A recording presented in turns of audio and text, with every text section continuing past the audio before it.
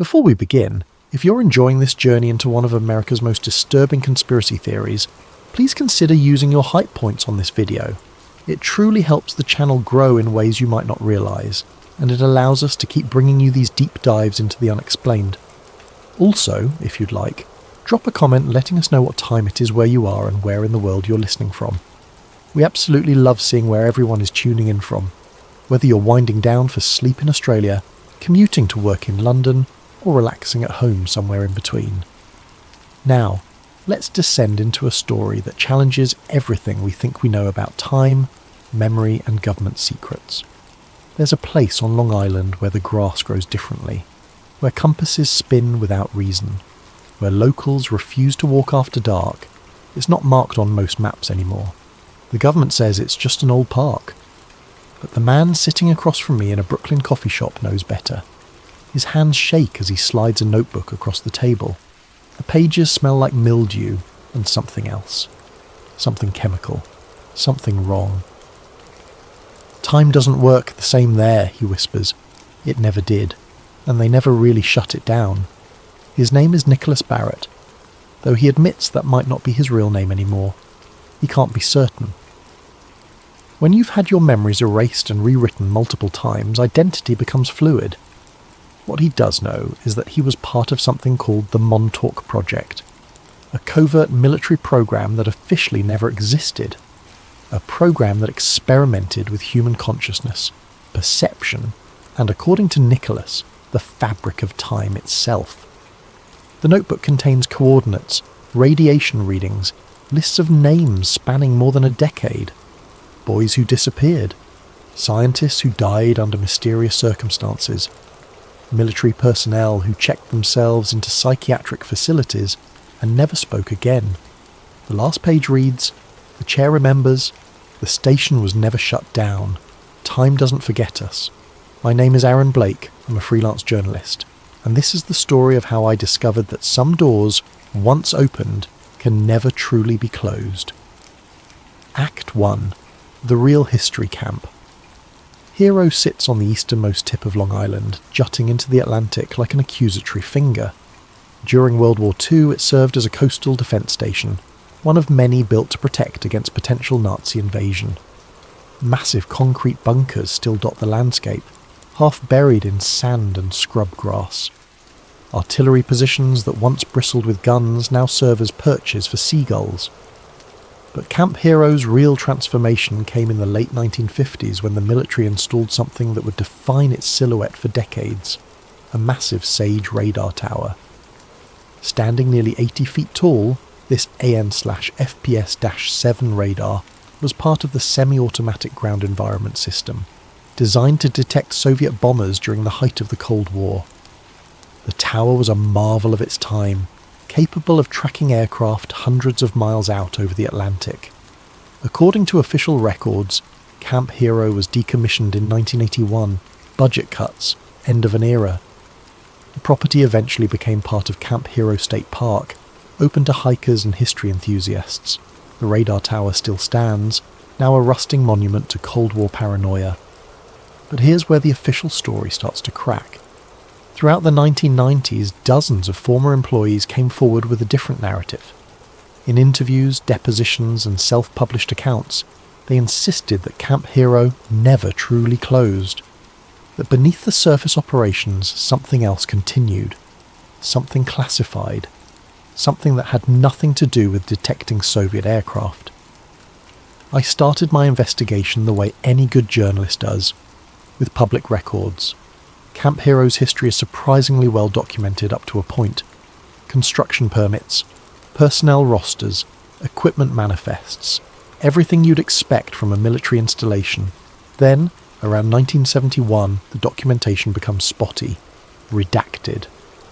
In some cases, entire years are missing from the archives. I filed Freedom of Information Act requests. Most came back with heavily censored documents or outright denials. No records exist. Information classified for national security purposes. Request denied per exemption. The first 3 months of research yielded almost nothing. I spent hours in the National Archives, scrolling through microfilm until my eyes burned. I contacted former military personnel through veterans organisations. Most refused to talk. Those who did speak offered only vague recollections, carefully worded to avoid anything that might be classified. I interviewed a former radar technician who'd worked at Camp Hero from 1977 to 1980. His name was Michael Torres, retired to Florida, living in a modest house near Tampa. He agreed to meet me at a local diner, but the moment I mentioned the Montauk project specifically, his demeanour changed. "I don't know anything about that," he said, suddenly interested in his coffee. "But you were stationed there during the exact years the project supposedly operated." "I worked on radar systems, standard operations, nothing unusual." "Did you ever go underground? Into the tunnel system beneath the base?" He was quiet for a long moment. Then, "We weren't allowed in certain sections. That wasn't unusual for a military facility. Compartmentalization, need-to-know basis. I assumed it was just classified communications equipment or something." "But you wondered?" Another pause. "There were rumours. Techs who went down to the lower levels for maintenance would come back acting strange, disoriented. One guy claimed he lost 6 hours down there, though his watch showed only 30 minutes had passed. Nobody took him seriously, but there were enough odd stories that most of us preferred to stay topside." Torres wouldn't say more. After we parted ways, I tried to follow up with him by phone. His number was disconnected. I reached out to his daughter through social media. She told me her father had suffered a stroke 2 days after our meeting and was no longer able to communicate effectively.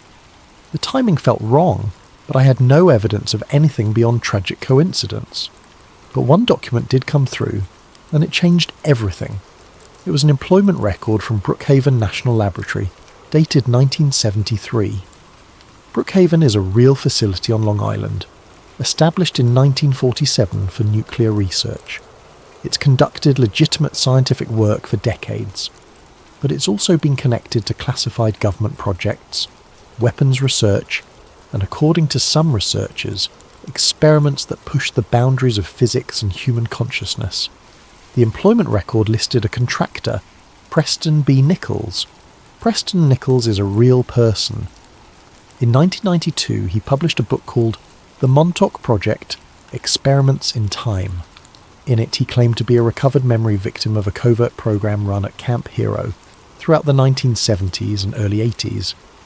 According to Nichols, the project focused on mind control, psychic enhancement, and temporal manipulation.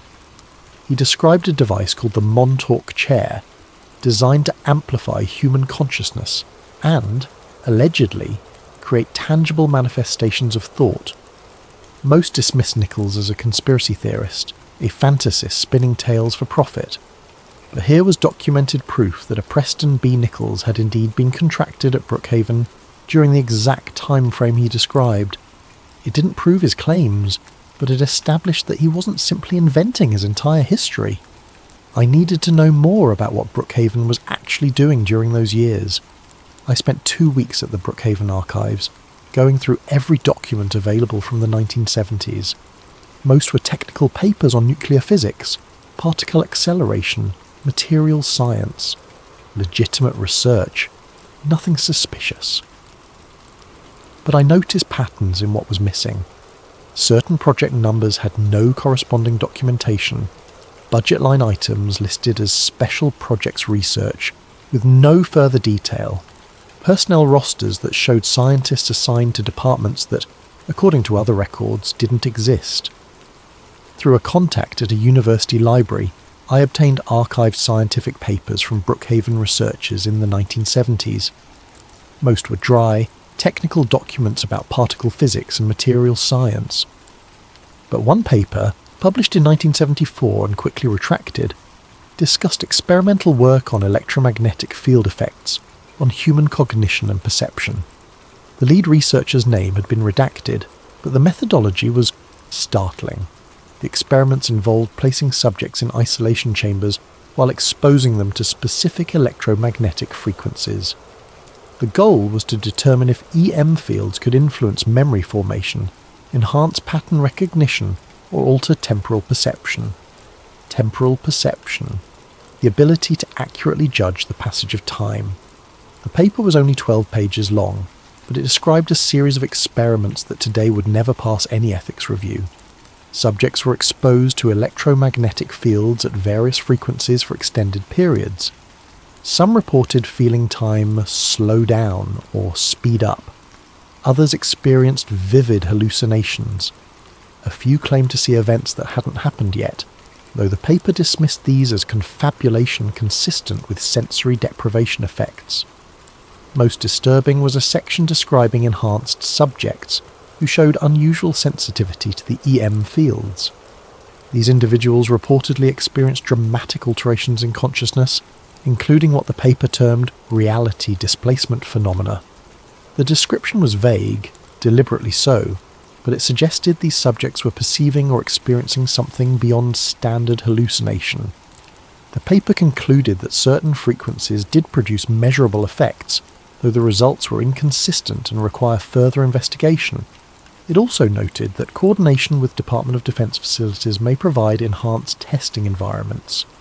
I found a footnote referencing Eastern Defense Station. Eastern Defense Station was the original designation for Camp Hero. I tried to find the retracted paper's author. The university archives claimed not to have that information. I contacted Brookhaven directly. They told me the research had been discontinued and all related materials were archived under classified protocols. When I pushed, citing Freedom of Information Act provisions, they referred me to the Department of Energy, which referred me to the Department of Defense, which told me the information was exempt from FOIA due to national security concerns. A paper on electromagnetic effects on human perception, published briefly in 1974, was still classified 50 years later. That alone told me I was onto something real. I reached out to other researchers who'd been at Brookhaven during that era. Most didn't respond. 2 agreed to speak with me off the record. Both confirmed that there had been classified programs running alongside the public research. Programs they weren't briefed on but knew existed because of the personnel movements, the restricted areas, the funding that didn't appear in public budgets. One researcher, an elderly physicist named Thomas Chen, told me something that stuck with me. In the 70s, we were terrified of falling behind the Soviets, not just in weapons, but in everything. There were persistent rumours that Soviet researchers had made breakthroughs in psychic phenomena, that they had remote viewers who could spy on our facilities, that they were developing mind control techniques. We couldn't let them have an advantage, so we pursued everything, no matter how fringe it seemed. Some programs were legitimate science pushed to extremes. Others were pure desperation dressed up as research. Was Camp Hero one of those programs? I asked. Chen looked at me with tired eyes. I never worked at Camp Hero. I don't know what they did there, but I knew people who did, and I know that some of them came back changed. Not physically, but changed. Like they'd seen something that broke something inside them. He wouldn't elaborate further. As I was leaving, he said one more thing. Be careful which doors you open. Some of us spent our careers trying to close doors that other people opened. Not all of them stayed closed. Act 2. The first clues beneath Camp Hero. Camp Hero State Park is open to the public, but large sections remain fenced off. Structural hazard signs warn visitors away from certain areas. The old radar tower is off limits, surrounded by chain link and barbed wire. Official explanation: the structure is unstable, a liability. But here's an interesting fact that anyone can verify. That supposedly abandoned radar tower still draws electrical power. I obtained utility records through a public records request. According to Con Edison, the electrical infrastructure serving Camp Hero has never been fully disconnected. In fact, monitoring equipment records small but consistent power draws from the facility. Nothing massive, but enough to run lighting, ventilation and electronic equipment. When I asked a Con Edison representative about this, they told me the power was for maintenance and safety systems. When I pressed for specifics, they referred me to a federal agency. That agency referred me to another agency. That agency told me the information was classified. Why would an abandoned state park require classified electrical systems? Through FOIA requests that took nearly 8 months to process, I eventually received heavily redacted documents from DARPA. the Defense Advanced Research Projects Agency. These documents confirmed what the utility record suggested. Monitoring equipment has been recording unexplained electrical activity at Camp Hero as recently as 1998, years after the supposed decommissioning. The activity wasn't random. According to the logs, energy spikes occurred every few weeks, lasting between 3 and 7 minutes. The pattern was too regular to be equipment malfunction or environmental interference. Something down there was turning on, running a cycle, and shutting down again. I created a timeline of the power spikes. They occurred almost exactly every 19 days. Sometimes the interval was 18 days, sometimes 20, but the pattern was clear. Whatever was running below ground operated on a schedule. I cross-referenced the power spike dates with other data I'd collected. Weather reports, geological surveys, local police reports, and I found something interesting. On several of the dates corresponding to power spikes, local residents had reported unusual phenomena. Compass anomalies, electronic equipment malfunctions. In one case, a massive flight of birds veering suddenly away from the area, as if fleeing something. But the most disturbing discovery came when I started looking into the missing children. Nicholas's notebook contained a list of names, most with dates from the mid-1970s. At first, I assumed they were participants in the alleged project, perhaps military personnel or civilian contractors. Then I noticed the ages listed next to some names: 12, 14, 13, 11. 2 names had been circled in red ink: John Reyes and Mark Atwood. John Reyes disappeared from his home in East Hampton on a July evening in 1975. He was 13 years old. He told his parents he was going to ride his bike to a friend's house just a few blocks away. He never arrived. Despite extensive searches and a police investigation that lasted months, no trace of John was ever found. The case remains unsolved. I tracked down John's mother, Maria Reyes, still living in the same house where she'd raised her son. She was in her 70s now, health failing, but she agreed to speak with me. We sat in her living room, photographs of John covering every surface, a shrine to a boy who'd never come home. He was special, she told me, her voice still carrying the weight of decades-old grief. Not just to me, because every mother thinks their child is special. But John was different. He had dreams that came true. He knew things he shouldn't know. When he was 8, he told me my sister was going to call with bad news. 5 minutes later, the phone rang. My sister's husband had been in a car accident. Did anyone ever show interest in John's abilities? I asked carefully. Maria nodded slowly. A few months before he disappeared, a man came to the house, said he was from a special school for gifted children. He asked if John had any unusual talents, asked if we'd consider enrolling him in a summer program. I said no. I didn't trust him. Something about the way he looked at John, like he was evaluating merchandise. Did you tell the police about this man when John disappeared? I tried. They said there was no record of any special school programs in the area. They thought I was misremembering, grief making me confused. But I wasn't confused. That man was real, and I've always wondered if John didn't go to his friend's house that night, if maybe he went looking for that man instead. She showed me John's room, preserved exactly as it had been in 1975. Posters on the walls, books on shelves, a diary in a desk drawer. Maria let me read it. The entries from the last month before John's disappearance were disturbing. He wrote about dreams of a white room, a chair with wires, men in lab coats asking him questions. In one entry, dated a week before he vanished, he wrote, "The dreams feel more real than being awake, like I'm remembering something that already happened.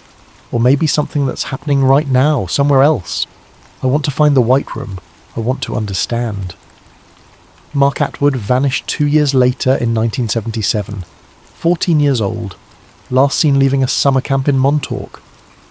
Unlike John's case, Mark's disappearance was stranger.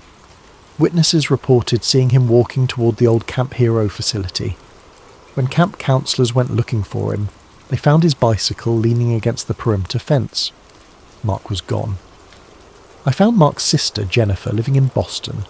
She was reluctant to talk at first, but when I mentioned that I was investigating Camp Hero and the possibility of a connection to her brother's disappearance, she agreed to meet.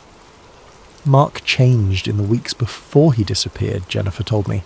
He'd always been a normal kid, played sports, had friends, did okay in school, but that summer he became obsessed with dreams. He'd wake up screaming. My parents took him to a therapist, but Mark wouldn't talk about what he was seeing. Did he ever describe the dreams? I asked. Jennifer pulled out a box she'd kept for decades. Mark's belongings, things their parents had saved. Inside was a notebook, similar to the one Nicholas had given me. Mark's handwriting filled the pages, describing dreams in vivid detail. The dreams were consistent. A large room filled with equipment, a chair that hummed with energy, other children sitting in darkness waiting their turn, and something else, a presence. Mark called it the thing that watches from the corners. He drew pictures of it, crude sketches that showed a shape that didn't quite make sense geometrically, too many angles, surfaces that seemed to exist in more than 3 dimensions. The camp counsellors said Mark had been acting strange the last few days, Jennifer continued, walking in his sleep, standing at the edge of the property staring toward Camp Hero. One counsellor said she caught him trying to sneak out in the middle of the night.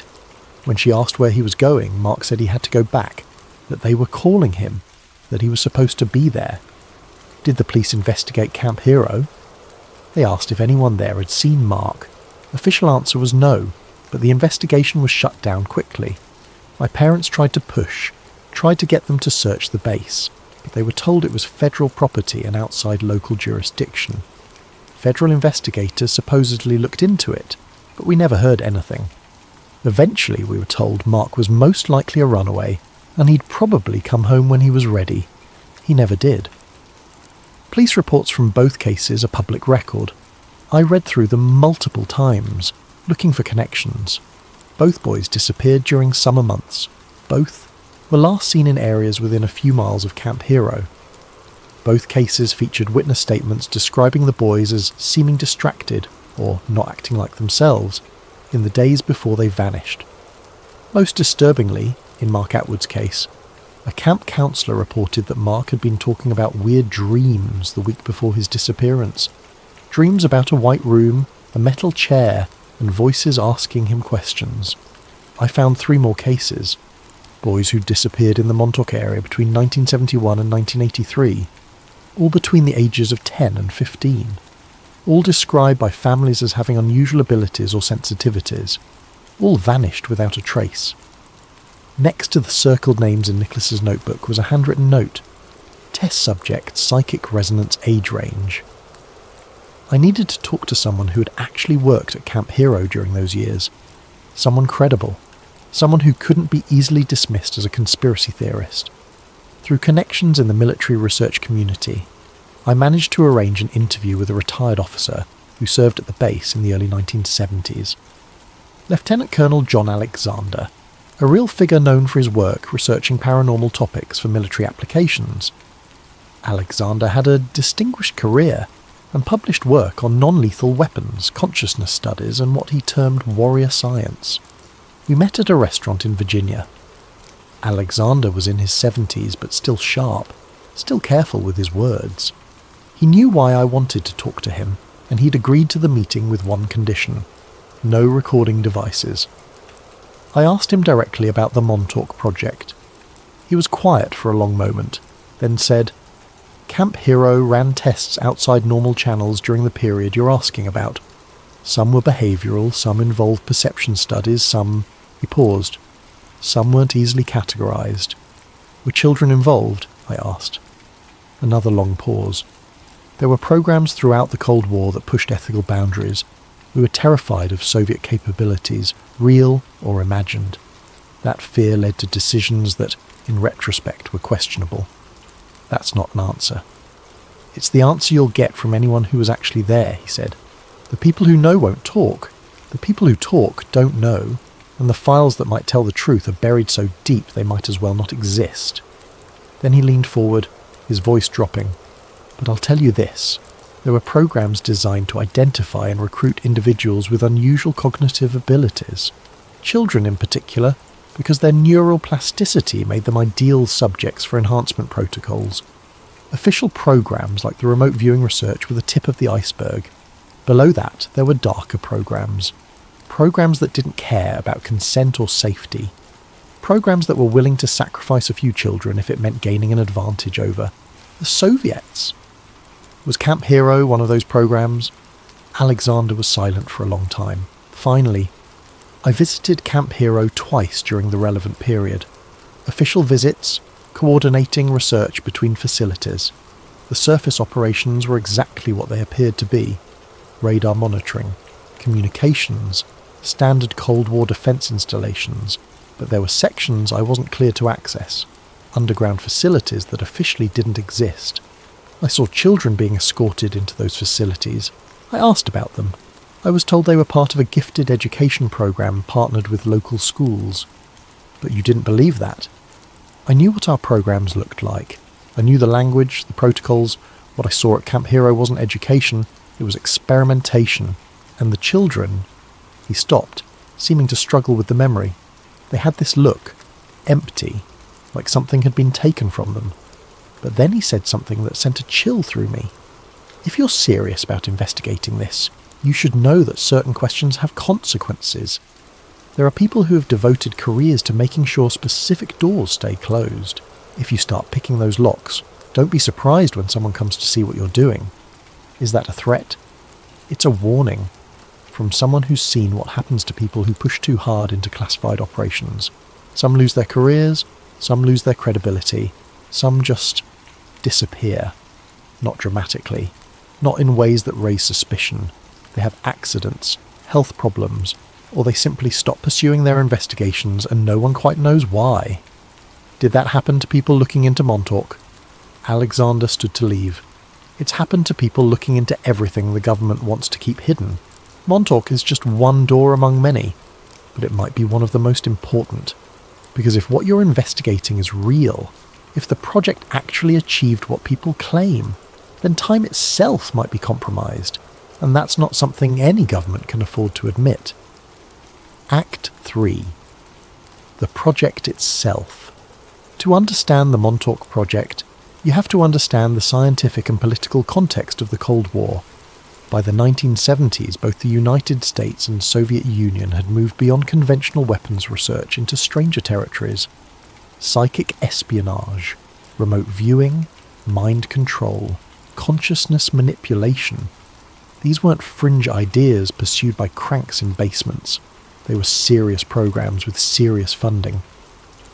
The CIA's MK-Ultra program is well documented. From 1953 to 1973, the agency conducted experiments on unwitting subjects, testing LSD, sensory deprivation, hypnosis, and other techniques meant to produce mind control capabilities. The program was real. The documents are declassified. The horror is undeniable. What's less known is that MK-Ultra had sister programs, sub-projects that branched into different areas of research. One was the Stargate project, which investigated psychic phenomena and remote viewing.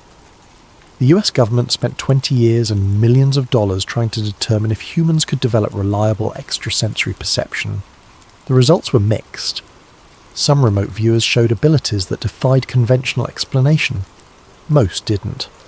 But the research continued, classified and compartmentalized, with different agencies pursuing different angles. According to Nicholas, the Montauk project was one of those angles, and it went further than anyone publicly admits. Over the course of several meetings, Nicholas gradually revealed more details. Each session was difficult for him. He would start strong, memories flowing, but within an hour he'd begin to deteriorate. Words would come slower, his hands would shake more violently. Sometimes he'd stop mid-sentence and stare into space, as if listening to something I couldn't hear. We weren't reading minds, Nicholas told me during one of our earlier meetings. His hands shook as he spoke, the way they always did when discussing the project. We were creating realities, or at least that's what they wanted us to do. The centrepiece of the project was allegedly a device called the Montauk chair. Nicholas described it in detail. A modified dental chair with cranial attachments, electromagnetic coils, and sensory deprivation elements. Subjects would sit in the chair while technicians adjusted frequencies, monitoring brain activity and physiological responses. The chair was built around technology from the Philadelphia experiment, Nicholas claimed. Or at least that's what they told us. Electromagnetic equipment that had been confiscated from that operation and kept in storage for decades. They retrofitted it, modernized it, connected it to the most powerful radar system on the East Coast. The Philadelphia experiment is itself a conspiracy theory. The claim that in 1943 the Navy made a destroyer escort briefly invisible during a secret test. Most historians dismiss it as fantasy. But Nicholas insisted the technology was real and had been repurposed for Montauk. The radar tower wasn't just detecting aircraft, he said. It was generating massive electromagnetic fields that could be focused and directed. The chair was the targeting mechanism, a human brain, enhanced and amplified, used to shape and direct those fields. The official goal, Nicholas claimed, was to enhance psychic abilities, to find individuals who could project thoughts, influence others at a distance, or perceive events beyond normal sensory range. They tested hundreds of kids. Most couldn't do anything significant. The fields would disorient them, maybe cause hallucinations, but nothing useful. Some got sick, a few had seizures. But those of us who could do it, who could actually interface with the chair... He trailed off, lost in memory. What happened when you interfaced with it? I pressed. The first few times, it was overwhelming. Like every thought I'd ever had was being pulled out of my head and projected into the room. I could see my thoughts taking shape in the air, transparent at first, like smoke, then more solid. The technicians were excited. They pushed harder, cranked up the power. And then I started creating things that weren't from my thoughts, or at least not from my conscious thoughts. Things from dreams, from nightmares, from somewhere else. The chair was a doorway, and it opened in both directions. I could push things through, but things could also come back. Nicholas described experiments that grew progressively more ambitious and dangerous. Initially, they had him create simple objects, geometric shapes, colours, basic forms. He could manifest them for seconds before they dissolved. But as his abilities developed, as they learned to tune the equipment more precisely, he could create more complex things. Animals, he said. They had me create animals. I'd think of a cat and a cat would appear. Not solid, not entirely real, but solid enough to touch. It would move around the room, behave like a cat, then fade after a few minutes. They were ecstatic. Where were these manifestations coming from? That's what they wanted to know. They theorized I was pulling energy from the quantum field, giving it shape through consciousness, or maybe accessing parallel dimensions, or creating temporary rifts in space-time. They didn't know. All they knew was that it worked. But as the experiments continued, things started going wrong. There were other kids in the program, 6 that I knew of, though I think there were more. We'd see each other in the hallways, in the waiting areas. We weren't supposed to talk to each other, but we did when the guards weren't watching. One boy, Tommy, he could see the future. Not clearly, not reliably, but he'd get flashes. Another girl, she could move things with her mind. Small things, but real telekinesis. What happened to them? Nicholas's face went pale. Tommy started seeing the same future over and over. The white room filled with something dark, something massive. He said it was coming, that we were opening a door we couldn't close. He got more and more agitated, started refusing to participate in experiments. They sedated him, forced him into the chair anyway. He had a seizure during the test. Died right there in the chair. They killed him. They killed several of us. Not intentionally, or at least that's what they claimed. Just casualties of important research. The program was more important than the individual lives. That's what the lead scientist told us. We were serving our country. Nicholas described a lead scientist he knew only as Brennan, a physicist who'd transferred from Brookhaven. Brennan was the one who designed the chair, who understood the theoretical framework behind what they were attempting. Brennan believed consciousness was fundamental to reality, Nicholas said. That observation doesn't just measure reality, it creates it. The chair was designed to amplify that effect, to let a single consciousness shape reality on a larger scale. He thought if we could perfect the technique, we could manifest anything. Weapons, resources, eventually even manipulate time itself. Time manipulation? That was the end game. They believed that if consciousness could shape space, it could also shape time. They started running experiments where they'd have me try to project thoughts into the past or future. I don't know if it worked, but I started having memories of things that hadn't happened yet, or memories of things that happened differently than I remembered originally. It was like reality was becoming fluid. How did you escape? Nicholas went very quiet. When he spoke again, his voice was barely a whisper. I didn't escape. That's the thing you need to understand. I'm still there. Part of me never left that chair. I'm experiencing multiple timelines simultaneously. In one timeline, I'm sitting here talking to you. In another, I'm still 13 years old, strapped into that chair, creating horrors. The timelines overlap. That's what they did. They broke time, and some of us got caught in the break. I didn't know how to respond to that. It sounded like severe disassociation, trauma manifesting as delusional belief. But the way he said it, the absolute conviction in his voice, made me wonder. Asta 4. The breakthrough. Nicholas had given me coordinates, specific GPS numbers that supposedly marked an entrance to the underground complex, one that wasn't commonly known or monitored. I won't publish those coordinates here, both for legal reasons and because what I found suggests they lead somewhere that should stay closed. I drove out to Montauk on a grey October morning. The park was nearly empty, just a few dedicated hikers and photographers capturing the autumn light. I parked near the old artillery positions and began walking, GPS unit in hand, trying to look like a tourist wandering the trails. The coordinates led me away from the main paths, into an area thick with scrub oak and briars. I pushed through, jacket snagging on branches, compass spinning wildly in my hand. The needle wouldn't settle, rotating through all points as if magnetic north had ceased to exist. I pulled out my phone to check the GPS. The app showed my position, but the map tiles wouldn't load. Signal was strong, but something was interfering. The screen flickered, showing my location jumping between different points, sometimes showing me miles away, then snapping back to my actual position. The air felt different here, heavier, charged with something I couldn't name. My skin prickled with static. The hair on my arms stood up. I heard a low-frequency hum, felt more than heard, vibrating through the ground. Then I reached a clearing. There was a concrete pad, roughly 10 feet, square, covered with graffiti and weathering. It looked like an old foundation or loading area, but at one corner, partially hidden by overgrown vegetation, was something that didn't fit. A steel door set flush into the concrete.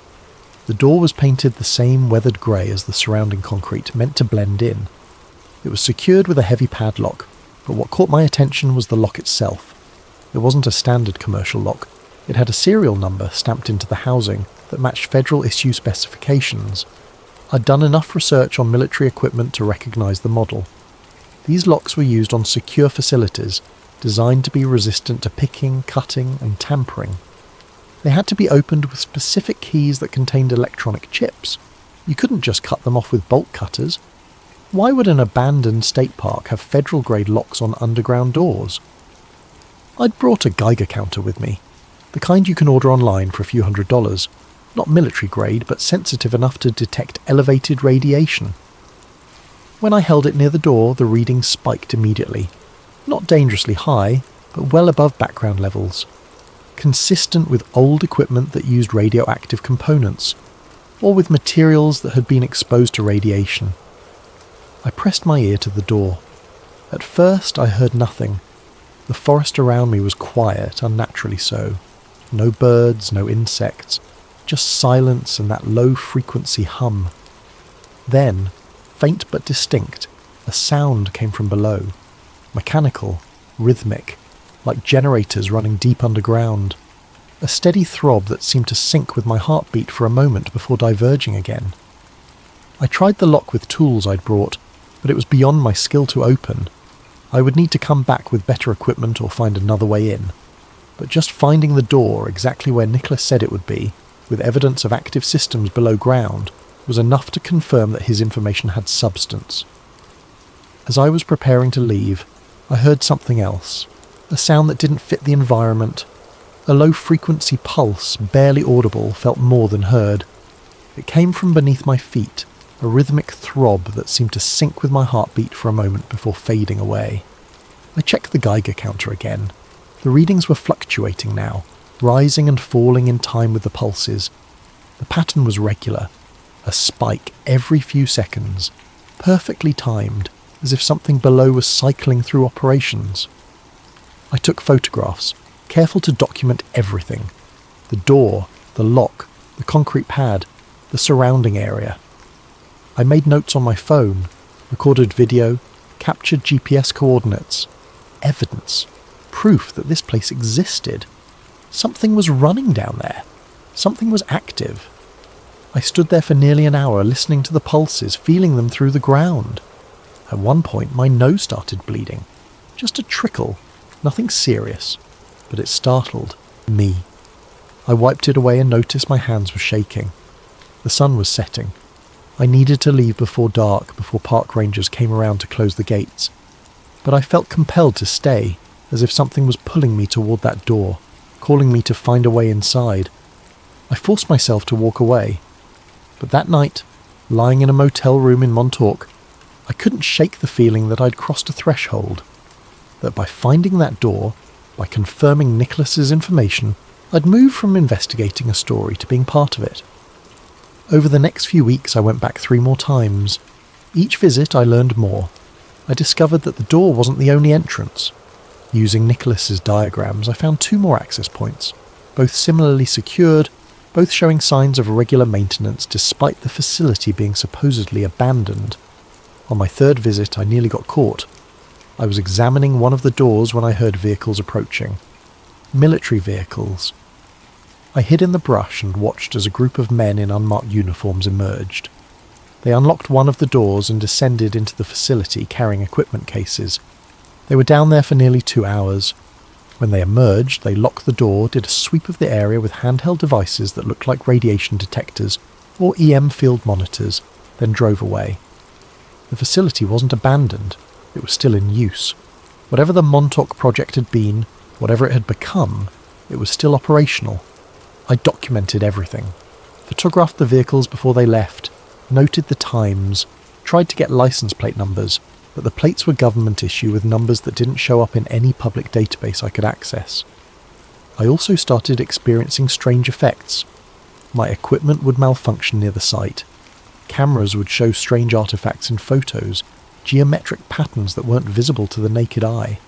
Audio recorders would pick up voices speaking in frequencies outside normal human range, which when played back slowly sounded almost like words, though in no language I recognised. And I started having dreams of being underground, walking through white-tiled corridors, hearing children crying behind locked doors, standing in a large chamber with a chair in the centre surrounded by equipment that hummed with power. In the dreams I would sit in the chair, feel the helmet lowered onto my head, feel the electromagnetic fields activate, and then I would see things, shapes forming in the air, creatures from nightmares, and one presence, always watching from the corners, that was vast and dark and somehow hungry. I would wake up with nosebleeds, headaches, a sense of disorientation that would last for hours. I tried to tell myself it was stress, the psychological weight of the investigation, but deep down I knew it was something else. Something about that place was affecting me, reaching out across the distance, pulling me in. Over the next few weeks, I dug deeper into the historical record, looking for any documented anomalies around Camp Hero during the years the project supposedly operated. What I found was fragmentary but suggestive. In August of 1983, there was a significant electromagnetic pulse recorded by monitoring stations along the eastern seaboard. The event lasted approximately 4 minutes and was centred on Long Island. At the time, officials attributed it to atmospheric conditions or equipment malfunction. But the same day, local hospitals in the Montauk area treated more than a dozen people for symptoms consistent with electromagnetic radiation exposure, disorientation, nausea, temporary vision problems. Most were dismissed as coincidental, perhaps related to a virus or food contamination. Also on that same day, local power grids experienced widespread failures. Radar installations reported equipment glitches, and more than 20 residents called authorities to report strange lights in the sky and unusual animal behaviour. Dogs howling in unison, birds flying in confused patterns, fish washing up dead along the beaches. I found Coast Guard reports of unusual sonar readings off Montauk Point that night. Something large moving underwater, too big and too fast to be a whale or submarine. The readings showed an object roughly the size of a building, moving at speeds that defied conventional explanation, then simply vanishing from sonar as if it had ceased to exist. The date was August 12, 1983. According to Montauk Project lore, this was the day the project ended. The day something went catastrophically wrong during an experiment. Preston Nichols called it the Montauk Break, claiming that a subject in the chair created a manifestation that couldn't be controlled, forcing an emergency shutdown. I found a report from Brookhaven National Laboratory's medical facility for that same night. 3 unidentified patients were admitted with extreme psychological trauma. The intake notes described them as non-responsive, exhibiting signs of acute dissociative episodes. No identification was found on any of them. No family came forward. One nurse's note, almost buried in the file, described the patients as speaking in unison before lapsing into catatonia. They repeated the same phrase over and over. It came through. We couldn't stop it. It's still there. Within 6 hours, all 3 were transferred to federal custody. The report provided no explanation for the transfer, no destination, no follow-up. Just a notation. Remanded to federal authority per security protocols.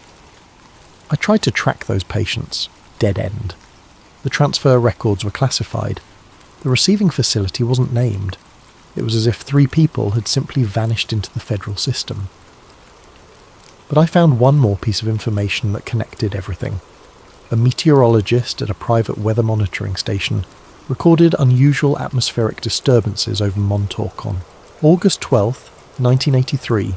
The data showed what he described as impossible readings: localized gravity variations, temporal distortions in radar readings, and something he couldn't explain. Multiple echo returns showing the same aircraft at different altitudes simultaneously, as if the same object existed in multiple places at once. He reported his findings to the National Weather Service. They told him his equipment was malfunctioning. He insisted it wasn't. They told him to stop making claims that couldn't be substantiated. When he persisted, he was quietly let go from his position. I found him living in upstate New York, retired, still bitter about how he'd been treated. He showed me his original data logs, preserved for 4 decades, waiting for someone to finally take them seriously. Something happened that night, he told me. Something that broke the rules of physics as we understand them. And instead of investigating it, instead of trying to understand it, they buried it. Made everyone involved look crazy or incompetent. But I know what I saw. I know what the data showed, and I know they didn't want anyone looking too closely at what was happening at Camp Hero. Act 5. The cover-up. Every good conspiracy theory has a moment where the cover-up becomes more interesting than the crime. With Montauk, that moment came when I started finding the gaps, the places where records should exist but don't. I filed more than 30 FOA requests over 6 months. Requests for personnel records, equipment manifests, incident reports, anything related to Camp Hero between 1971 and 1983. Most were denied. A few came back with documents so heavily redacted they were useless. But the denials themselves were revealing. Several explicitly cited national security exemptions for information more than 40 years old. What could possibly threaten national security about Cold War radar operations at a decommissioned base? One response I received was particularly interesting. I'd requested documents related to power consumption at Camp Hero during the 1970s. The Department of Energy responded that the records existed, but were classified under special access programs and couldn't be released without approval from multiple agencies, some of which weren't even named in the response. Power consumption records, classified 40 years later. That alone suggested something extraordinary had been happening. I also started noticing patterns in what was missing. Every request that specifically mentioned electromagnetic research was denied. Every request that named Brookhaven National Laboratory in connection with Camp Hero was denied. Every request about the August 1983 incident was denied. The government's own responses were painting a picture. Something happened at Camp Hero, something involving electromagnetic research, and it remains classified decades later.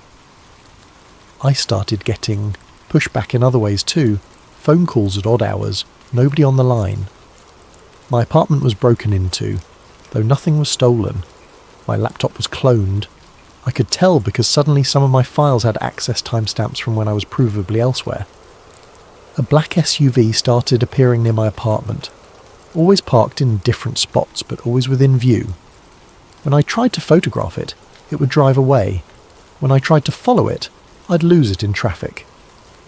I told myself I was being paranoid, that the stress was making me see conspiracies where none existed. But then I got a visit. 2 men in suits came to my apartment. They showed federal credentials, Homeland Security, and asked if they could come in. I let them, though I shouldn't have without a warrant. They were polite, professional. They asked about my research into Camp Hero. They said they'd noticed my FOIA requests and wanted to understand why I was interested in a long decommissioned military facility. I told them I was researching a story. They asked what kind of story. I said historical, about Cold War operations. They asked if I'd been trespassing on federal property. I said no, though we both knew it was a lie. They spent an hour in my apartment, looking at my notes, my documents, my photographs. They didn't take anything. They didn't threaten me overtly. But when they left, one of them turned back and said, "Sometimes investigations lead places that aren't healthy. Sometimes the truth is less important than stability. You seem like a smart person. I hope you make smart choices." After they left, I checked my apartment. Nothing was obviously disturbed, but I had the sense that everything had been searched, carefully, professionally, by people who knew how to leave no trace. I moved my evidence to multiple locations, uploaded encrypted backups to several cloud services, sent physical copies to friends with instructions to publish if anything happened to me. Then I found the testimony. Through a contact who works in military archives, I obtained a psychological evaluation report from 1983. The subject was a serviceman who'd been stationed at Camp Hero. He'd been referred for evaluation after exhibiting signs of severe distress and paranoia. The evaluation transcript makes for disturbing reading. The serviceman claimed he'd witnessed experiments involving children. He described a white room beneath the base, a metal chair with strange attachments, and tests that broke the kids. He said he'd heard children screaming in the walls, that one boy had made something appear that looked like it was from a nightmare. He described a massive creature, vaguely humanoid but wrong in fundamental ways, that materialized during one test session. According to his testimony, it attacked staff before dissolving into what he called black static. The incident, he claimed, triggered an emergency evacuation of the underground facility. The thing was massive. The transcript read, "Filled the whole chamber, made sounds that weren't sounds, like pressure in your ears. Some of the staff tried to shut down the equipment, but it wouldn't respond. The boy in the chair was screaming, saying he couldn't stop it. It was coming through, and he couldn't close the door. Then there was this sound, like reality tearing, and the thing just was gone. Not faded, just gone, like someone cut it out of existence. But the boy, he wasn't the same after. Eyes were different, empty, like whatever came through took something with it when it left. The evaluating psychiatrist diagnosed him with acute psychotic disorder and recommended immediate hospitalization. His testimony was dismissed as delusional. He was medically discharged and, as far as I can tell, never spoke publicly about his experiences. But here's what made me take his testimony seriously. The details matched Nicholas's account almost exactly.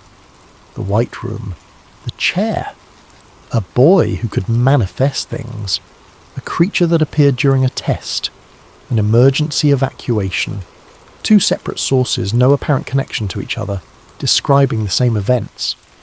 I went back to Nicholas with the evaluation transcript. When he read it, he started crying. "That was me," he whispered. "I was the boy in the chair. I made that thing. I didn't mean to, but they pushed and pushed, and something came through. Something from..." He stopped, unable to continue. "From where?" I asked. "I don't know. Somewhere that isn't now. Somewhere time works differently. The chair opened a door and I couldn't close it. Part of that thing is still here, still connected to me. Sometimes I can feel it watching through my eyes." He looked at me then, and for a moment his eyes did look different, darker, as if something else was looking out from behind them. "It's waiting," he said, "waiting for the door to open again, and they're going to open it. They never stopped the research. They just moved it deeper, made it more secret. The technology is better now. The understanding is clearer. They think they can control it. But they're wrong. Once you open certain doors, you can't control what comes through." Act 6. The final revelation. Nicholas agreed to show me everything. Not just talk, but take me to places. Show me evidence he'd kept hidden for years. He said he'd been afraid to share everything, afraid of what might happen if the full story came out. But he was dying. Lung cancer, stage 4. He had months at best. "I need someone to know," he told me, "before it's too late, before they erase everything." He took me to a storage unit in Queens. The neighbourhood was rough, the facility run down. We went at night, Nicholas insisting we needed darkness for what he was about to show me. Inside the unit were boxes of documents, photographs, and physical items he claimed to have taken from the Montauk facility before the final shutdown. They evacuated so fast after the incident, he explained. Emergency protocols, everyone out immediately. Some of us grabbed what we could on the way. I took these. I've kept them hidden ever since.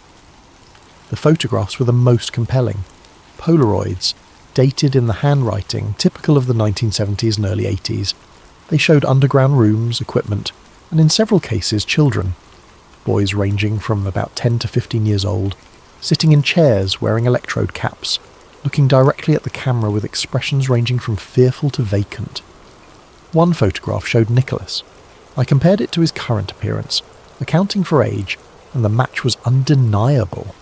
He couldn't have been more than 12 in the photo. He was sitting in what looked like a modified dentist's chair, metal bands around his head, wires running to equipment out of frame. A man in a white coat stood beside him, face partially visible, making notes on a clipboard. On the back of the photograph, written in black ink, Project Phoenix, Subject 01, June 79. Another photograph showed a room that had been damaged, equipment overturned, scorch marks on walls, and in one corner, barely visible but unmistakable, a shape. Large, dark, with the angles that hurt to look at. The photograph was blurry in that area, as if the image couldn't quite resolve, but you could see enough to know it wasn't human, wasn't normal. The more I stared at it, the more details emerged.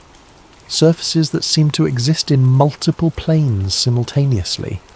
Limbs, if they could be called that, extending in directions that violated three-dimensional geometry, and something that might have been eyes or mouths or wounds in reality itself. "That's what I made," Nicholas said quietly, not looking at the photograph. "That's what came through when they pushed my abilities too far. They wanted me to create specific things, images they projected into my mind. But that time, something else came instead. Something that was already there, waiting for a door to open. There were dozens more photographs, test chambers, equipment I couldn't identify, children in various states of distress, and in several images that shape in the corner always partially visible, as if it existed just out of frame no matter how the camera was positioned. There were also documents, internal memos from Brookhaven, equipment requisitions for items that made no sense in conventional research, magnetic field generators beyond anything commercially available, isolation chambers, sensory deprivation tanks, and something described only as temporal variance monitors. One memo, dated March 1981, referenced continued coordination with Eastern Defence operations and noted promising developments in consciousness projection protocols. It was signed by a name I recognised, a Brookhaven physicist who'd later become prominent in quantum mechanics research. He's still alive, still publishing papers. I tried to contact him. He refused to speak with me. Another document was a technical specification for something called the Beacon, described as a trans-temporal signalling device, designed to maintain coherent communication across temporal discontinuities. The description was dense with physics jargon I barely understood, but the implication was clear. They were trying to send signals through time. But the most disturbing item in Nicholas's collection was a VHS tape. The label, handwritten, read, Temporal Test B, August 83. We found a pawn shop that still had a working VCR and paid the owner to let us use it. Nicholas, myself, and the shop owner watched together on an old television in the back room. The video quality was poor, degraded by age and magnetic drift. But what it showed was unmistakable. A white-walled room exactly as Nicholas had described. Harsh fluorescent lighting, equipment lining the walls, old computers with CRT monitors, oscilloscopes, devices I couldn't identify. In the centre, a chair, metal frame, leather straps, a helmet covered with sensors and wires. A boy, maybe 13 years old, was led into the frame by two men in white coats. The boy was Nicholas. Even 40 years younger, even moving differently, the resemblance was clear. They strapped him into the chair, attached the helmet. One technician spoke off camera, words muffled but the tone clear, instructions, commands, pushing the boy to concentrate. For several minutes nothing happened. The boy sat still, eyes closed, face straining with effort. The monitoring equipment showed readings I couldn't interpret, numbers and waveforms changing rapidly. Then the air around the boy began to shimmer. At first it was subtle, heat waves, distortions in the light, but quickly it became more pronounced. The shimmer intensified, localized in a corner of the room, and began to coalesce into something. A shape, dark, indistinct, but growing more solid with each passing second. The technicians noticed. One stepped back, another reached for a control panel. Someone off camera shouted, "Increase the dampening field!" But the shape continued to form. It was large, easily 8 feet tall with proportions that weren't quite right. Too long in some dimensions, compressed in others. Surfaces that reflected light impossibly, showing angles that geometry said couldn't exist in three-dimensional space. And it was moving, not smoothly. It stuttered, as if existence itself was struggling to contain it. Frame by frame, it grew more present, more real, forcing its way into our reality like something being born through too small an opening. The boy was screaming now. I could see his mouth open, tendons standing out in his neck, but the audio on the tape was distorted, overwhelmed by a sound that wasn't quite sound, more a pressure that made the speakers crackle and pop. The creature turned. It had something that might have been a head, might have been multiple heads. Impossible to tell because the surfaces shifted and merged, and it looked at the camera. The shop owner made a sound of horror. What the hell is that? On the screen, chaos. Technicians running. Alarms blaring. The boy still strapped in the chair, body convulsing. Equipment sparking. And the creature growing larger, more solid, reaching out with appendages that left trails of darkness in their wake. One technician didn't run fast enough. The creature touched him. Just a brief contact, a brushing of whatever passed for its hand against the man's back. The technician collapsed instantly, body rigid, mouth open in a scream we couldn't hear over the distorted audio. Then someone hit a switch. The lights in the room strobed, faster and faster, and the creature began to break apart. Not dissolving naturally, but being torn, shredded by forces I couldn't see. It resisted, writhing, reaching for anything it could grasp, but piece by piece it was pulled back, sucked into whatever dimensional wound it had emerged from. The video cut to static. When it came back, seconds later, the room was empty except for the boy still in the chair. Unconscious or dead, it was impossible to tell. Technicians rushed in, some wearing what looked like hazmat suits, others just lab coats. They unstrapped the boy, carried him out of frame. The last thing visible before the tape ended was the technician who'd been touched by the creature. He was still on the floor, but moving now, crawling. His movements were wrong, joints bending in directions they shouldn't, as if he'd forgotten how human bodies worked.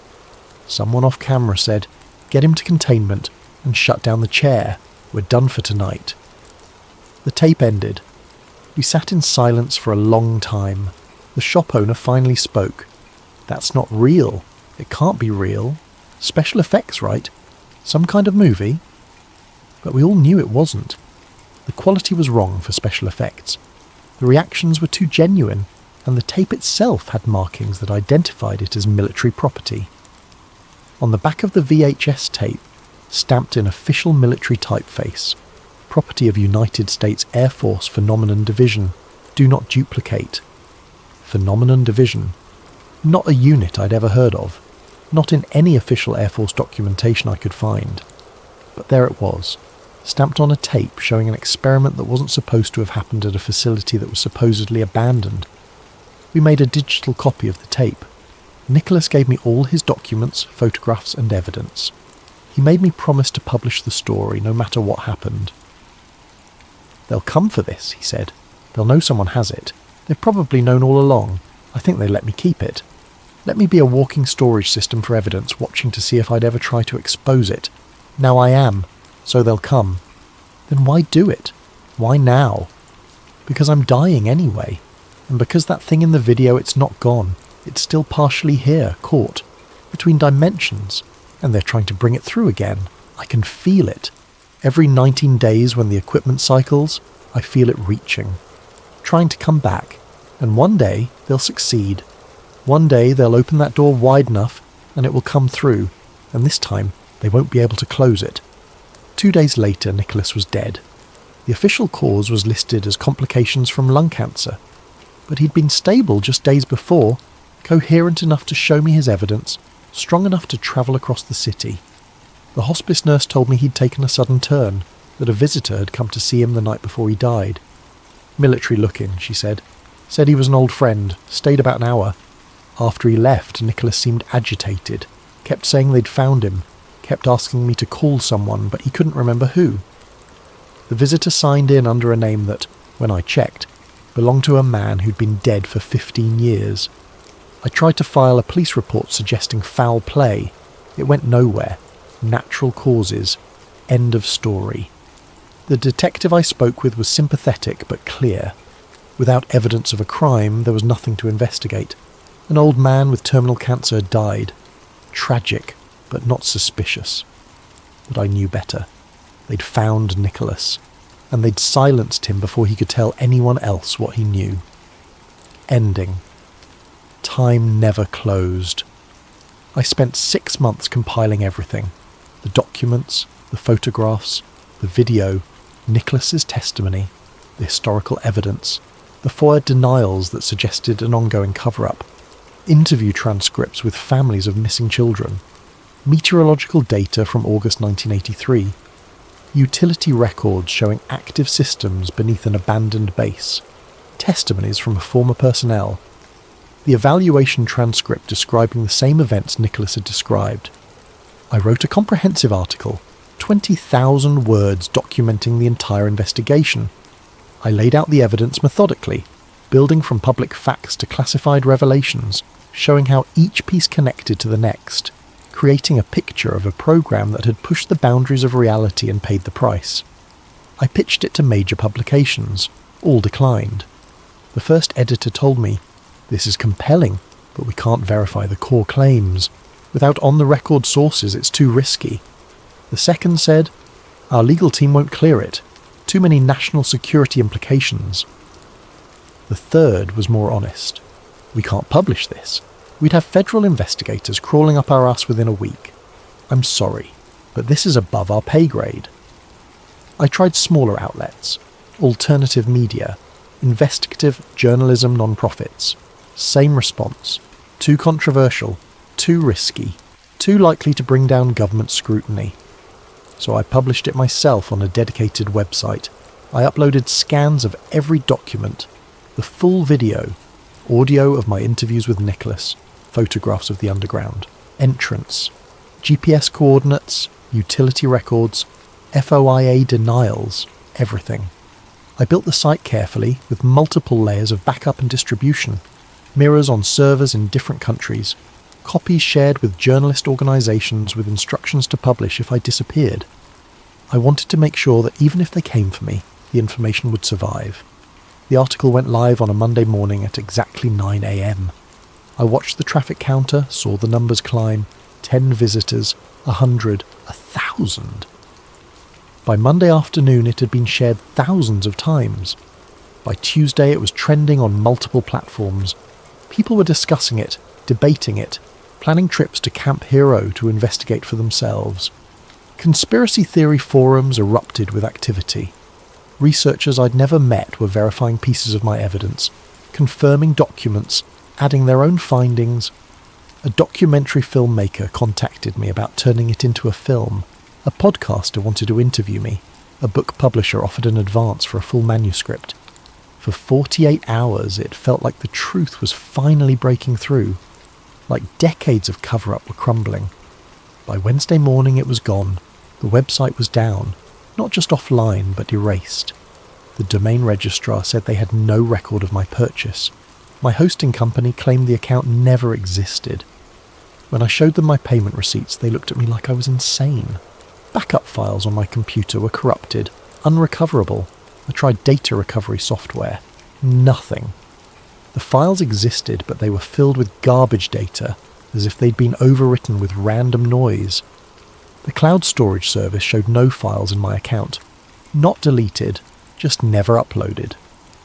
When I checked the upload logs, they showed activity from my IP address, but the timestamps were wrong, showing uploads from times when I was provably elsewhere, when my computer was powered off. The digital copies I'd made of Nicholas's evidence were gone. The original documents I'd scanned and kept in a safe deposit box had vanished from the box. The bank had no record of my visit to place them there, despite me having the receipt. When I showed them the receipt, they said their system had no record of that transaction number. It was as if the entire deposit had been retroactively deleted from their database. My phone record showed no calls to Nicholas. Email correspondence was gone from sent and received folders. Text messages erased. When I contacted my phone provider, they said their systems showed no such communications had ever occurred. It was as if the entire investigation had been retroactively deleted from reality. People who'd shared the article reported the links dying. Screenshots they'd taken were corrupted. One person told me they'd downloaded the entire site as a PDF, but when they went to open it, the file was empty. The documentary filmmaker who'd contacted me said he didn't remember our conversation. The podcaster denied ever reaching out. The publisher said they had no record of any offer. I still had my memory. My notes written in physical notebooks still existed, though even those seemed to be fading, ink becoming lighter, words becoming harder to read, as if even physical records were being erased.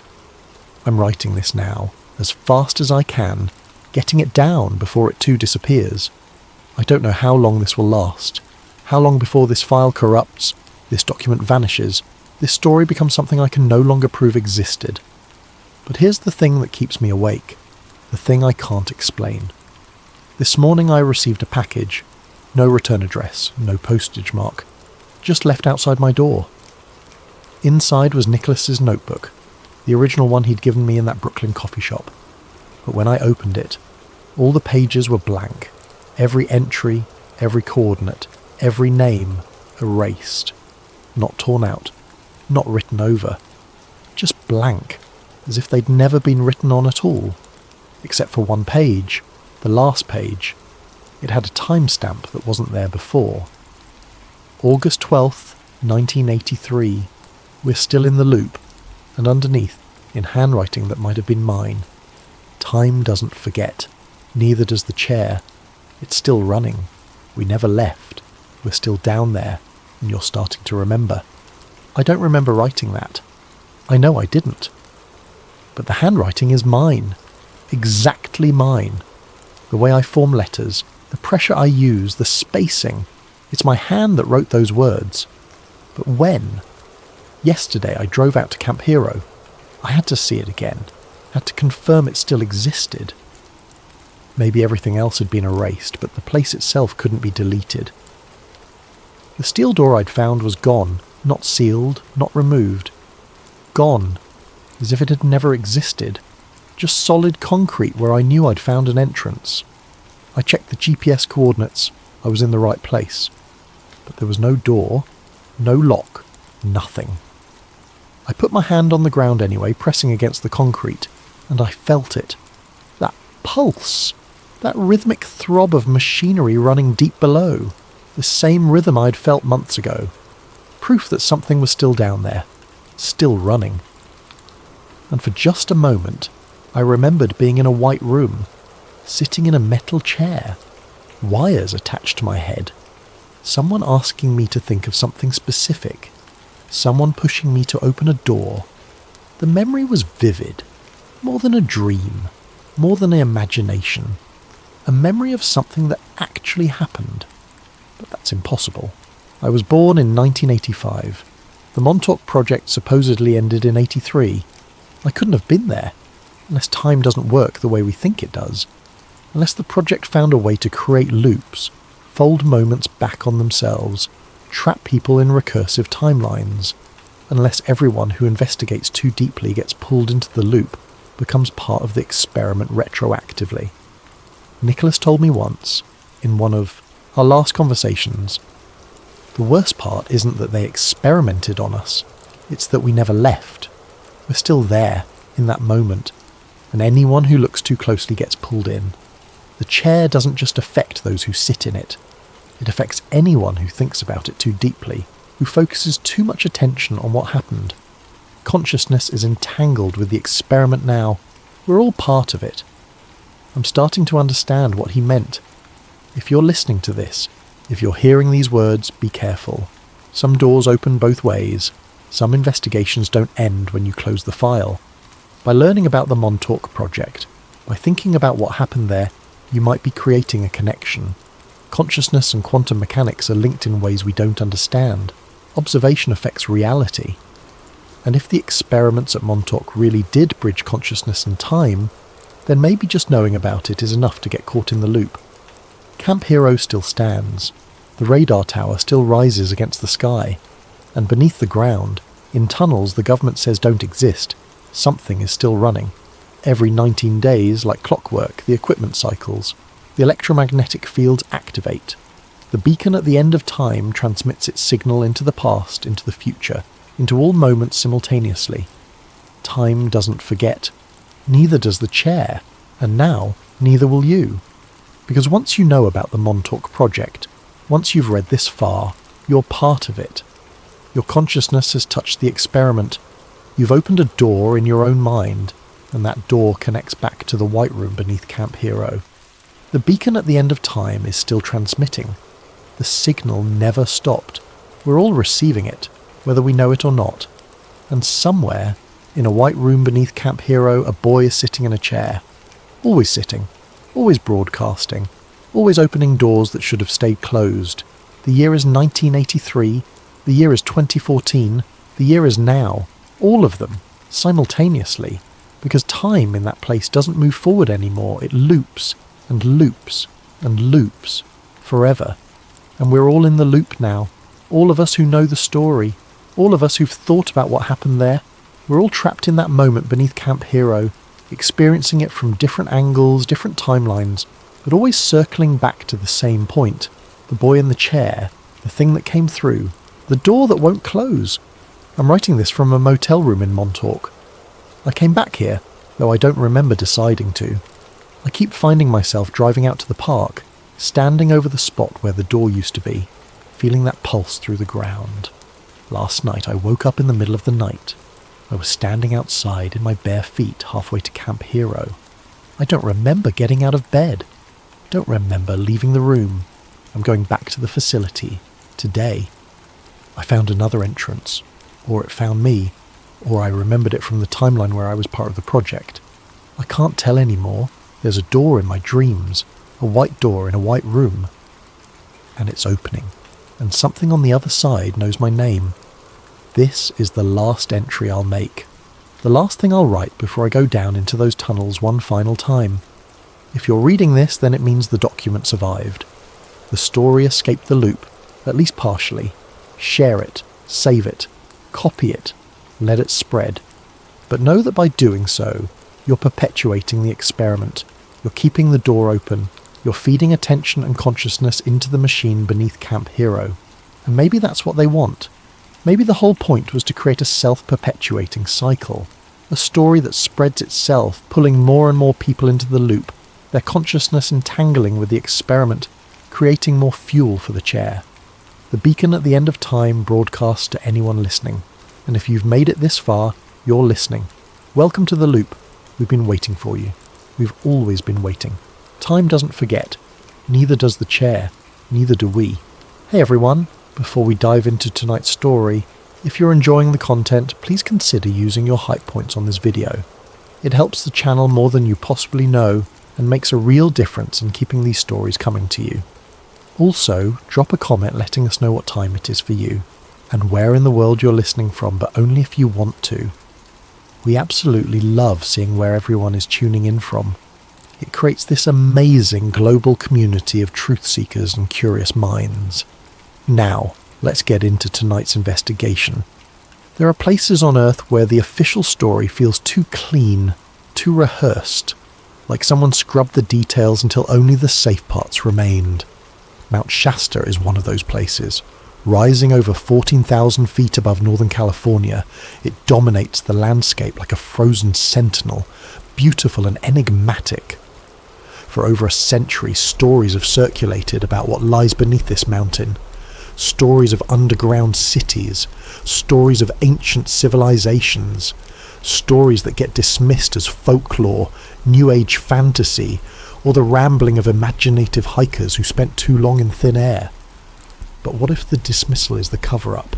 What if something beneath Mount Shasta forced the United States government to seal tunnels, confiscate research, and silence witnesses for nearly 90 years?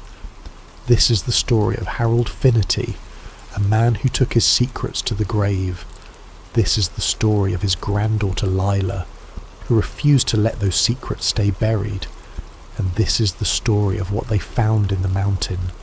Something that challenges everything we think we know about human history. March 1979. The Deathbed Note. Harold Finnerty died on a grey morning in Ashland, Oregon. Heart failure, the doctor said. Quick and relatively painless for a man in his late 70s. He had lived a quiet life after retiring from the United States Geological Survey, tending a small garden, reading military history and keeping mostly to himself. His neighbours described him as polite but distant, the kind of man who never quite seemed at ease, even in his own home. His granddaughter Lila arrived 3 days after his death to help sort through his belongings. She had always been close to Harold, closer than most grandchildren manage with their grandparents. He had encouraged her curiosity, her questions, her refusal to accept simple answers to complex problems. As a child, she had asked him why the sky was blue, and instead of giving her the standard explanation, he had taught her about wavelengths and atmospheric scattering. That was Harold. He never dumbed things down. The house smelled of old books and pipe tobacco. Leela moved through the room slowly, feeling the weight of absence in every corner. Harold's desk sat near the window, covered in papers and notebooks.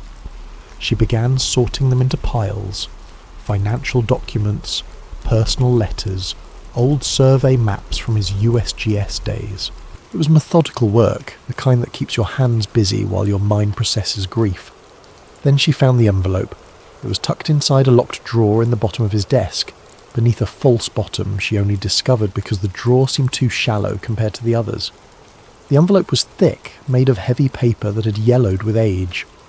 Across the front, in Harold's precise handwriting, were words that made her stop breathing for just a moment.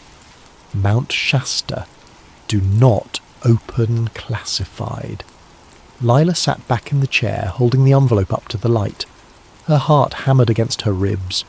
Harold had worked on dozens of geological surveys during his career. She'd seen his maps before, his field notes, his careful documentation of rock formations and water tables, but she'd never seen anything marked classified. The USGS did not deal in classified material. They mapped the Earth's surface. They studied earthquakes and volcanoes. They published their findings for other scientists to review. So why would her grandfather have a sealed envelope marked with government classification warnings? She broke the seal. Inside were 3 items. The first was a hand-drawn topographic map of Mount Shasta, rendered with the kind of precision that came from decades of professional cartography. The mountain's familiar silhouette was marked with contour lines, drainage patterns, and geological features. But there was something else. On the eastern side of the mountain, below the tree line, a location was marked with a red X and labelled in small, urgent letters, Adit 7, closed 1934. The second item was a series of photographs, black and white, badly faded. They showed the interior of what looked like a tunnel or cave.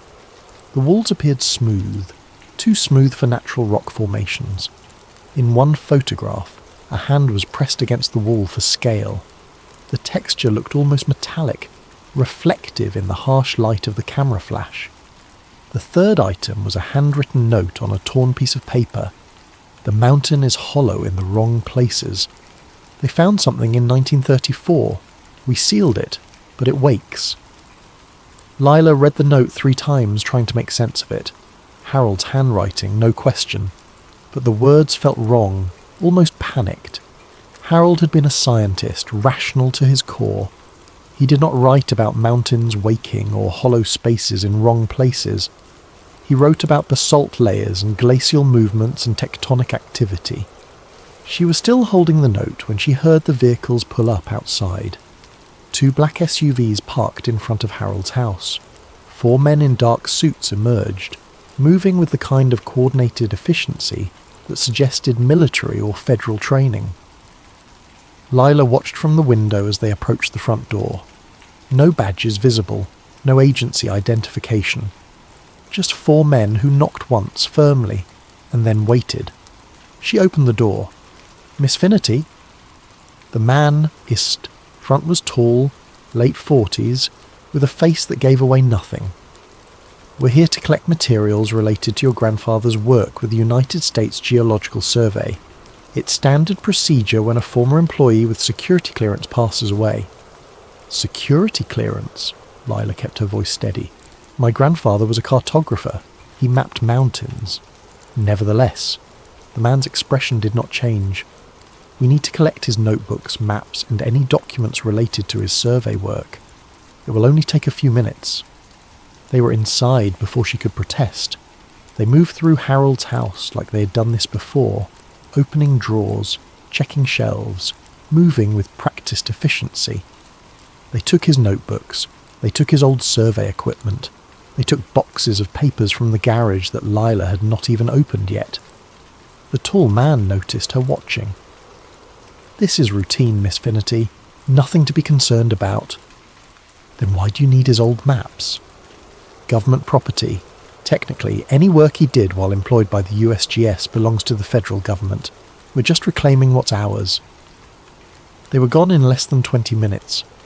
Lila stood in the now ransacked house, feeling like she had just been robbed by her own government. But they had not found the envelope. It was still in her jacket pocket, pressed against her chest like a secret heartbeat. That night she spread the map and photographs across her kitchen table and began to research. If someone wanted Harold's materials badly enough to confiscate them within days of his death, then those materials contained something worth hiding. She was going to find out what. The real history, they tell us, Mount Shasta has always been a mountain wrapped in mystery. For the indigenous Karuk, Shasta and Modoc peoples, it was a sacred place, home to the Great Spirit. White settlers arriving in the mid-1800s found themselves equally drawn to the mountain's imposing presence, and soon stories began circulating about what might lie beneath its snow-covered slopes. The Lemurian legend emerged in the late 1880s. According to the story, survivors of a lost continent called Lemuria, similar to Atlantis, had fled to Mount Shasta and established an underground city called Telos. These tall, white-robed figures would occasionally emerge to purchase supplies in nearby towns, paying with gold nuggets of unusual purity. In August of 1884, the San Francisco Chronicle published an account from a prospector named J.C. Brown, who claimed to have discovered an underground city carved into the mountain, complete with gold shields, hieroglyphs, and mummified remains of beings over 8 feet tall. The story captivated readers, though Brown mysteriously vanished before he could lead an expedition back to the site. By 1904, the legend had solidified with the publication of A Dweller on Two Planets, written by Frederick Spencer Oliver. The book described advanced beings living beneath Shasta, possessing technology far beyond human capability. It became a foundational text for the New Age movement and cemented Mount Shasta's reputation as a centre of mystical activity. But here is what the legends do not tell you. Here is the part that gets buried beneath the folklore and the New Age tourism. The United States Geological Survey began heavily mapping Mount Shasta in 1925. Teams of surveyors spent months in the field, documenting every ridge, every canyon, every geological formation. They returned in 1932 for more detailed work, and then again in 1934. Something happened during that 1934 survey. The official records are sparse, almost deliberately vague. A USGS team led by a geologist named Thomas Eldridge was conducting cave surveys on the eastern face of the mountain when they disappeared for 48 hours. When they finally emerged, their report mentioned disorientation and strange acoustics inside the cavern system. They noted that sounds echoed in ways that seemed impossible given the cave's dimensions, and they experienced unusual equipment malfunctions that they could not explain. The report was filed and then seemingly forgotten, except the surveying tunnels, designated Adit 1 through Adit 9, were all quietly sealed within months. The official reason given was structural instability and risk of collapse. No further surveys were conducted in that region for over 20 years. Then there was the aerial incident of 1945. During post-war mapping missions, United States Army Air Force pilots were conducting photographic surveys of the West Coast. One pilot, Lieutenant Marcus Webb, documented an unusual observation in his flight log.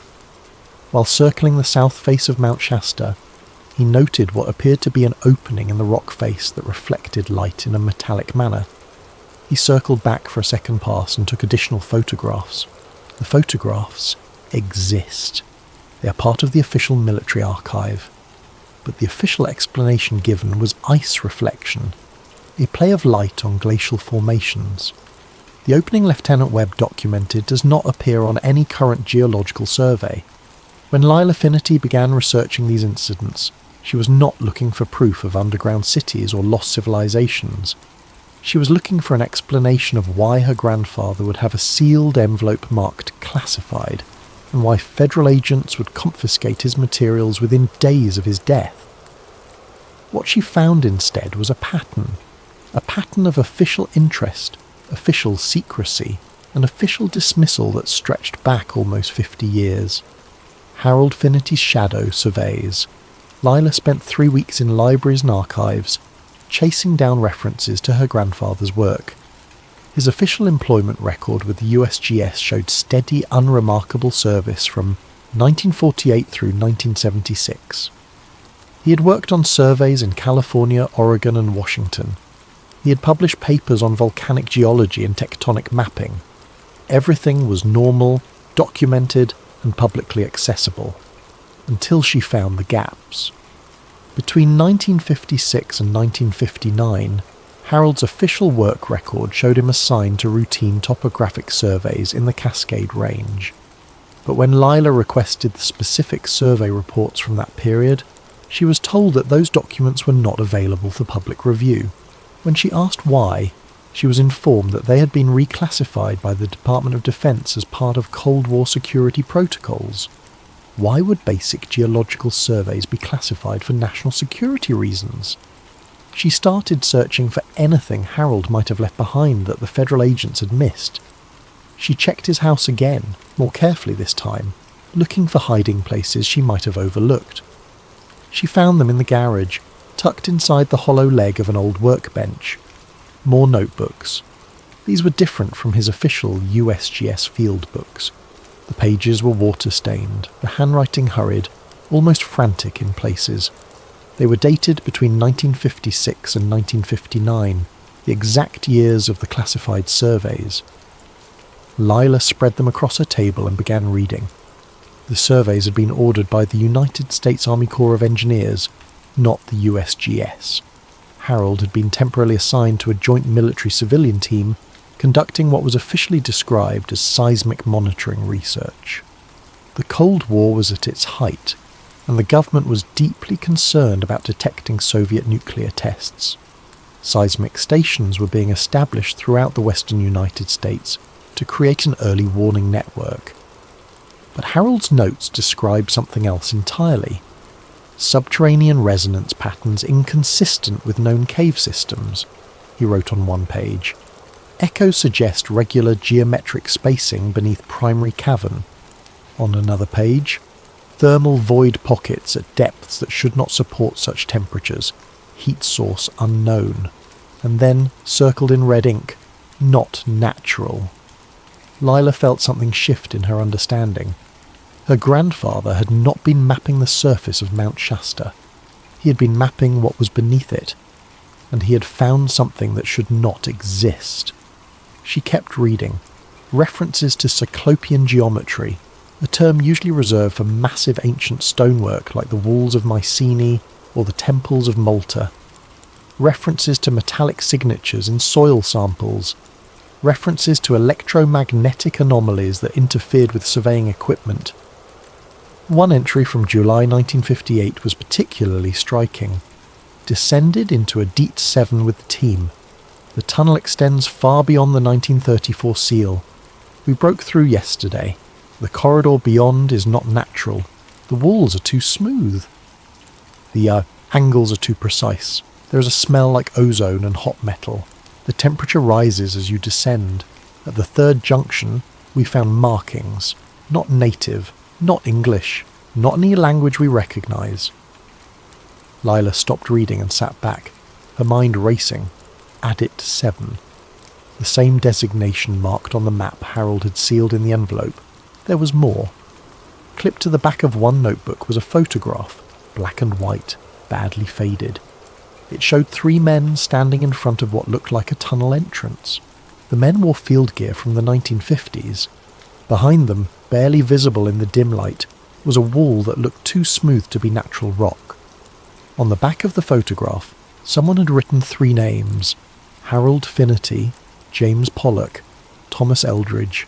Thomas Eldridge, the same name from the 1934 USGS team that disappeared for 48 hours. Lila grabbed her laptop and started searching. Thomas Eldridge had led the 1934 survey. According to newspaper archives, he had gone missing 3 months after returning from Mount Shasta. His body was never found. The official report called it a hiking accident, though no evidence of such an accident was ever documented. All of his maps and field notes had been seized by the Department of the Interior in October 1934. 24 years later, Harold Finnerty was working with a team that included Thomas Eldridge's name on the back of a photograph. Either the man had not died in 1934, or Harold had been studying Eldridge's original work. There was one more item in the notebooks that made Lila's hands tremble as she held it. A letter Harold had written, but apparently never sent, dated June 1952. The tunnels extend far beneath the volcanic shelf. Eldridge was right. The structure is artificial. The metal is older than the strata. I do not know what we have found, but I know it should not be here. I know that every instinct in me says we should seal this and walk away. But they will not stop. They need to know what it is, and I fear what will happen when they find out. Project Chasse 2, the Cold War connection. It took Lila another month to find the binder. She discovered it in a storage unit Harold had rented under a false name, a detail she only uncovered because he had kept the key taped under the drawer of an old filing cabinet. The storage unit was in Reading, nearly 2 hours south of where Harold had lived. Inside were boxes of materials that the federal agents had missed, things Harold had clearly hidden away deliberately. The binder was labelled Chasse 2, Cold War Seismic Anomaly Study, 1957. This was not folklore. This was not conspiracy theory. This was a real government document stamped with Department of Defense insignia, complete with project codes and authorization signatures. During the 1950s, the United States government genuinely did conduct extensive seismic and geological studies on West Coast volcanoes.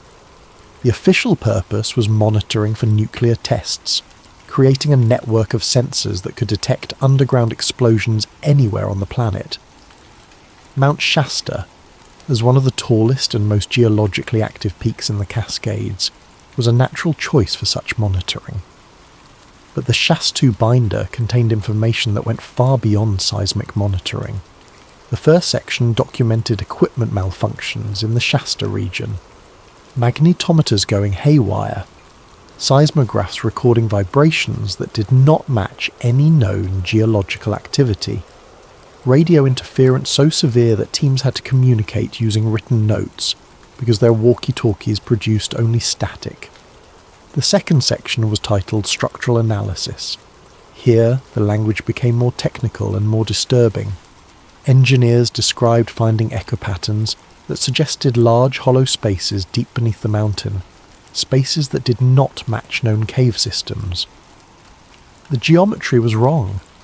Natural caves form along fracture lines and water channels, creating irregular organic patterns. The spaces beneath Shasta formed regular geometric shapes. One page was marked with a red stamp, structural echoes unlike caves. Another page, metallic signature below basalt layers, and then, circled in black ink, do not breach. Layer 5, Layer 5. Lila flipped through the binder, looking for any reference to what Layer 5 might be. She found it near the back, in a section marked Recommendations. The language was bureaucratic, carefully neutral, but the message was clear. Further excavation beyond Layer 4 is not recommended. Preliminary analysis suggests that Layer 5 contains the primary anomaly source. Equipment failures increase significantly at depths below 1200 meters. Structural integrity of surrounding rock questionable. Team safety cannot be guaranteed. Translation. They found something deep in the mountain, and they were afraid to dig any deeper. The final item in the binder made Lila question everything she thought she understood about her government's relationship with the truth. It was a transcript, dated March 1971. The header read, Remote Viewing Session, Subject, Anomalous Geological Formation. Location, Northern California. Remote viewing. The CIA program that trained psychics to spy on Soviet installations by projecting their consciousness across space. Lila knew about Project Stargate. It had been declassified in the mid-1990s, revealed to the public as one of the strange artifacts of Cold War paranoia. The program officially began in 1972, but this transcript was dated 1971, a year before Stargate supposedly started. The transcript was formatted like an interview. Handler. Please describe what you perceive at the target location. Viewer. 12. I see stone. No, not stone. Metal. It looks like metal but old. Very old. Covered in stone. Handler. Can you describe the shape? Viewer. 12. A chamber. Big. The walls curve up like a dome. There are patterns on the metal. Symbols, maybe. I cannot read them. Handler. Where is this chamber located? Viewer. 12. Under snow. A tall mountain. North of Reading. Very deep. It is cold there, but the chamber is warm. There is something in the centre. It glows faintly. Handler. What is in the centre? Viewer. 12. I do not want to look at it. It feels wrong, like it is watching me even though I am not really there. Handler. Please continue. Viewer. 12. A sphere. Silver or grey. It sits on a pedestal. The pedestal is not human. The proportions are wrong. Everything about this place feels wrong. Whoever built this was not human. Handler. You're safe. The target cannot harm you. Continue. Viewer. 12. There are handprints on the wall near the entrance, pressed into the metal when it was soft. 5 fingers on the left hand, 6 fingers on the right. They are not human hands. The transcript ended there, stamped with a code. Session terminated. Viewer distress. Lila sat in the storage unit for a long time, holding the transcript in her hands. This was not legend. This was not folklore passed down through generations of New Age believers. This was a classified government document describing something beneath Mount Shasta that should not exist. Her grandfather had been part of the team that found it, and now she needed to find it herself. Finding Adit 7. Lila spent 2 months preparing. She was not a mountaineer, not a splunker, not trained for underground exploration. But she was Harold Finnity's granddaughter, and she inherited his stubbornness along with his curiosity. She bought equipment. She studied maps. She read everything she could find about the eastern face of Mount Shasta, the McCloud region, the Mud Creek drainage area, and Dilla Canyon. Adit 7 had been sealed in 1934. According to mining records, it was one of 9 exploratory tunnels dug during a brief period when prospectors believed there might be valuable mineral deposits in the volcanic rock. The tunnels had been abandoned when no significant ore was found, and most had collapsed or been deliberately sealed due to safety concerns. But Harold's map showed that Adit 7 went deeper than the official records indicated. Much deeper. Lila drove to Mount Shasta in late October, when the tourist season had ended and the backcountry roads were mostly empty. She parked her truck near the old McCloud logging road and hiked in, carrying 60 pounds of gear on her back. The entrance to Adit 7 was supposed to be at roughly 8,000 feet elevation, hidden in a fold of rock near the tree line. It took her 3 days of searching to find it. The entrance had been buried under a rock slide, probably deliberately. Someone had piled stones across the opening and planted brush to hide it from casual hikers, but erosion had created a small gap at the top, just wide enough for a person to squeeze through if they were determined enough. Lila was determined enough. She wriggled through the gap, her headlamp cutting a narrow beam into the darkness beyond. The air inside was cold and dry, smelling of dust and stone. The tunnel stretched ahead, carved through volcanic rock, the walls rough and irregular. This was consistent with the mining tunnels from the 1930s, hand-drilled and blasted by men looking for gold or silver. She followed the tunnel down, descending into the mountain. After 50 yards, the character of the tunnel changed. The walls became smoother, the angles more precise. The temperature rose slightly, enough to notice. After 100 yards, she found the seal. It was a concrete wall, thick and professionally installed, completely blocking the tunnel. Stamped into the concrete was a date, November 1934. This was the official seal, the one placed after Thomas Eldridge's team reported their disorientation and strange experiences. But Harold's notes had said they broke through the seal in 1958. She examined the concrete wall carefully, running her hands over the surface, and then she found it. a crack, barely visible, running from floor to ceiling along the left side. Someone had cut through the concrete and then carefully sealed it again. The newer concrete was slightly different in colour, almost invisible unless you knew what to look for. Lila pulled out her tools and began chipping away at the newer section. The concrete was old enough to crumble easily under the impact of a hammer and chisel. It took her 2 hours, but she finally broke through.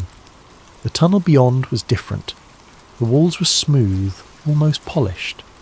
The rock looked melted rather than carved, like something impossibly hot had bored through the volcanic stone. The floor sloped downward at a steady angle, descending deeper into the mountain. Her headlamp beam reflected strangely off the walls, creating odd patterns of light and shadow. She walked for what felt like an hour, though her watch said only 20 minutes had passed. Time felt wrong down here. Sounds felt wrong too. Her footsteps echoed in ways that made no sense, sometimes loud, sometimes barely audible, as if the tunnel itself was changing its acoustic properties. The temperature continued to rise. By the time she reached the junction, it was uncomfortably warm, like being in a greenhouse on a summer day. She checked her thermometer. 85 degrees. That made no sense. She was deep inside a mountain that had snow on its peaks. It should be near freezing, not warm enough to make her sweat. The junction split into 3 passages. The centre passage was marked with a cairn of stones deliberately placed. Someone before her had marked the way. Harold? Thomas Eldridge? She did not know. She followed the centre passage. The walls here were not stone. They were metal. Smooth grey metal that looked old beyond measure, tarnished but not rusted. She reached out to touch it, and the surface was warm, almost body temperature. Patterns were etched into the metal, repeating geometric designs that looked almost like writing but followed no linguistic structure she recognised. This was what Harold had meant. This was what should not be here. Metal walls inside a volcanic mountain, warm to the touch, covered in symbols that predated any known language. She kept walking, and the tunnel opened into a vast chamber. The chamber beneath the mountain. The chamber was enormous. Lila's headlamp beam could not reach the far wall. The ceiling curved upward into a dome, just like Viewer 12 had described in the remote viewing transcript. The floor was made of the same grey metal, smooth and slightly warm beneath her boots. She pulled out a flashlight, a heavy-duty spotlight she had bought specifically for this expedition, and switched it on. The beam swept across the chamber, revealing its true size. It was easily 200 feet across, maybe more. The metal floor was inscribed with concentric circles, radiating outward from a central pedestal. Lila walked toward the centre, her footsteps echoing strangely in the vast space. The acoustics were wrong, just like the USGS report from 1934 had noted. Some sounds echoed loudly, bouncing off the curved walls. Other sounds were absorbed, deadened, as if the chamber itself was selectively filtering noise. Near the wall she found what the remote viewer had described. Handprints pressed into the metal, fossilised in whatever substance had been soft enough to take an impression before it hardened. The left hand had 5 fingers, the right hand had 6. The proportions were close to human, but not quite right. The fingers were longer, the palm narrower. Whoever had built this place was not human. Or if they were human in a way that predated everything anthropologists thought they knew about human evolution. The pedestal in the centre of the chamber rose about 4 feet from the floor. It was made of the same metal as everything else, but the surface was covered in more intricate patterns, symbols layered upon symbols in a way that suggested deep meaning if only you could read the language. On top of the pedestal sat a sphere. It was roughly the size of a basketball, perfectly smooth, made of metal that looked silver in her flashlight beam. The surface was covered in tiny inscriptions, spiralling around the sphere in lines so fine they were almost invisible. As Lila approached, she felt something shift in the air around her. A vibration, barely perceptible, like standing next to high-voltage power lines. This was the artifact Harold had sketched in his notebooks.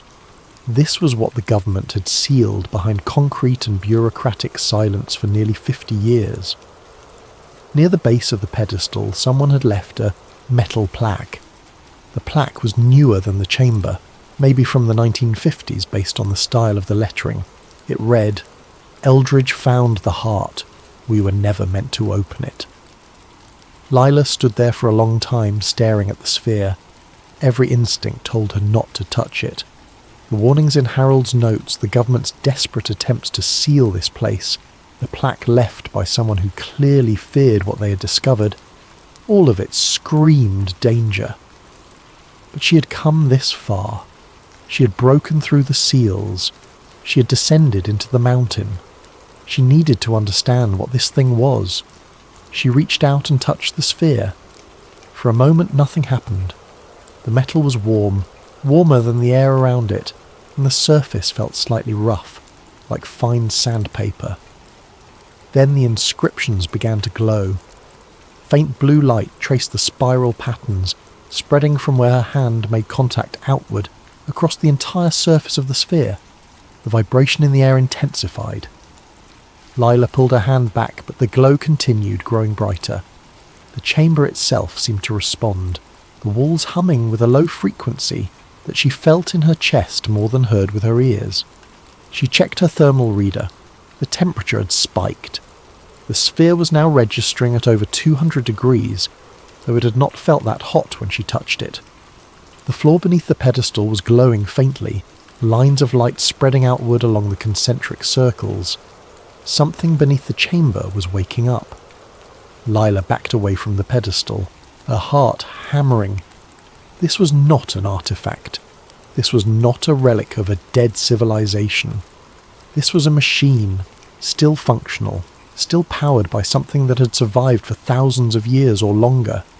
She needed to leave. Now. She ran back toward the tunnel entrance, the chamber's glow brightening behind her. The hum became a rhythmic pulse, mechanical and deliberate. Whatever she had activated was not shutting down. If anything, it was building towards something, a cycle that had been interrupted decades ago and was now resuming. Harold's final message. Lila made it back to her truck just as the sun was setting. Her hands were shaking so badly she could barely grip the steering wheel. She drove back to town, checked into a motel and collapsed on the bed, exhausted and terrified. That night she could not sleep. She kept hearing the hum from the chamber, that mechanical pulse that felt older than humanity itself. She kept seeing the glow spreading across the sphere, the light tracing patterns that might have been writing, or might have been something else entirely, some form of communication that humans were never meant to understand. She needed to know what Harold had thought about all this. She needed to hear his voice, his reasoning, his conclusions. She went back to the boxes of materials she'd taken from his storage unit and searched through everything one more time. She found the tape recorder buried at the bottom of a box of old survey equipment. It was an old reel-to-reel model from the 1970s, the kind Harold would have used for field notes. A single tape was still loaded on the reels. She pressed play. Harold's voice filled the room, older than she remembered, tired but clear. This is Harold Finnerty, recording on March 8th, 1979. If you are listening to this, it means I am dead, and it means you found what I have hidden. Good. Someone needs to know the truth. Someone needs to understand what we found beneath Mount Shasta. In 1958, our team broke through the seal that Eldridge's team had placed in 1934. We descended into the mountain, following tunnels that should not exist, tunnels that were not created by natural geological processes or by human mining equipment. The tunnels led us to a chamber. Inside that chamber we found evidence of a civilization that predates anything in the archaeological record. The metal is older than the rock surrounding it. Carbon dating puts the surrounding basalt at roughly 300,000 years old. The metal cannot be dated using conventional methods, but analysis of the oxidation pattern suggests it is far, far older. Millions of years, perhaps. We found a machine. Not ruins, not artifacts. An active, functional machine built by intelligences we cannot comprehend. When we activated it, we triggered something. Seismographs across Northern California recorded vibrations that did not match any known seismic activity. The vibrations came from beneath Mount Shasta, rhythmic and mechanical, like something vast was coming back to life after sleeping for eons. We sealed it again. We had to. The government ordered us to bury everything we found, to seal the chamber, and never speak of it. They were afraid, not of what the public would think, but of what the machine might do if we continued to interfere with it. But here is what they did not understand. Here is what I did not understand until years later. The machine does not need us to activate it. It wakes on its own. Every few decades, seismographs pick up those same vibrations. They are always attributed to minor earthquakes, tectonic adjustments, volcanic activity. But I know better. The machine beneath Mount Shasta is not from a lost human civilization. It is older, it is alien, and it is waiting. I do not know what it is waiting for. I do not know what it will do when it fully awakens. I only know that we were never meant to find it, and we were certainly never meant to activate it. If you have listened to this tape, if you have found my notes and my maps, please understand the weight of what I am telling you. The truth is not what you think. The mountain is not what you think. And we are not alone in our history. The tape ended with a click, and the room fell silent. Lila sat there for a long time, processing what she had heard. Harold had known. He had known for over 20 years that something was beneath the mountain, something that challenged everything humanity believed about its place in the universe and its timeline on Earth. And now she had activated it again. The cover-up arrives. Lila checked out of the motel the next morning and started driving south. She planned to go to Sacramento, maybe find a journalist or a researcher who would take her evidence seriously. She had photographs. She had Harold's notes. She had the tape recording. Someone needed to know what was beneath Mount Shasta. She made it 20 miles before she noticed the black SUVs. There were 3 of them, travelling in formation, keeping a steady distance behind her. When she sped up, they sped up. When she slowed down, they matched her pace. They were not even trying to hide their presence. Lila pulled off the highway at a rest stop. The SUVs pulled in behind her. 6 men emerged, wearing the same dark suits and expressionless faces she'd seen at Harold's house. The man in front was tall, late 40s, with cold eyes that suggested he had done this many times before. He walked up to her truck window. "Miss Finnerty, we need you to come with us." "Who are you?" "That is not relevant. What is relevant is that you entered a restricted area yesterday. You accessed classified materials. You activated equipment that poses a significant security risk." "I do not know what you're talking about." The man smiled, but there was no warmth in it. "You saw the interior. That means you know too much. We can do this easily, or we can do this the hard way. Your choice." Lila looked at the 6 men surrounding her truck. She looked at the empty rest stop, no other vehicles in sight. She looked at the man's cold eyes and understood that she was not going to talk her way out of this. She needed to run. She started the truck, gunned the engine, and drove straight at the man in front of her. He dove aside and she swerved around the SUVs, accelerating back onto the highway. Behind her, the SUVs scrambled to follow. She drove fast, faster than she'd ever driven, weaving through traffic, taking exits at random, trying to lose them in the maze of back roads. But they stayed with her, coordinated and relentless. These were professionals. They had resources she could not match.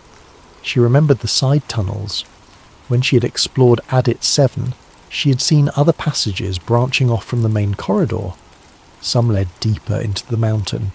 Some led back toward the surface. If she could get back to the mountain, she could lose them in the tunnels. She turned north, heading back toward Mount Shasta. The SUVs followed. She drove up the old logging road. her truck bouncing over ruts and rocks, pushing the vehicle far beyond what it was designed for. She reached the area near 87 just as the sun was setting.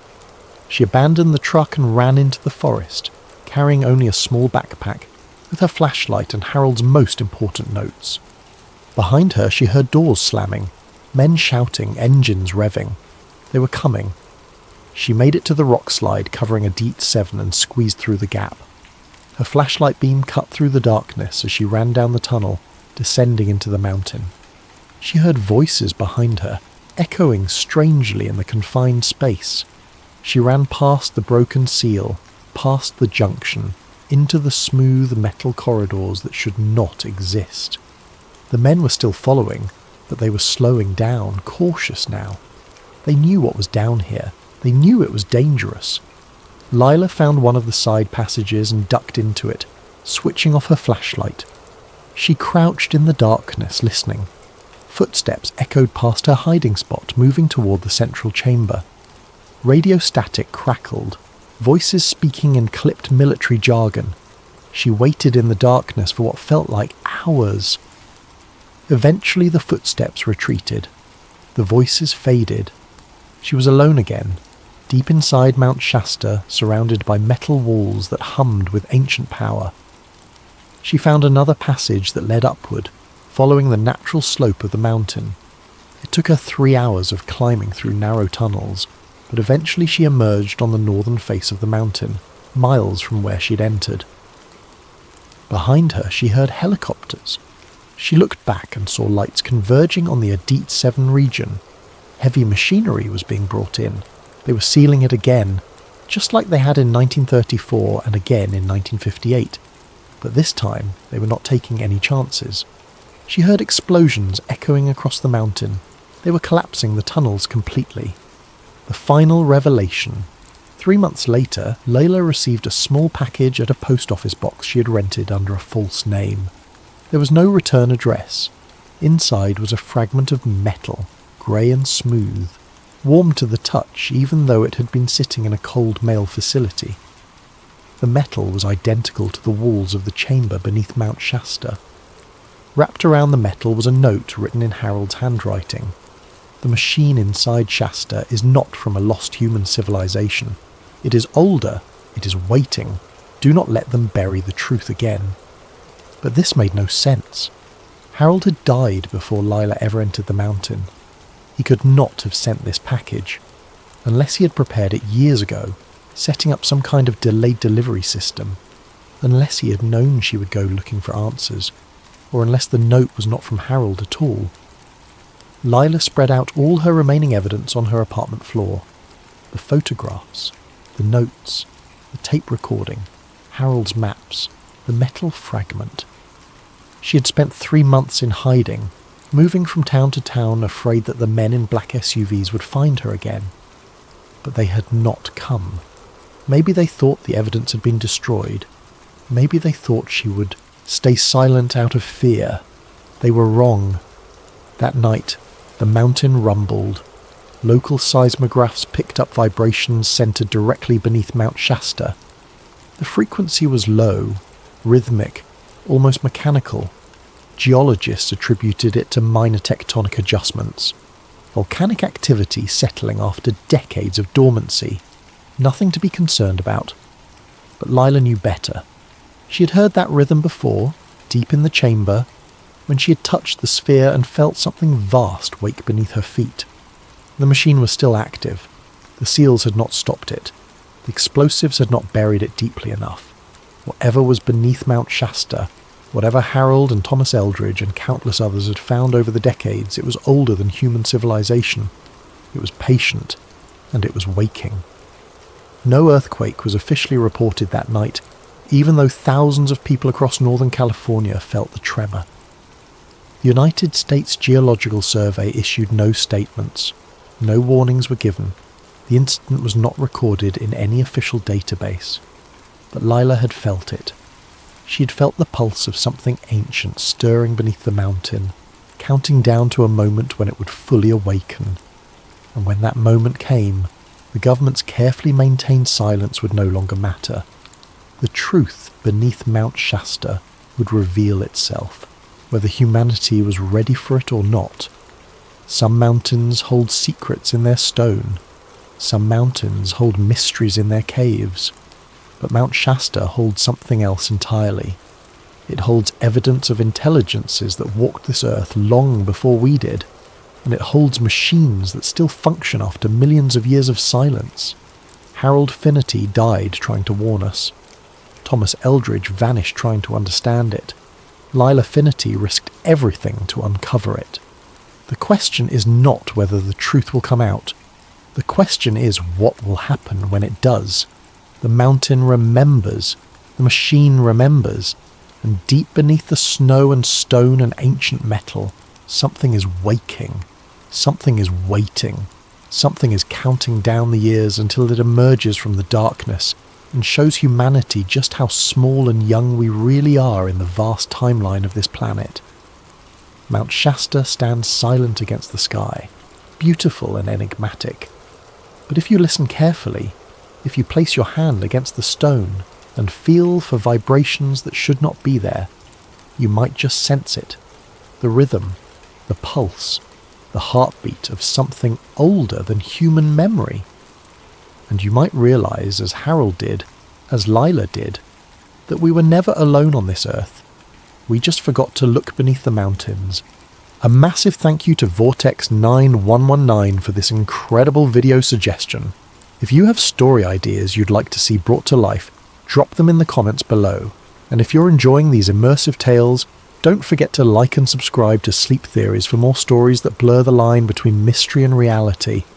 What if I told you that buried beneath a 1,000-year-old chapel in Ethiopia lies something so powerful that governments have spent decades ensuring you never learn about it?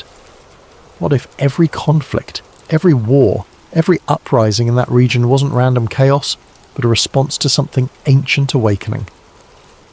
My name is Alex Morrison, and 3 months ago, I was just another satellite imaging technician, analysing ground-penetrating radar for a living. Now I'm hiding in a cabin in rural Montana, and I may be the only person alive who knows the truth about what's really buried in Axum. The coffee had gone cold hours ago, but I kept sipping it anyway.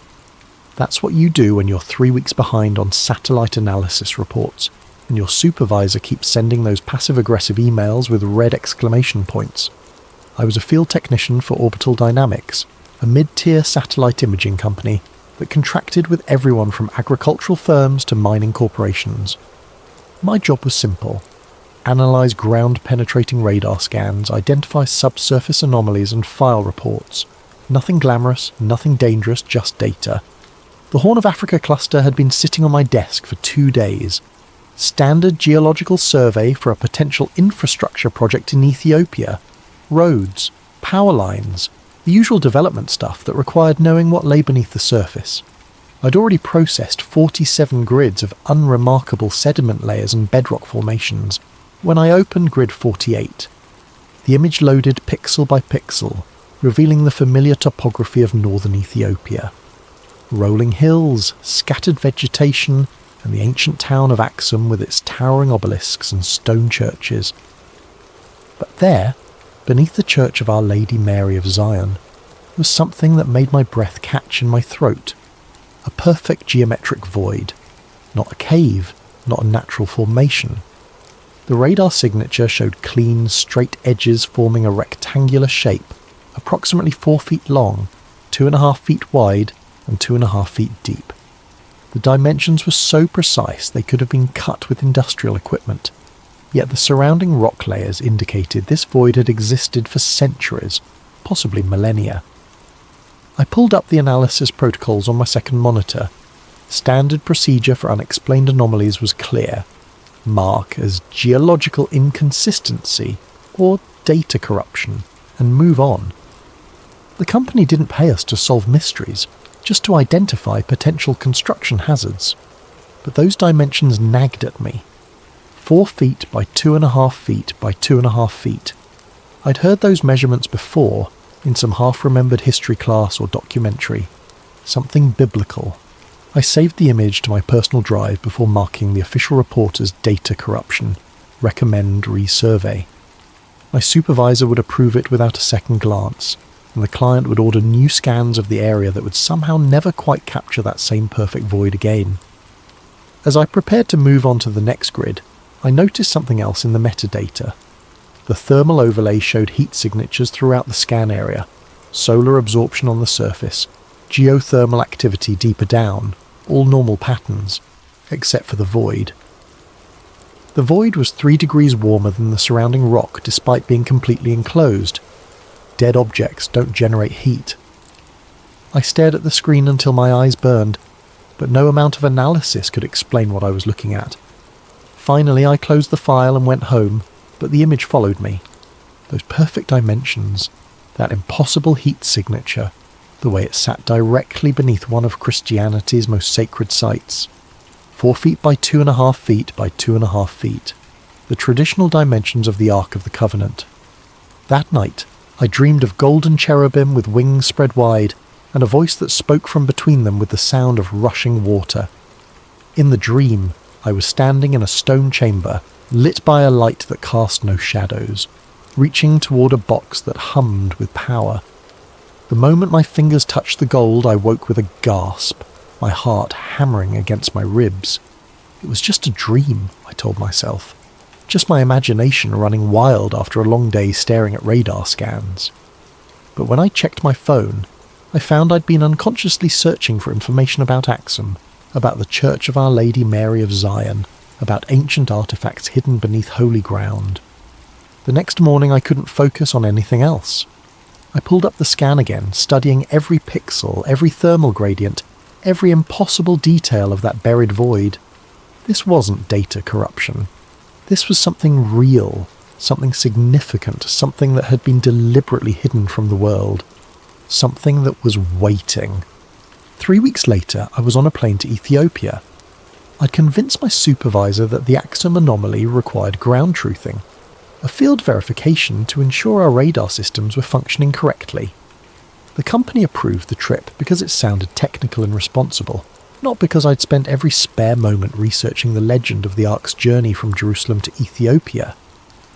According to tradition, the Queen of Sheba took the Ark back to Ethiopia after her visit to King Solomon. Her son, Menelik I, founded the Ethiopian Empire and established Axum as its capital.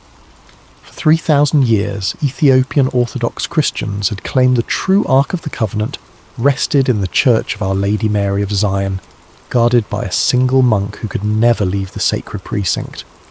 Tourist nonsense, I'd always assumed. Every culture claimed to have some piece of biblical history hidden in their backyard.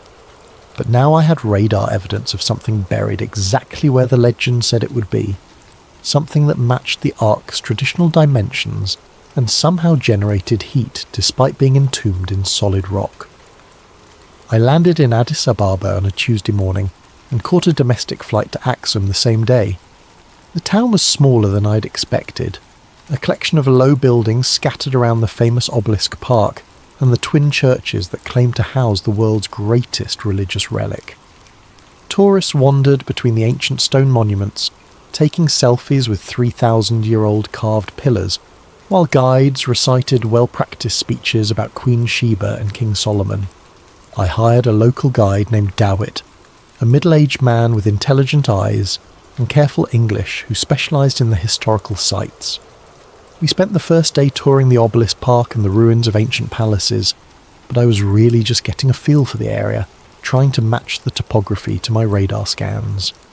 Tomorrow we visit the churches, Dawit said as we walked back to my hotel. The old church and the new church. Very sacred places. Can tourists go inside both churches? I asked, trying to sound casual. The new church, yes. Beautiful paintings, ancient books, many treasures. But the old church... He paused, glancing around as if checking for eavesdroppers. The old church is different. Only priests allowed inside and the guardian. The guardian? One monk, chosen for life. He watches over the... Dawit lowered his voice. Over what is kept there. He can never leave the church grounds. Never. He stays until he dies. Then another is chosen. We'd reached my hotel, but I wasn't ready to end the conversation. What exactly is he guarding? Dawit looked uncomfortable. Christians say it is the Tablet, the Ark of Moses. Others say it is just tradition, just stories. But I have lived in Axum all my life, and I tell you this, the Guardian is real. I have seen him walking in the church courtyard at night, always alone, always watching. What does he look like? Old, but not in years. Old in ... Dowett struggled for the word. Old in soul. Like a man who has seen too much, carries too much weight. His eyes. He shuddered. I do not like to look at his eyes. That night I lay in bed studying satellite photos of the church complex on my laptop. The Church of Our Lady Mary of Zion was actually two buildings. A newer church built in the 1960s where tourists and worshippers could visit, and a smaller, older chapel that supposedly housed the Ark. The older building sat directly above the void I detected in the radar scan. According to everything I'd read, no outsider had been permitted inside the chapel in centuries. The Ethiopian Orthodox Church maintained absolute secrecy about what was housed there, allowing only the Guardian and select high-ranking clergy to enter. Even the country's government respected the restriction, treating the chapel as sovereign territory beyond their jurisdiction. But tomorrow, I'd at least be able to see the building from the outside, maybe get close enough to take some thermal readings with the handheld scanner I'd brought. It wasn't much, but it might help me understand what was generating that heat signature 12 feet below ground. The next morning, Dowett led me through Axum's narrow streets toward the church complex. We passed market stalls selling coffee and spices, elderly women spinning cotton on wooden wheels, children playing soccer with a ball made of rags. Normal life in a normal town that happened to claim possession of humanity's most powerful religious artifact. The Church of Our Lady Mary of Zion compound was surrounded by a high stone wall with an ornate gate. Beyond the entrance I could see the modern church with its painted dome and arched windows, and behind that, partially hidden by trees, the smaller chapel that supposedly housed the Ark. We can tour the new church, DeWitt explained as we approached the gate. Beautiful interior, many ancient paintings and manuscripts, but the chapel behind it. He pointed to the smaller building. That is forbidden. We passed through the gate into a courtyard filled with pilgrims and tourists. The modern church was indeed impressive, with colourful frescoes covering every wall and elaborate religious artefacts displayed in glass cases. But I found myself constantly glancing toward the windows that faced the restricted chapel, trying to catch a glimpse of the building that sat above my mysterious void. After an hour of dutifully admiring religious art, I excused myself to use the restroom, then slipped outside into the courtyard. The restricted chapel was maybe 50 yards away, separated from the public area by a low fence and some carefully placed shrubs. I walked casually in that direction, pulling out my phone as if taking pictures of the church architecture. The chapel was older than the main building, constructed from rough stone blocks that had been weathered smooth by centuries of highland rain. Small, narrow windows pierced the walls at regular intervals, but they were too high and too dark to see inside. The building's footprint was roughly 30 feet by 40 feet, large enough to house a small congregation, or to contain something that required a significant amount of protective space. As I was trying to estimate the building's exact position relative to my radar scan, a figure appeared in one of the windows. The Guardian. Even from 50 yards away I could see that Dowett hadn't exaggerated. The man's face was gaunt to the point of being skeletal, his skin pale as parchment despite Ethiopia's intense sun. But it was his eyes that made my breath catch, dark, hollow, ancient in a way that had nothing to do with age. Eyes that had seen something no human should see, carried some weight that was slowly crushing the life out of him. For a long moment we stared at each other across the courtyard. Then the Guardian raised one thin hand and made a clear gesture. Go away. Not a casual dismissal, but an urgent warning, the kind of motion you'd make to stop someone from stepping into traffic. As I watched, his lips moved, forming words I couldn't hear but somehow understood. You don't want what's inside. Then he disappeared from the window, leaving me standing in the courtyard with my heart hammering and my thermal scanner forgotten in my pocket. The Guardian hadn't just been warning me away from the chapel. He'd been warning me away from whatever was buried beneath it, whatever was generating that impossible heat signature 12 feet underground. Whatever had been slowly killing him with its proximity for however many years, he'd been trapped in that building. I found Dowett waiting by the main church entrance, looking concerned. "You saw him," he said. It wasn't a question. "Yeah. Then you understand why I do not like to look at his eyes. Come, we should go. There are other sights to see, happier places." But as we left the church compound, I couldn't stop thinking about that desperate gesture, that silent warning. The Guardian knew something was down there, something that had been affecting him for years, possibly decades, something that pulsed with heat and waited in the darkness beneath ancient stone. That night I called my supervisor and extended my stay in Ethiopia by a week. Back in my hotel room, I spread out printed satellite photos across the bed and fired up my laptop. The thermal scanner I'd brought was designed for surface readings, useless for penetrating 12 feet of stone and earth, but I had access to something better. Orbital Dynamics' complete archive of satellite data for the region. If the object beneath the chapel was generating heat, that heat had to go somewhere. And if I was right about what was down there, the heat generation might not be constant. I started with our company's historical scans of Axum, going back 15 years to when we first began regular coverage of the Horn of Africa. The early images showed the same thermal patterns I'd seen in the recent scan. Solar absorption, geothermal activity, normal ground temperatures, but the void beneath the chapel was already 3 degrees warmer than its surroundings, even in the oldest images. 15 years of continuous heat generation. Whatever was down there wasn't running on batteries. I pulled up the metadata for each scan, looking for variations in the thermal signature over time. For the first few years, the readings were remarkably consistent. 3 degrees above ambient, no significant fluctuation. Then, starting in 2010, the pattern began to change. Small spikes at first, maybe half a degree increases that lasted for a few days before returning to baseline. But as I worked forward through the data, the spikes became more frequent and more intense. By 2018, I was seeing heat surges of 6 to 8 degrees above normal, sometimes lasting for weeks.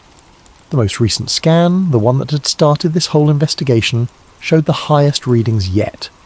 Nearly 12 degrees above the surrounding rock temperature, sustained over the 3-day period when the satellite had passed over the region. I sat back, staring at the data visualization on my screen. The heat signature wasn't just evidence that something was buried beneath the chapel. It was evidence that something was becoming more active, more powerful, more awake. But what could cause those kinds of fluctuations? I needed to correlate the thermal spikes with external events, see if there was a pattern I was missing. I opened a new browser window and started searching for news archives covering Ethiopia and the surrounding region. Wars, natural disasters, political upheavals, anything that might correspond to the dates when the thermal readings spiked. The first major heat spike had occurred in September 2010. I cross-referenced the date and found coverage of renewed fighting in South Sudan, just a few hundred miles from Axum. Border clashes, civilian casualties, the usual litany of African conflict. The heat signature had jumped to 6 degrees above normal and stayed there for 2 weeks. December 2014, another spike, this one lasting almost a month. I found reports of protests in Ethiopia's Oromia region that had turned violent, with government forces killing dozens of demonstrators. The thermal readings had peaked at 8 degrees above normal. March 2019, the biggest spike yet, nearly 10 degrees above ambient temperature. Major fighting had erupted between Ethiopia and Eritrea along their shared border, the worst violence in years between the two countries. Thousands of troops mobilized, artillery exchanges, threats of full-scale war. The pattern was undeniable. Every time conflict erupted in the region, the object beneath the chapel became more active. Not just reactive, but almost anticipatory. Some of the thermal spikes had begun days or even weeks before the first news reports of violence. I leaned back in the hotel room's uncomfortable chair, trying to process what the data was telling me. If the Ark of the Covenant was really buried beneath that chapel, and if it was somehow responding to regional conflicts, what did that mean? According to biblical accounts, the Ark had been a weapon, used by the Israelites to destroy their enemies and part the Jordan River. But those were just stories, weren't they? Ancient myths to explain natural phenomena or military victories.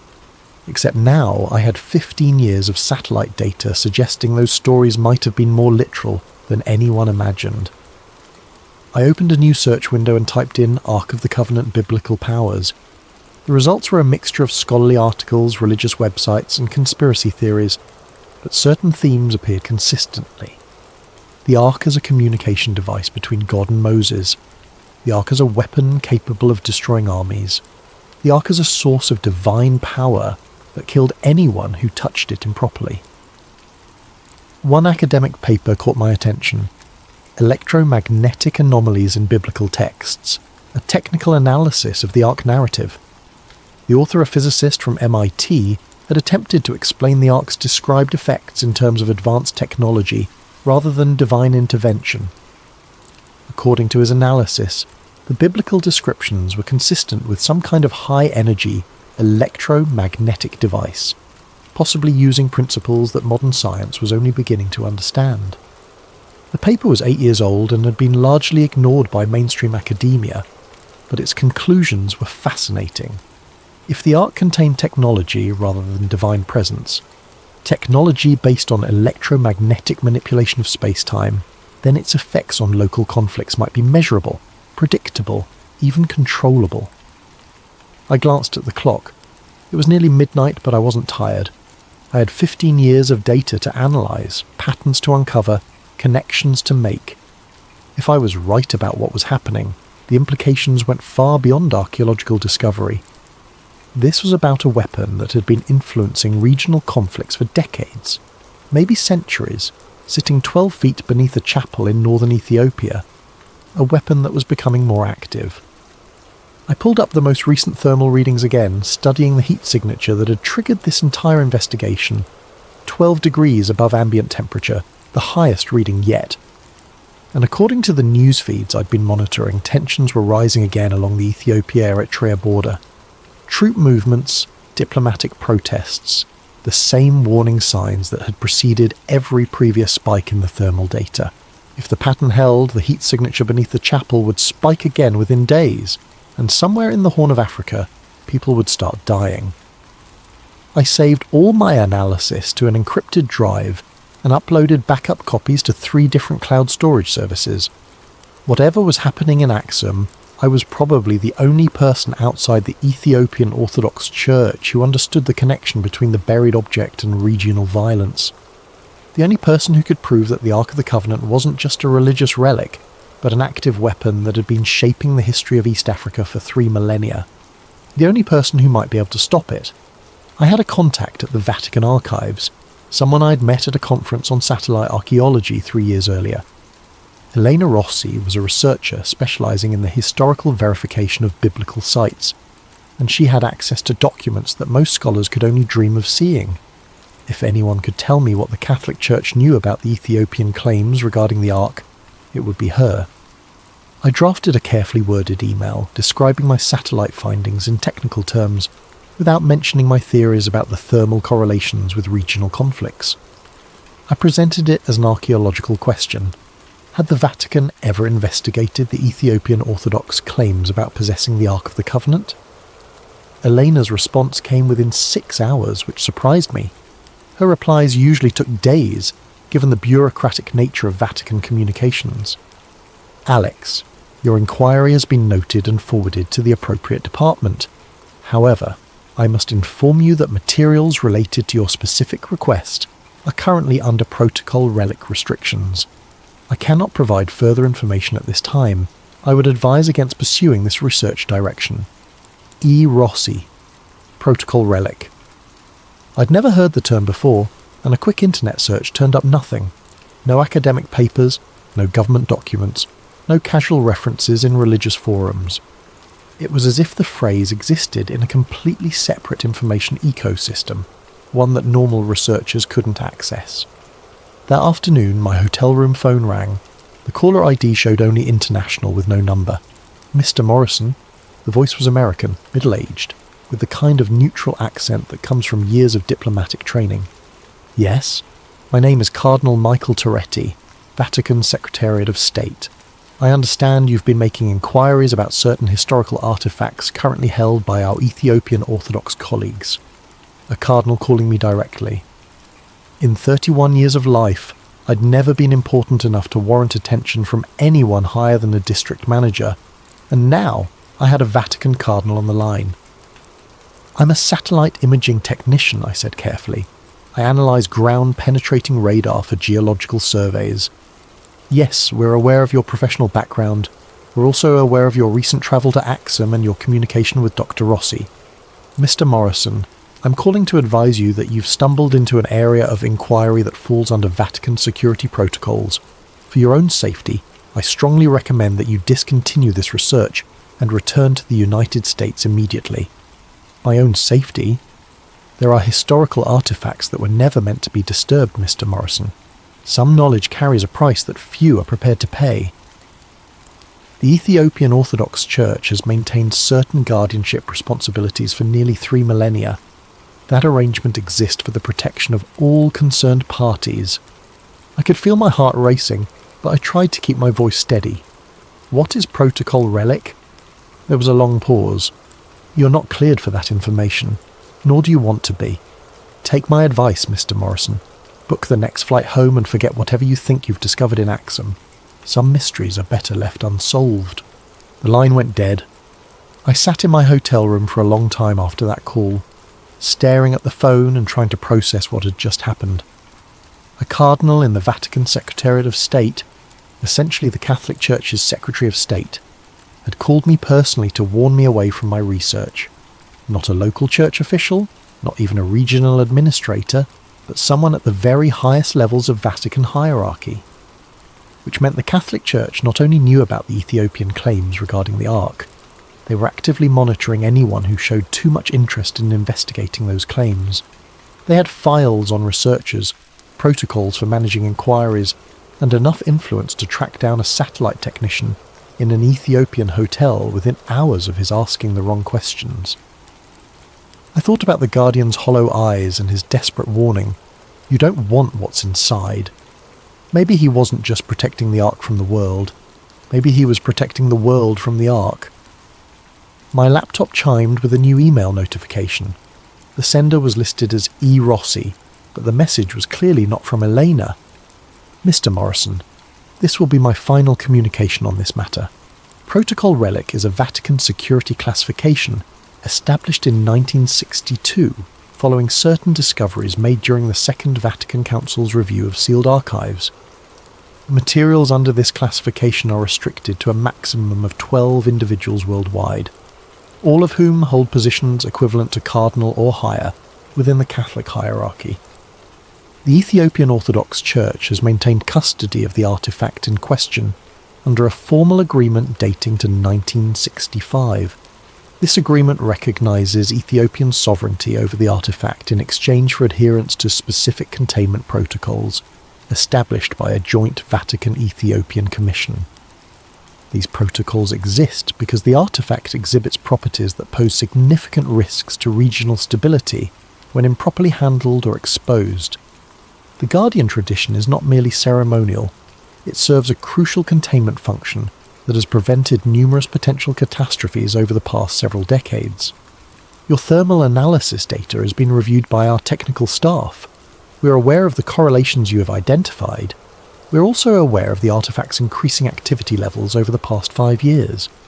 A joint Vatican-Ethiopian assessment team is currently evaluating options for enhanced containment measures. This communication will self-delete in 60 seconds. Do not attempt to copy or save this message. Return to the United States immediately and discontinue all research related to this matter. You have been warned twice. There will not be a third warning. I watched the message count down from 60 seconds, trying to memorize every word. When it reached 0, the email disappeared from my inbox as if it had never existed. But I'd learned what I needed to know. The Vatican knew about the thermal correlations with regional conflicts. They'd known for years, possibly decades. And they were worried enough about increasing activity levels to consider enhanced containment measures. The Ark of the Covenant was real, it was buried beneath the chapel in Axum, and it was becoming more dangerous.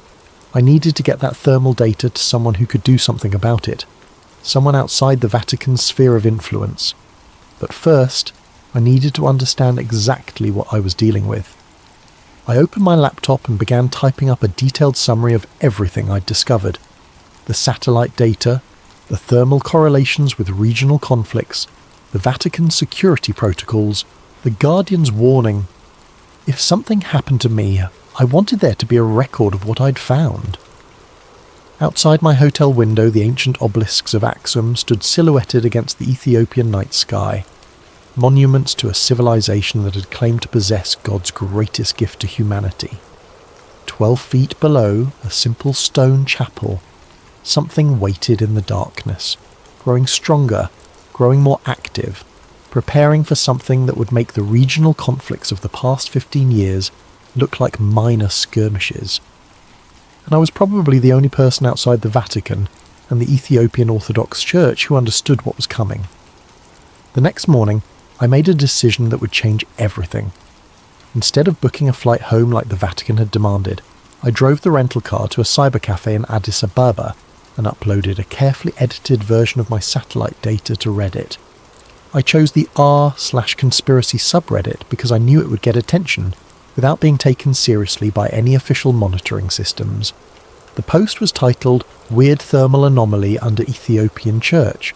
Anyone know what this could be?"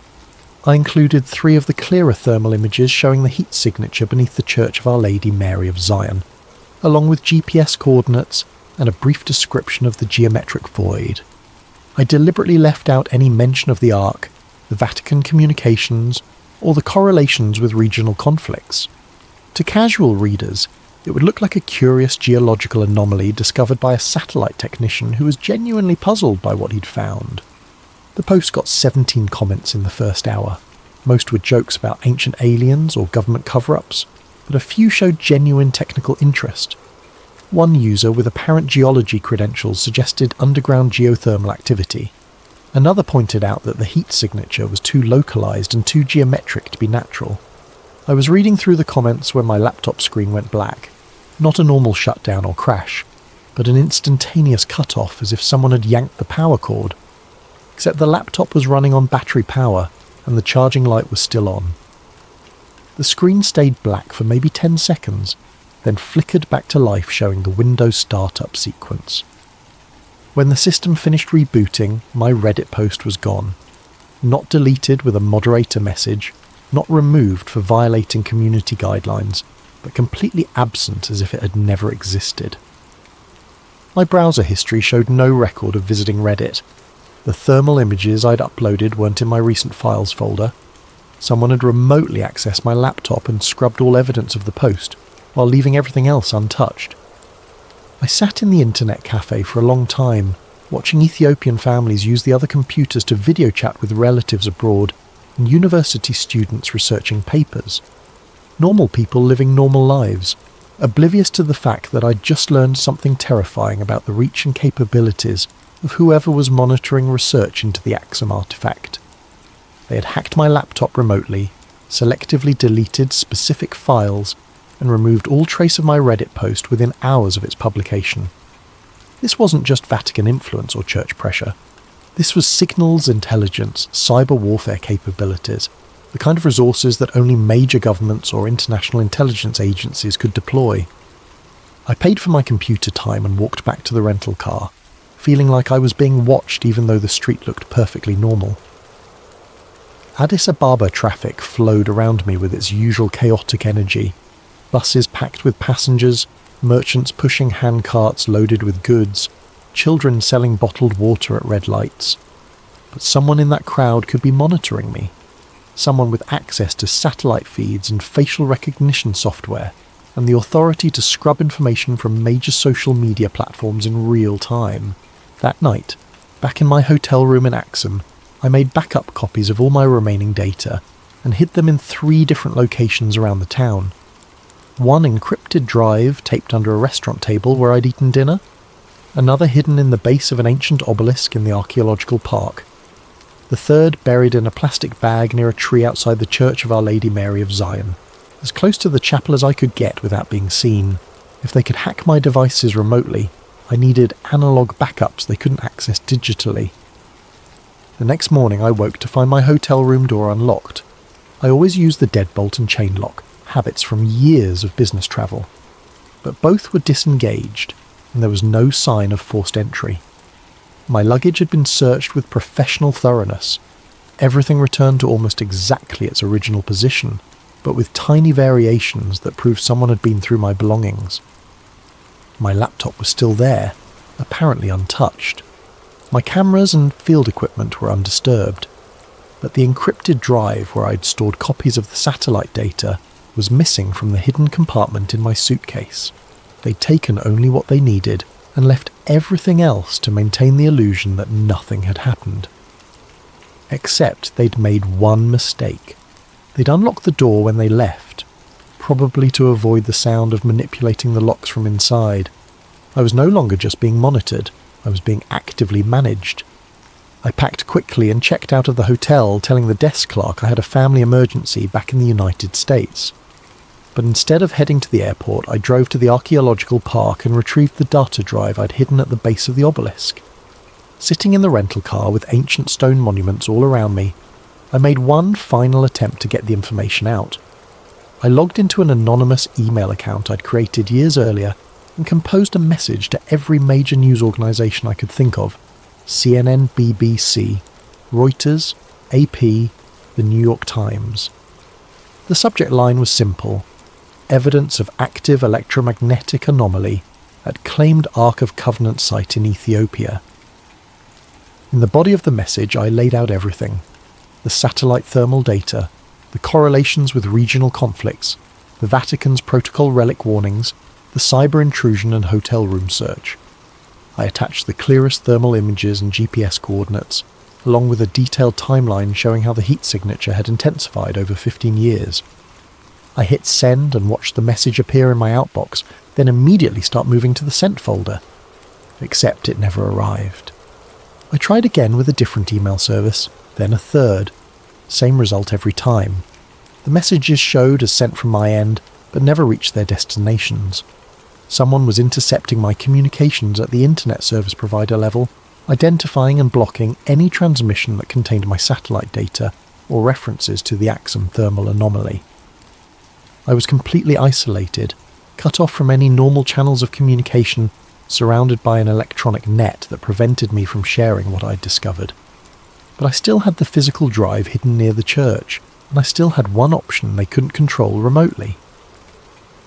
That afternoon, I walked to the Church of Our Lady Mary of Zion compound, and found a spot where I could observe the restricted chapel from a distance.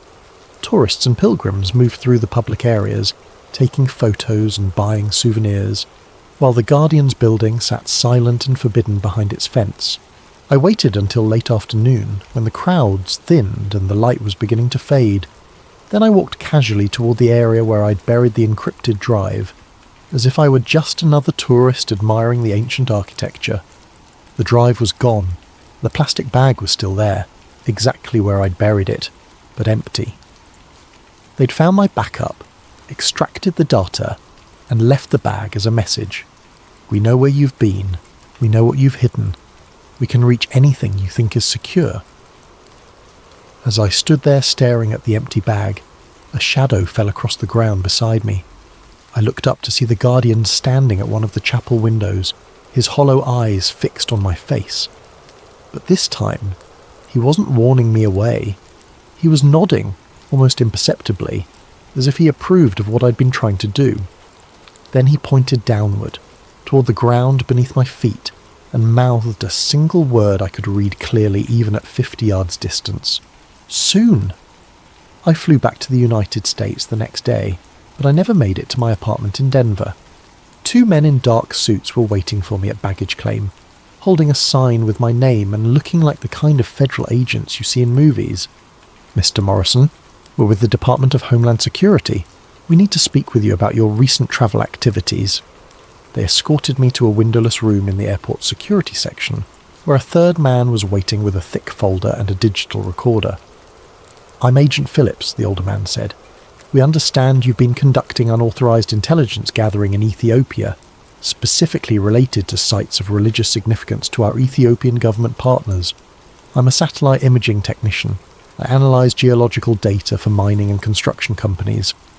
We're aware of your professional background, Mr. Morrison. We're also aware that you've been making inquiries about classified materials with Vatican contacts, posting sensitive imagery to social media platforms, and attempting to contact media organisations with what you claim is evidence of electromagnetic anomalies at Ethiopian Orthodox Church sites. They knew everything. Not just my activities in Ethiopia, but my attempts to share the data, my communications with Elena Rossi, even my failed Reddit post. The thermal imagery you captured falls under the jurisdiction of several international agreements regarding the protection of cultural and religious sites, Phillips continued. Specifically, it relates to a joint Vatican-Ethiopian cultural preservation protocol that supersedes normal academic or journalistic access. Cultural preservation protocol? The Ethiopian Orthodox Church has requested that certain sites be protected from unauthorized analysis or exposure that might damage their religious significance or cultural integrity. The Vatican has agreed to help enforce these protections as part of ongoing interfaith cooperation initiatives. It was a lie, of course. They weren't protecting cultural sites. They were suppressing evidence of something that posed a much more serious threat. But I was sitting in a windowless room at the Denver airport with 3 federal agents, and my laptop had already demonstrated that normal channels of communication were compromised. We're prepared to offer you a choice, Mr. Morrison, Phillips said. You can sign a non-disclosure agreement regarding your recent research activities, accept reassignment to a different geographical focus area within your company, and continue your career with no further complications. Or we can discuss this matter with your employer, your security clearance sponsors, and potentially with federal prosecutors, who take a very dim view of unauthorized intelligence activities in sensitive foreign locations. I stared at the folder on the table between us, thinking about the Guardian's hollow eyes and his final gesture toward the ground beneath the chapel. Thinking about 15 years of thermal data showing an ancient weapon growing stronger, more active, more dangerous. What happens if I sign? You return to your normal work assignments. You avoid any further research related to Ethiopian archaeological sites. You don't discuss your recent findings with colleagues, media contacts, or internet forums. In exchange, we ensure that your employer receives a positive assessment of your professionalism and discretion during this culturally sensitive assignment. And if I don't sign? Phillips opened the folder and showed me the first page. It was a letter from Orbital Dynamics' Human Resources Department, dated that morning, informing me that my employment had been terminated due to misuse of company resources for unauthorized personal research projects. Your security clearance will be revoked, he continued. Your access to government contracting databases will be permanently blocked, and we'll be sharing our assessment of your activities with other satellite imaging companies, geological survey firms, and any future employers who request background information. They were offering to destroy my career or let me pretend none of this had ever happened, but either way, the information I'd gathered would never reach anyone who could act on it. I thought about Cardinal Toretti's warning on the phone. Some knowledge carries a price that few are prepared to pay. Maybe this was the price. Professional destruction, isolation, the slow erasure of everything I'd worked to build over the past decade. I need time to think about it. You have until we finish processing your luggage, 20 minutes, maybe 30. 20 minutes to decide whether to sacrifice my career for information that no one would believe, no one could verify, and no one was allowed to investigate. I signed the non-disclosure agreement. They released me 2 hours later with a stern warning about the consequences of violating federal agreements, and a business card with a phone number I could call if I ever felt tempted to discuss my Ethiopian research with anyone. But they made one crucial mistake. They assumed I was the only person who had access to the satellite data. That night in my apartment in Denver, I opened my laptop and logged into Orbital Dynamics employee portal. My access had been suspended, as expected, but the system showed I was still listed as being on authorized leave for another 3 days. Someone had delayed updating my termination in the central database. I used those 3 days to access everything I could reach. Not just my own analysis files, but the complete archive of satellite coverage for the Horn of Africa going back to the company's founding.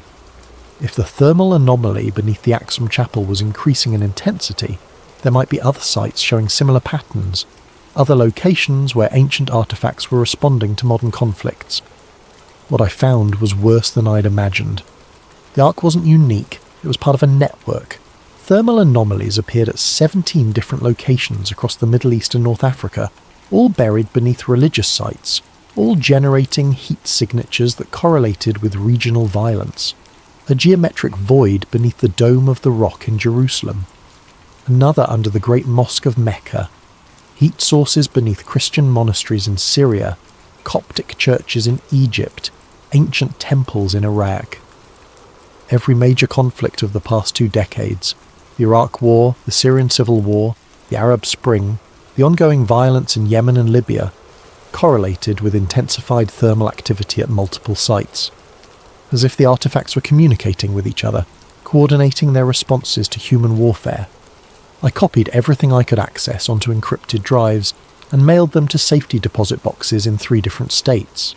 Then I submitted my resignation from Orbital Dynamics, citing personal reasons, and disappeared. For 3 weeks I lived in cheap motels and paid for everything with cash, moving from city to city while I tried to figure out what to do with what I'd learned. The thermal network wasn't just evidence of ancient technology, it was evidence of an active weapons system that had been influencing human conflict for millennia. A weapons system that was becoming more coordinated, more responsive, more powerful. On a Tuesday morning in Salt Lake City, my phone rang. The caller ID showed Elena Rossi. "Alex, thank God. I've been trying to reach you for weeks." "Elena, I thought you were under Vatican restrictions." "I'm calling from a secure line. Listen carefully. Something has happened. The Ethiopian government has sealed off the entire Axum region. No flights in or out, no ground access, complete media blackout. They're claiming it's a military exercise, but my sources inside the Ethiopian Orthodox Church say it's something else." "What kind of something else?" "The Guardian is dead, Alex. He died 3 days ago. And when they went to choose his replacement, they found the chapel empty. Whatever was buried beneath the church, it's gone." I felt the blood drain from my face. Gone how? No one knows. The Ethiopian military is conducting a grid search of the entire region, but there's no sign of forced entry, no evidence of excavation, no indication that anyone broke into the chapel. The artifact simply left. That's impossible. Satellite thermal imaging shows massive energy spikes at 17 locations across the Middle East and North Africa, all occurring within a 6-hour window starting with the Guardian's death. The Vatican has activated something called the Omega Protocol, and they're requesting immediate assistance from the United States, Russia and China. The Omega Protocol. I'd never heard the term before, but I could guess what it meant. The final contingency, the last resort when all other containment measures had failed. "Eleanor, where are you calling from?" "I'm at a monastery in Switzerland. The Vatican has evacuated all protocol relic personnel to secure locations. They're expecting the worst." "What's the worst?" "According to the sealed archives, the last time the artifacts were fully active was during the Crusades. The entire geopolitical structure of 3 continents collapsed within a century. Empires fell, entire populations migrated, technological development stalled for 500 years. I thought about the thermal data I'd collected, the correlations between artifact activity and regional violence. If the Ark and its companion devices were no longer contained, no longer isolated in buried chambers beneath ancient churches, what would happen to the world? "Alex, are you still there?" "Yeah." "Eleanor, I need you to do something. I'm going to send you coordinates for safety deposit boxes in Phoenix, Dallas and Atlanta. Inside each box is a complete archive of satellite data showing the thermal network. If something happens to me, make sure that information reaches someone who can act on it." "What are you going to do?" "I'm going to find the Ark." The line went dead. That afternoon I bought a plane ticket to Ethiopia under a false name, using identity documents I'd acquired during my weeks of hiding. If the Ethiopian government had sealed off the Axum region, I'd have to find another way in, but I was probably the only person outside government and religious authorities who understood the scope of what was happening. The only person who might be able to track down a 3,000-year-old weapon that had just escaped from its prison and was preparing to reshape human civilization. I'm writing this from a cabin in the mountains of western Montana, 6 months after the Axum incident. The official story is that a localized seismic event damaged several ancient structures in northern Ethiopia, requiring temporary military restrictions while archaeological assessment teams evaluate the cultural heritage impact.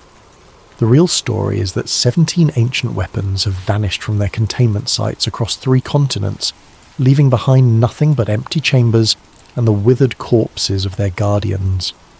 The thermal network I discovered through satellite analysis was just the visible symptom of something much older and more complex. For 3 millennia, objects of immense power had been sleeping beneath humanity's most sacred sites, occasionally stirring in response to nearby conflicts, but generally remaining dormant under the watch of religious orders that had forgotten why they were really guarding empty rooms. Now they're awake, active and loose in a world with 7 billion people, and enough weapons to destroy civilization a dozen times over. Elena kept her promise and distributed copies of my satellite archive to researchers at major universities, intelligence agencies, and international organizations. Most dismissed the data as elaborate hoax or misinterpreted sensor readings. A few took it seriously enough to begin their own investigations, only to discover that every relevant database had been scrubbed. Every supporting document had vanished. Every potential witness had signed binding non-disclosure agreements. But I know the truth is spreading, filtering through the kind of networks that governments can't completely control. Academic conferences where researchers share suspicions in private conversations.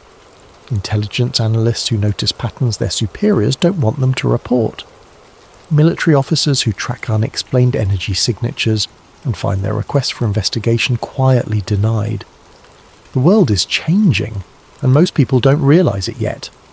Regional conflicts that should burn out quickly are intensifying instead. Ancient ethnic tensions are flaring into violence across Africa and the Middle East.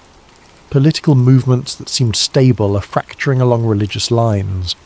The artifacts aren't causing the conflicts. Humans are perfectly capable of finding reasons to fight each other, but they're amplifying existing tensions, feeding on the emotional energy of warfare and using that power to grow stronger, more coordinated, more influential. I've been tracking their movements through news reports, social media posts, and amateur satellite imagery, shared on forums that haven't been scrubbed yet. Heat signatures appearing in conflict zones days before major battles. Unexplained electromagnetic anomalies detected near military bases. Reports of ancient artifacts being discovered by various armed groups, then quickly disappearing again. They're not random. They're following a pattern, positioning themselves to influence key events, preparing for something bigger than individual regional conflicts. Last week I received an encrypted message through a routing system so complex I couldn't trace its origin. The text was simple. The covenant was not meant for one people or one place. It was meant for all people, all places when the time was ready. The time is now ready. Choose wisely. Choose wisely, as if I have a choice in whatever's coming. But maybe that's the point. Maybe the real power of these artifacts isn't their ability to influence events, but their ability to force people to make choices they wouldn't otherwise have to make. The Guardian at Axum spent decades watching over something that was slowly killing him, but he chose to stay, chose to maintain the containment protocols, chose to warn me away from dangers I didn't understand. Now it's my turn to choose. I could destroy this account, burn the remaining evidence, disappear completely into a life where none of this ever happened. Or I can keep tracking the artifacts, documenting their movements, building a record of what's really happening as the world stumbles towards some kind of transformation it doesn't see coming. The cabin where I'm staying sits on 40 acres of isolated mountain forest, far from cities and conflict zones, and the electromagnetic networks that seem to attract the artifact's attention. But even here, on clear nights, I can see strange lights moving across the sky.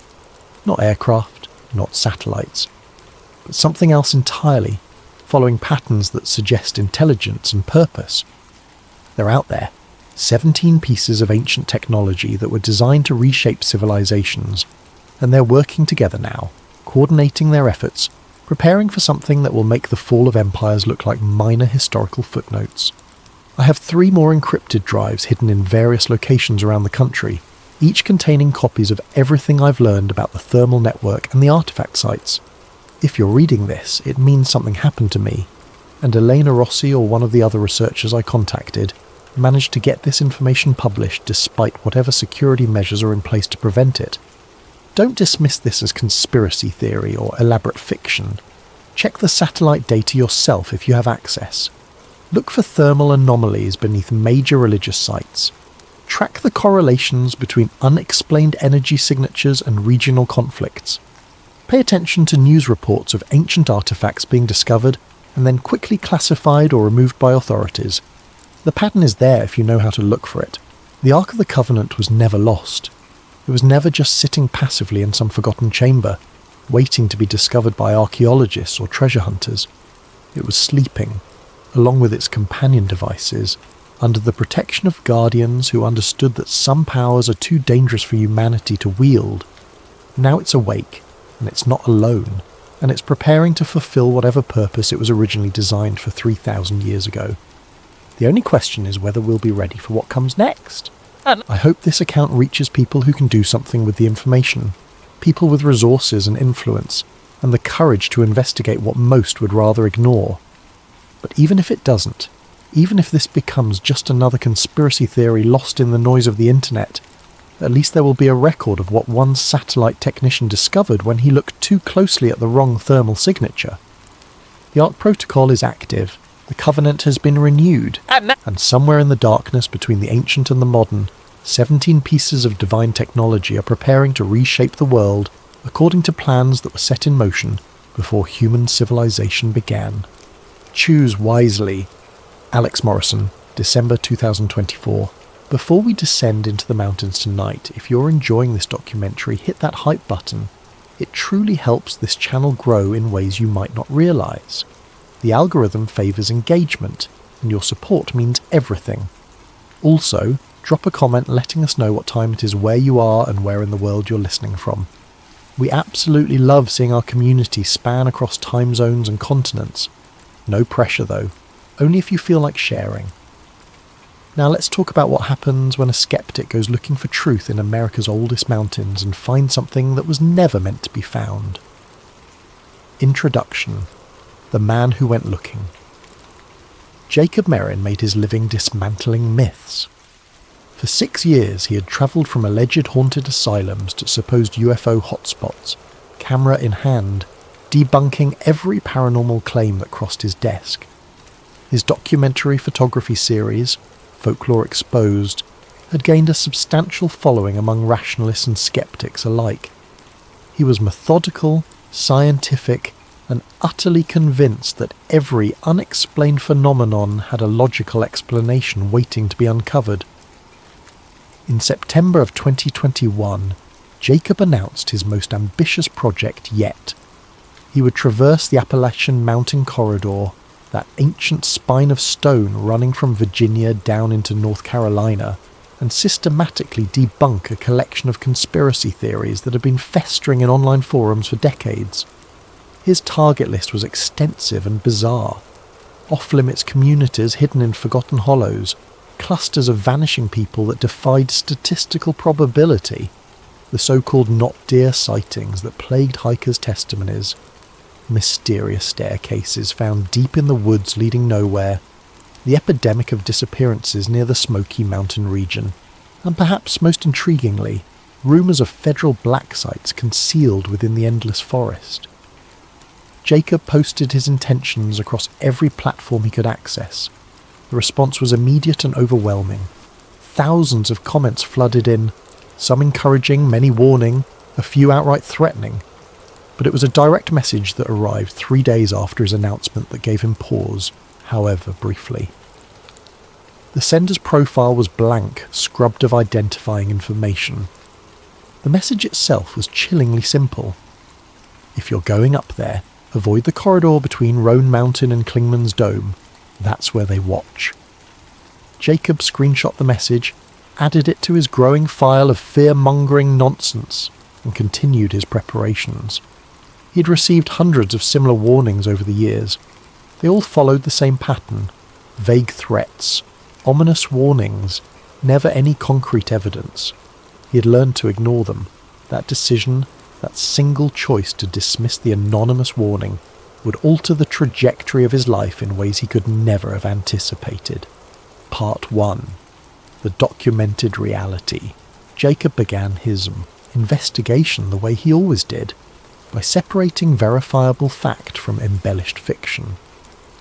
Before he could debunk the conspiracy theories, he needed to understand what was actually true about the Appalachian wilderness. The research phase revealed several undeniable realities that even the most skeptical observer couldn't dismiss.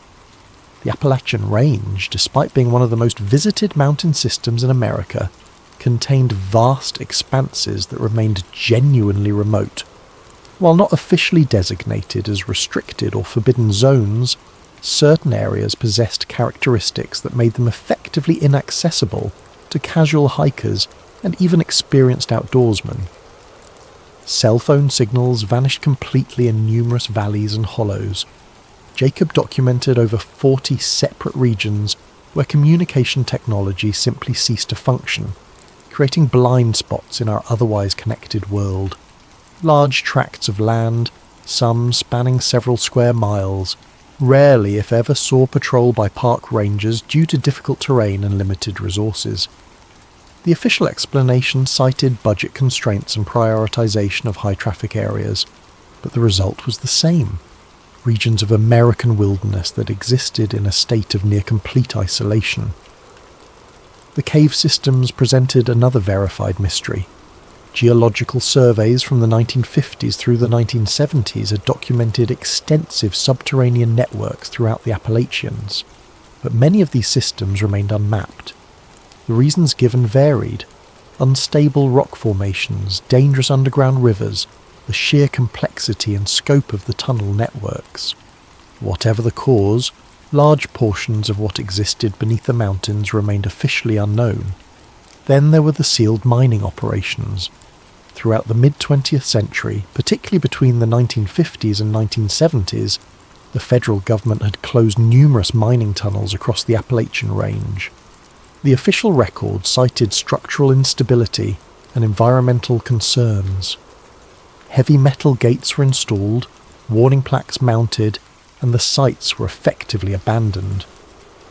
Jacob found documentation for dozens of these closures, but what struck him was the pattern. Many had been sealed suddenly, without the gradual wind-down typical of depleted mining operations. The missing persons statistics presented the most troubling verified data. Local search and rescue organizations maintained records of disappearances that revealed genuine clusters, concentrations of missing persons cases that exceeded normal statistical distribution. The National Park Service acknowledged these patterns, but attributed them to the inherent dangers of wilderness recreation. People got lost, fell from cliffs, succumbed to exposure. The mountains were unforgiving to the unprepared. Jacob compiled all of this verified information into a comprehensive report. These were the facts, the documented realities that conspiracy theorists used as the foundation for their more outlandish claims. He filmed himself presenting this data, his voice steady and professorial, explaining that while these elements were unusual, they didn't require supernatural or governmental conspiracy explanations. Remote wilderness areas naturally led to communication dead zones. Budget limitations naturally led to unpatrolled regions. Complex cave systems naturally remained unmapped due to danger and difficulty. Mining operations naturally closed due to economic and safety factors. And people naturally went missing in vast, dangerous wilderness. It was all perfectly logical, perfectly explainable, perfectly rational. He had no way of knowing how quickly that certainty would erode. Part 2. The Indigenous Perspective.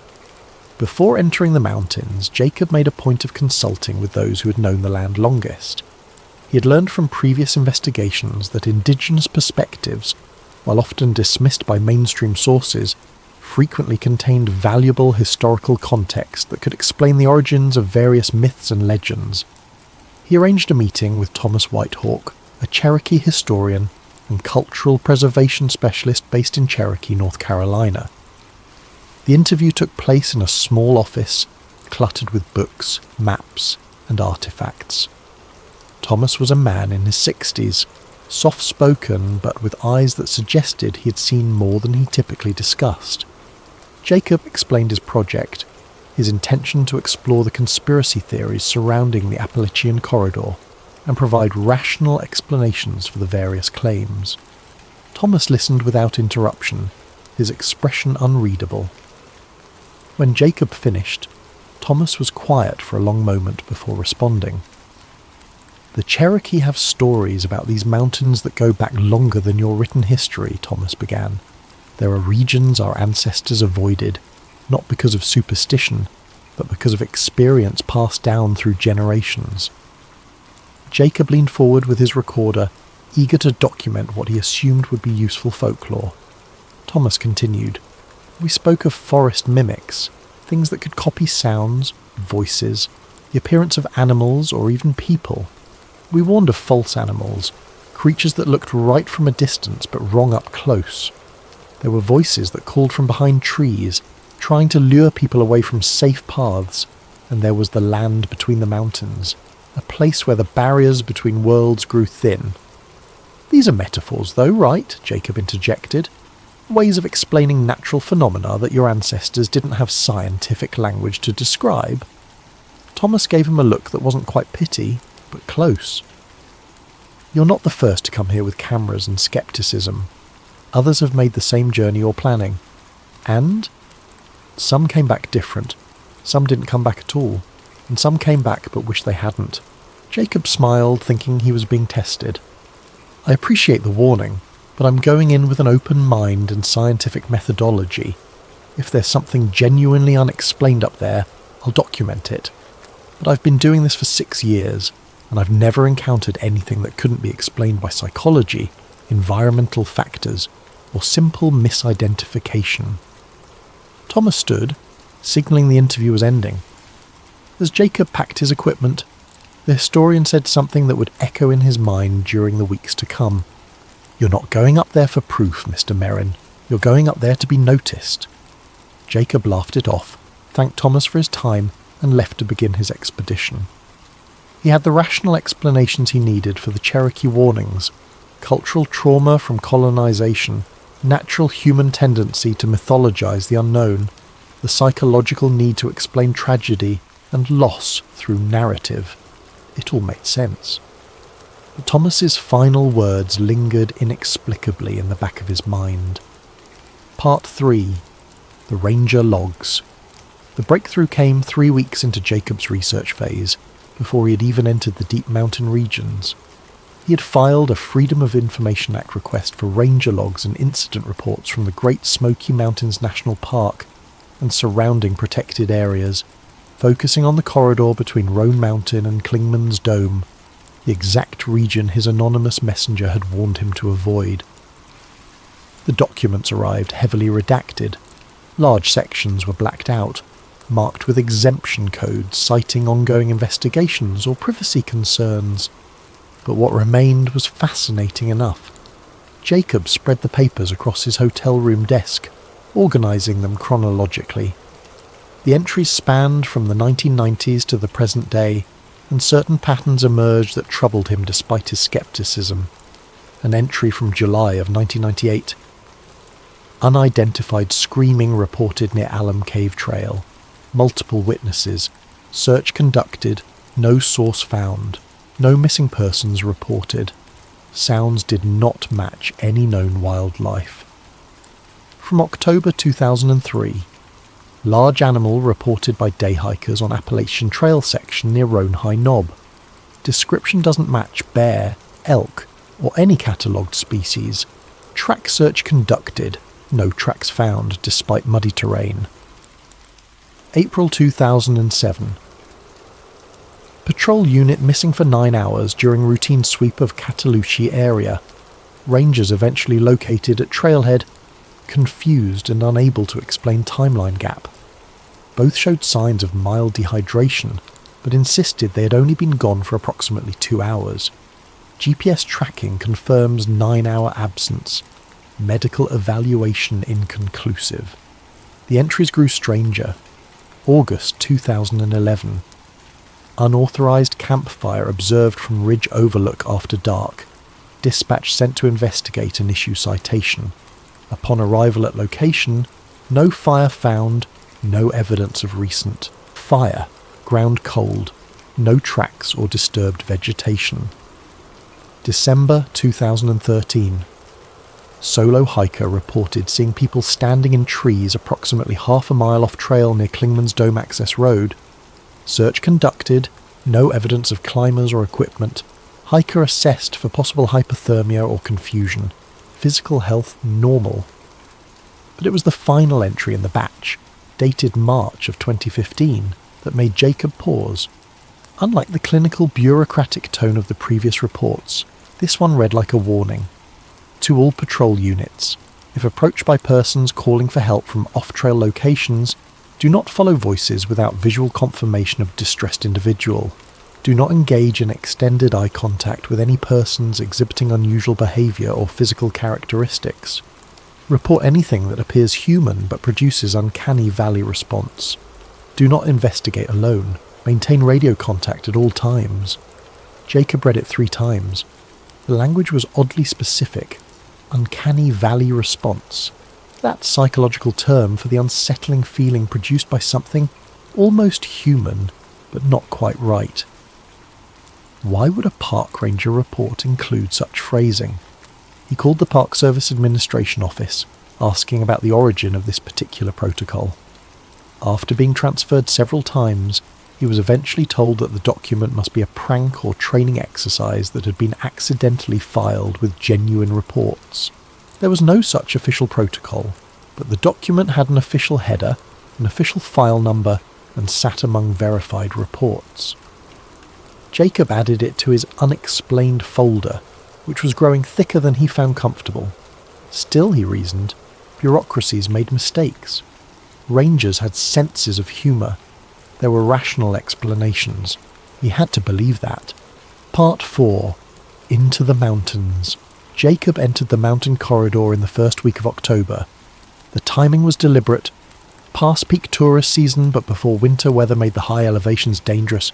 He would be alone, which was how he preferred to work. No crew to influence his observations, no other voices in his recordings. Just him, his cameras, and the wilderness. The first 3 days were uneventful, almost disappointingly so. He hiked well-travelled trails, documented beautiful autumn scenery, and encountered nothing more unusual than a black bear rummaging through a poorly secured trash bin.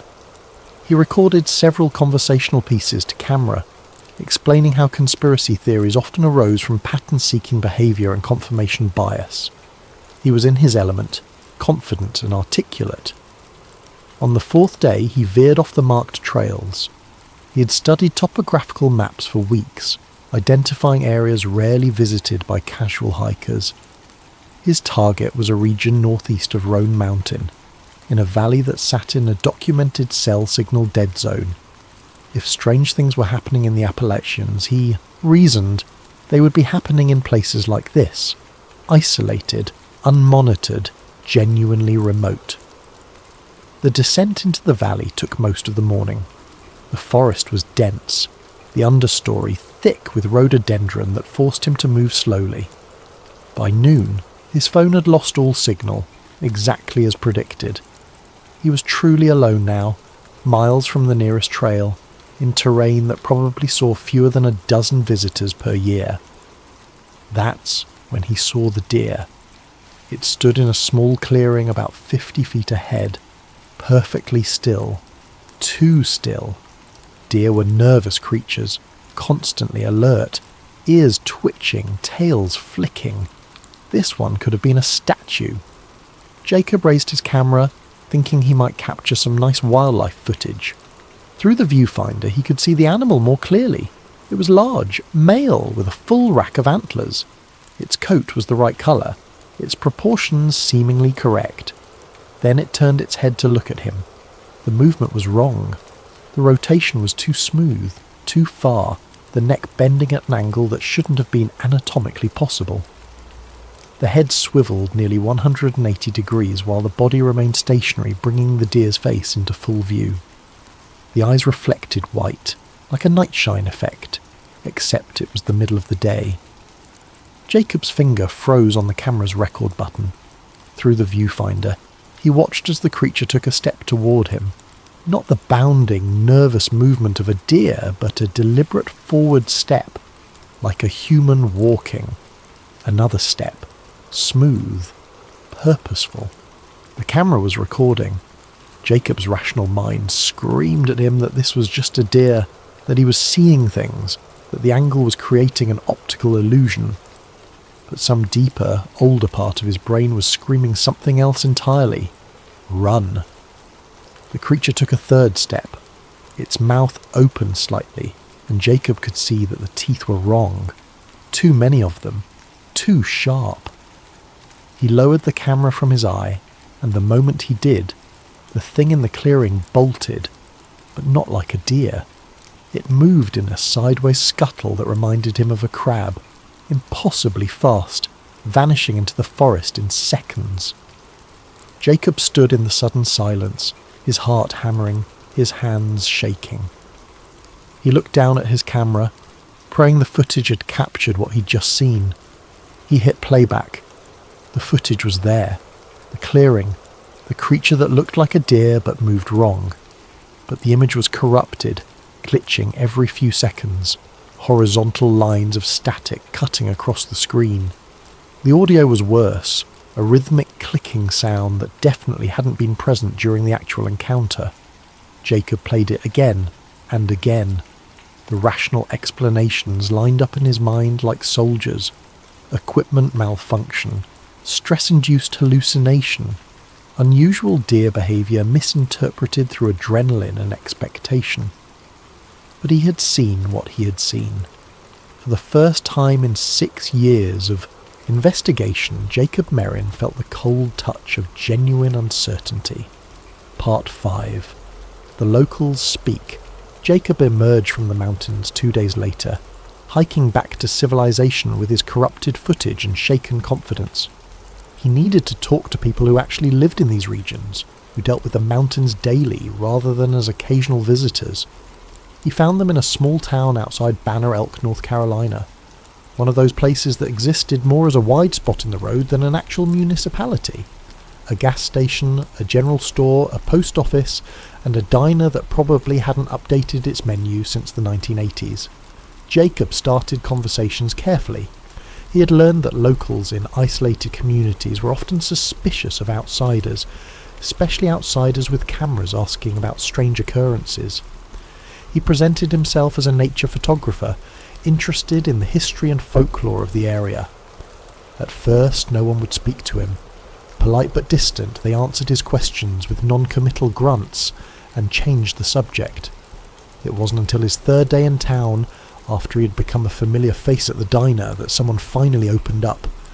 His name was Earl Hutchins, a man in his 70s who had lived in these mountains his entire life.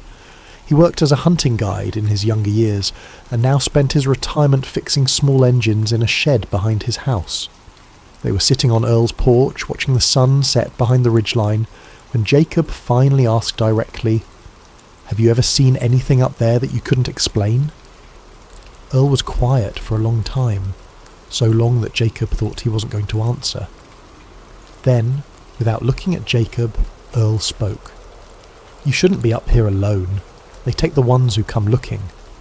Jacob's recorder was running in his pocket. He kept his voice neutral. "Who are they?" Earl pointed at the tree line, dark now in the fading light. "The ones who live underneath." "Underneath what?" "The mountains. In the old mines, the caves, the tunnels that go deeper than any map shows." Earl finally looked at Jacob, his eyes serious. Government sealed most of them back in '68 after the collapses, but the collapses weren't accidents. Things were happening down there. Men going missing, equipment failing, sounds in the dark that shouldn't have been possible. "What kind of sounds?" "Voices, but not human voices.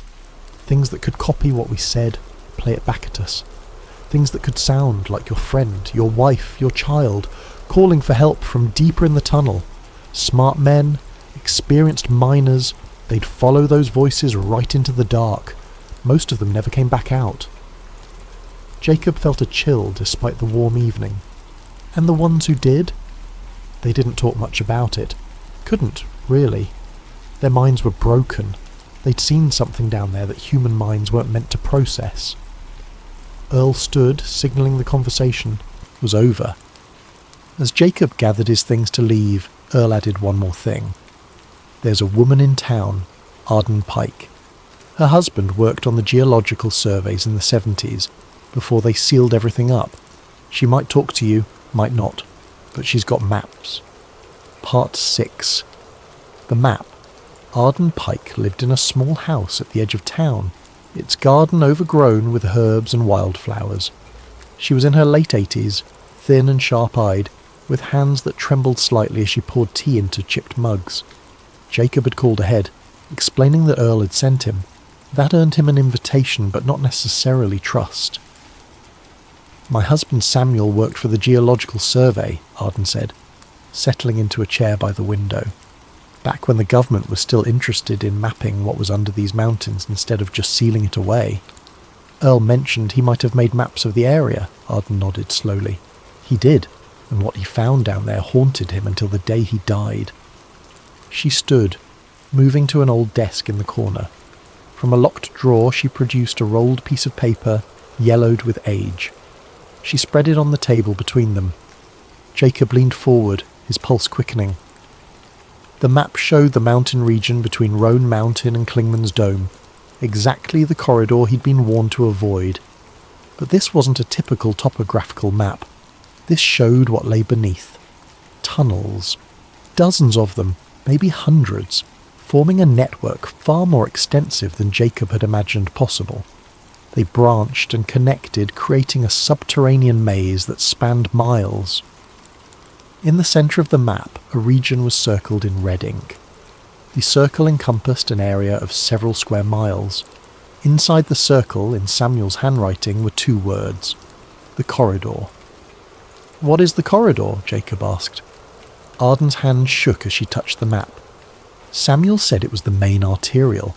All the smaller tunnels, the natural caves, the mining shafts, they all connected back to this central system, and it went deep. Deeper than they had equipment to measure properly. Did he explore it? He tried. The government sent teams down in the early 70s trying to map the extent of the network. Samuel was part of the last survey team before they sealed everything. She paused, her eyes distant. He came home different, shaking, wouldn't eat for days, had nightmares for months. What did he see down there? He wouldn't tell me, not fully. But he said the tunnels weren't empty. There were things living down there, things that had been there long before humans started digging, and they didn't like being disturbed. She pointed to several notations on the map, small X marks scattered throughout the tunnel system. These are where they found evidence of habitation, not human habitation. Whatever lived down there built structures, used tools, had some kind of civilization, but it wasn't like anything recognized by anthropology or archaeology.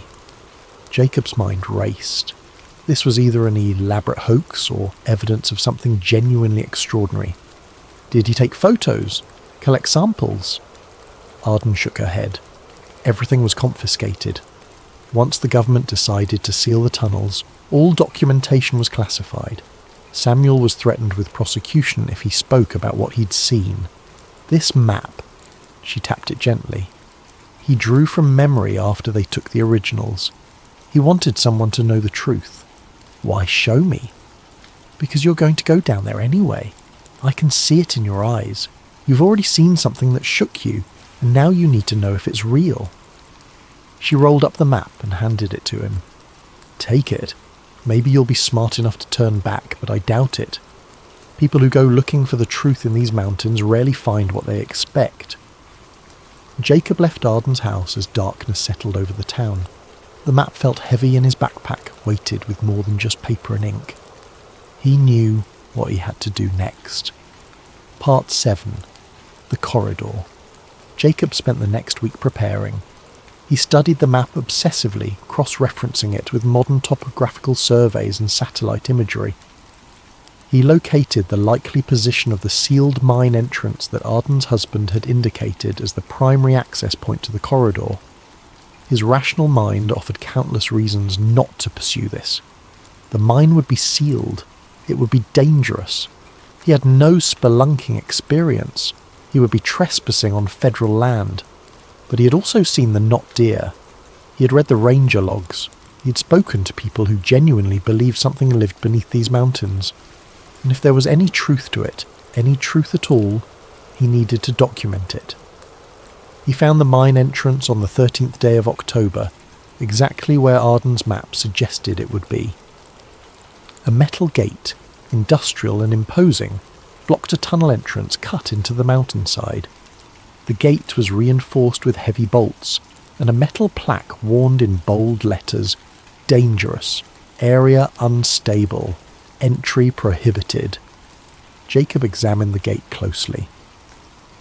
Despite the warning suggesting decades of abandonment, the bolts looked relatively new. The metal showed little rust. Someone had maintained this seal recently. He circled the site looking for alternative entry points. The tunnel mouth was large, probably 10 feet high and 12 feet wide, suggesting it had been a significant mining operation. Vegetation had grown up around the entrance, but not as much as he would expect for something sealed since the 1960s. Then he heard it.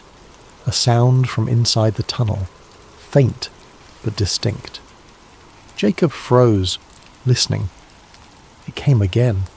A rhythmic sound, like metal scraping against stone, or something moving.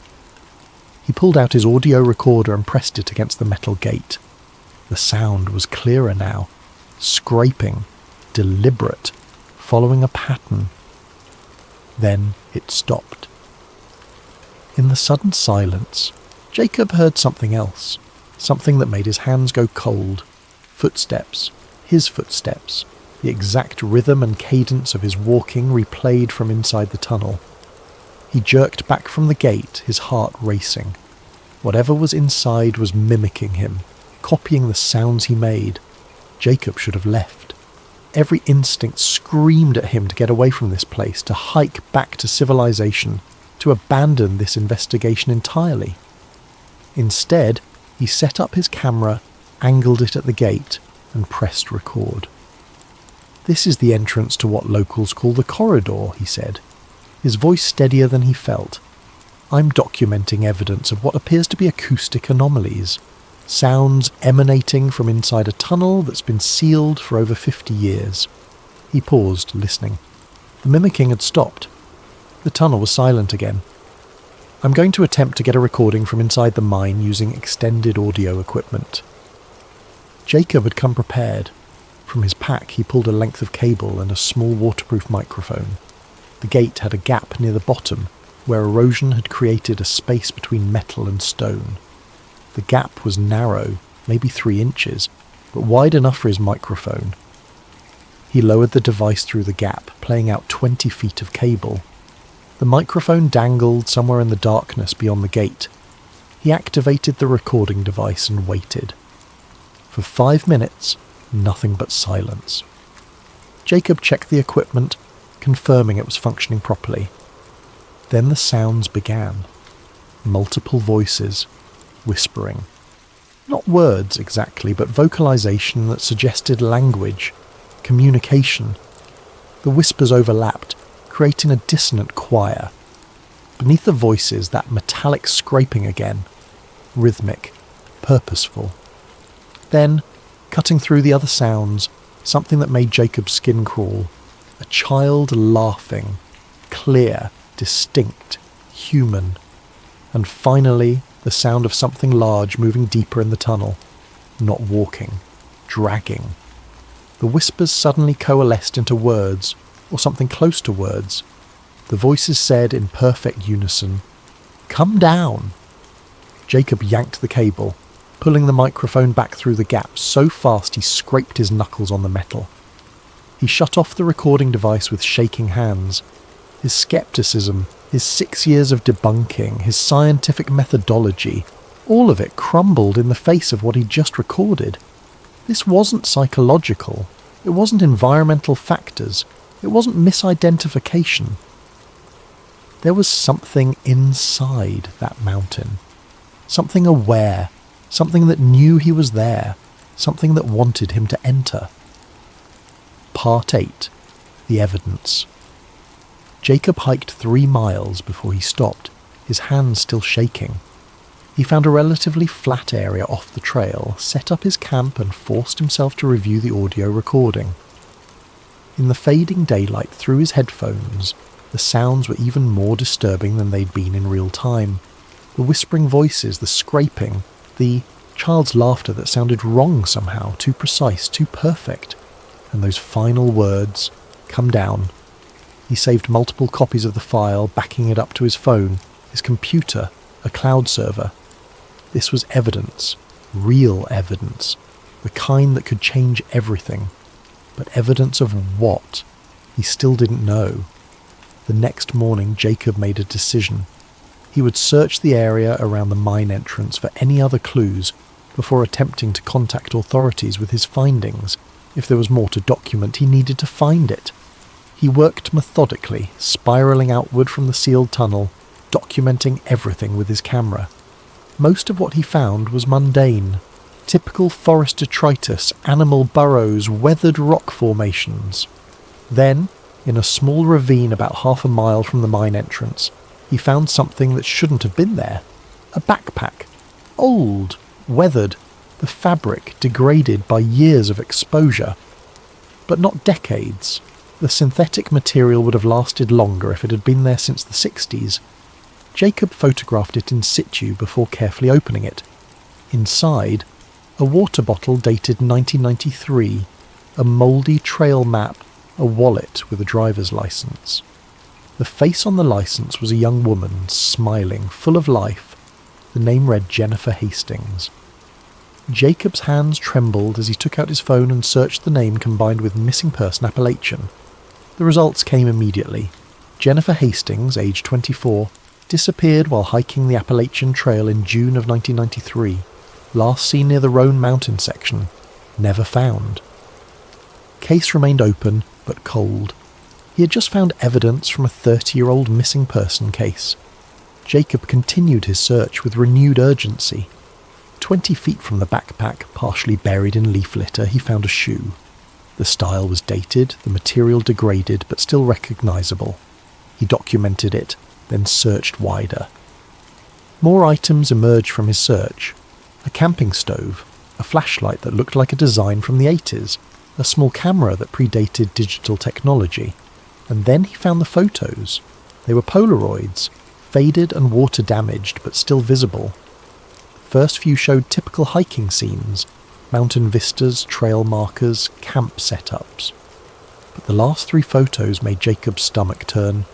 They were taken inside a tunnel. The flash had illuminated rough stone walls, and in each photo, standing at the edge of the light, were shapes. Humanoid shapes. Tall and thin, with proportions that weren't quite right. In the final photo, one of the shapes was closer. Much closer. Close enough that features were visible. A face that was almost human but stretched wrong, with eyes too large and too far apart. The mouth open in what could have been a smile or a scream. Jacob sat back on his heels, his mind reeling. These weren't hoax photos.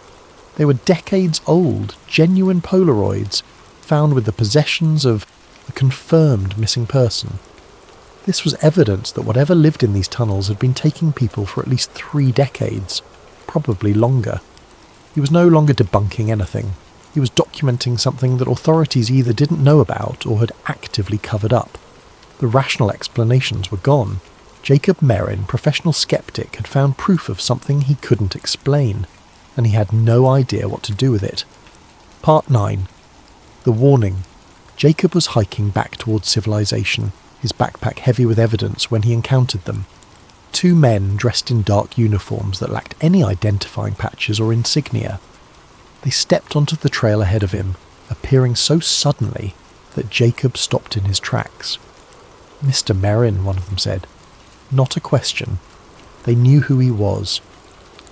"Who are you?" Jacob asked, his hand instinctively moving toward his camera. "That's not relevant," the second man said. "What's relevant is where you've been and what you've seen." "I'm hiking. I'm a nature photographer. I have permits for—" "Did you enter the restricted sectors?" the first man interrupted. "Did you see anything unusual?" Jacob's mind raced. These weren't park rangers. Their uniforms were wrong, their demeanour wrong. The way they spoke suggested military or intelligence training. "I don't know what you mean by restricted sectors," Jacob said carefully. "I've been on public trails." The second man stepped closer. "Mr. Merrin, we know about your investigation. We know you've been asking questions about the sealed mining operations. We know you found the entrance to the corridor. We're not here to arrest you," the first man said. "We're here to give you information that might keep you alive. If you keep walking into the corridor, you won't walk back out. People have been disappearing in this region for longer than you can imagine.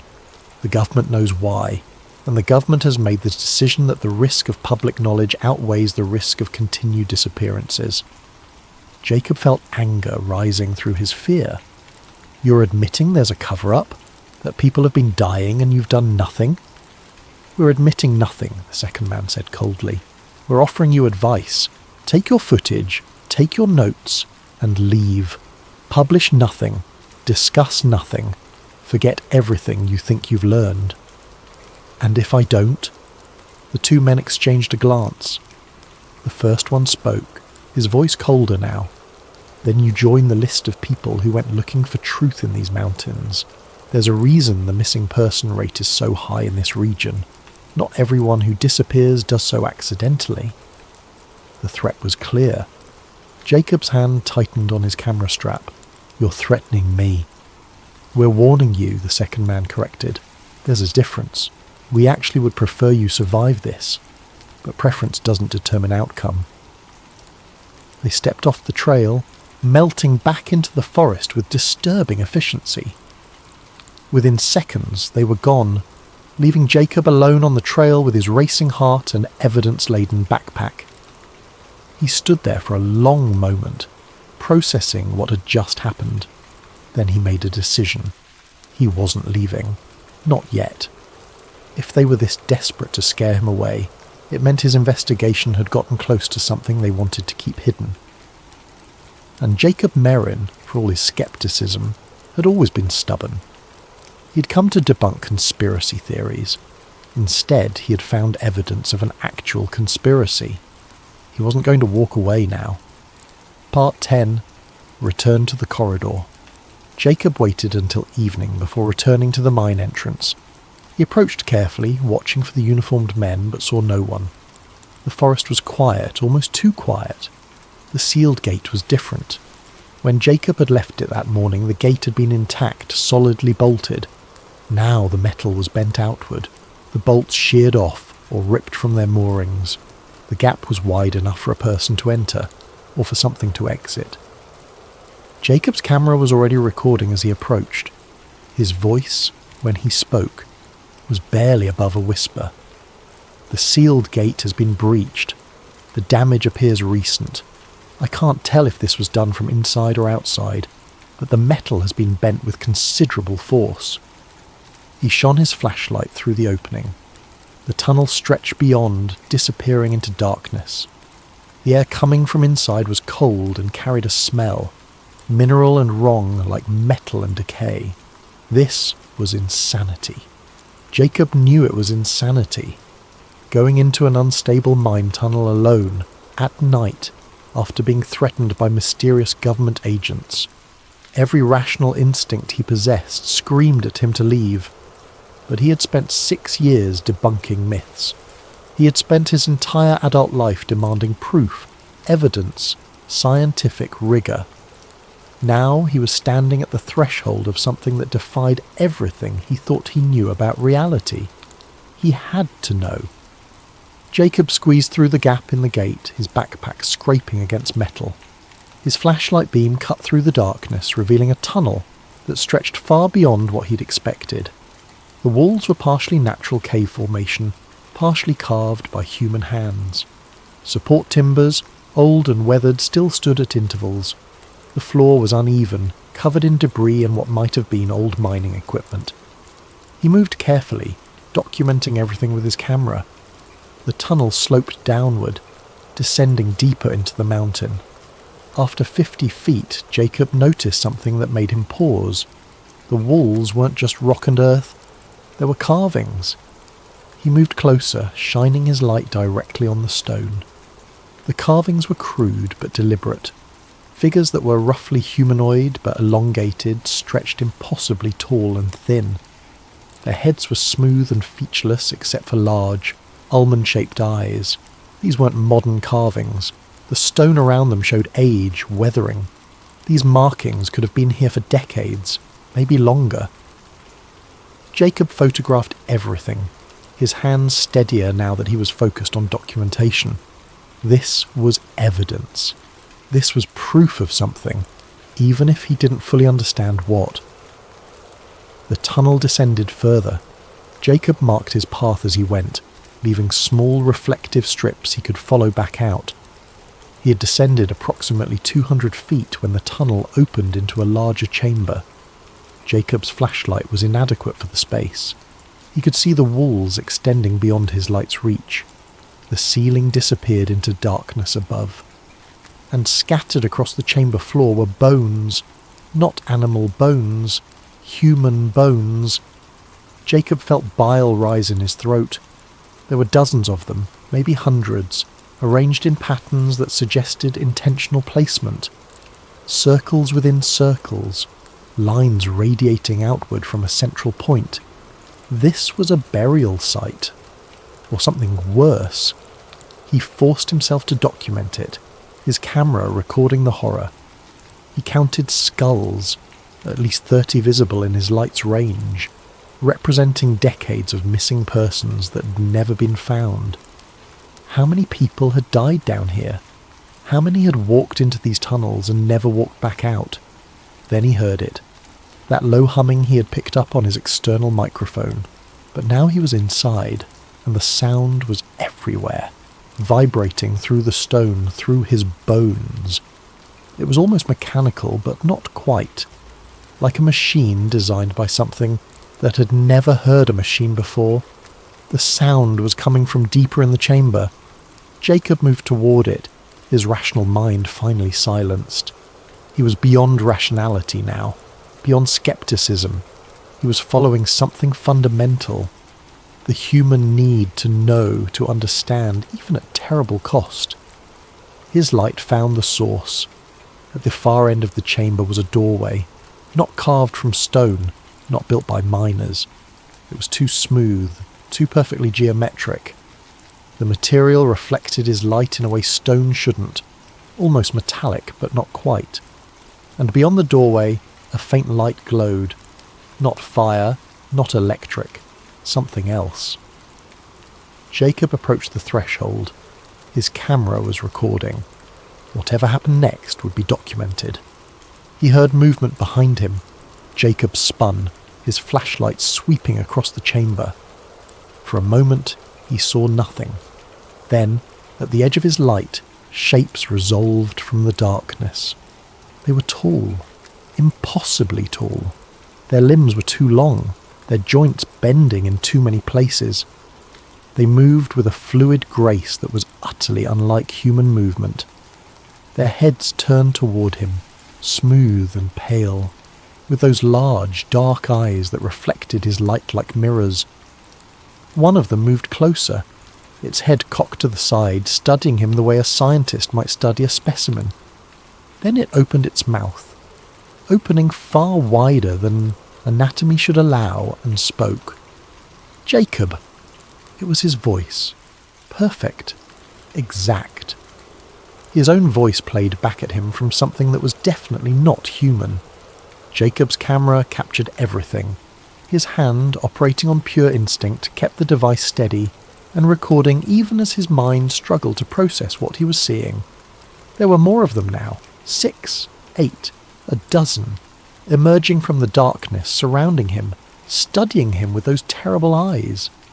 The first one spoke again, still in Jacob's voice. "Come down." Then another spoke, and its voice was different, a woman's voice, young, terrified. "Help me." Jennifer Hastings' voice, perhaps.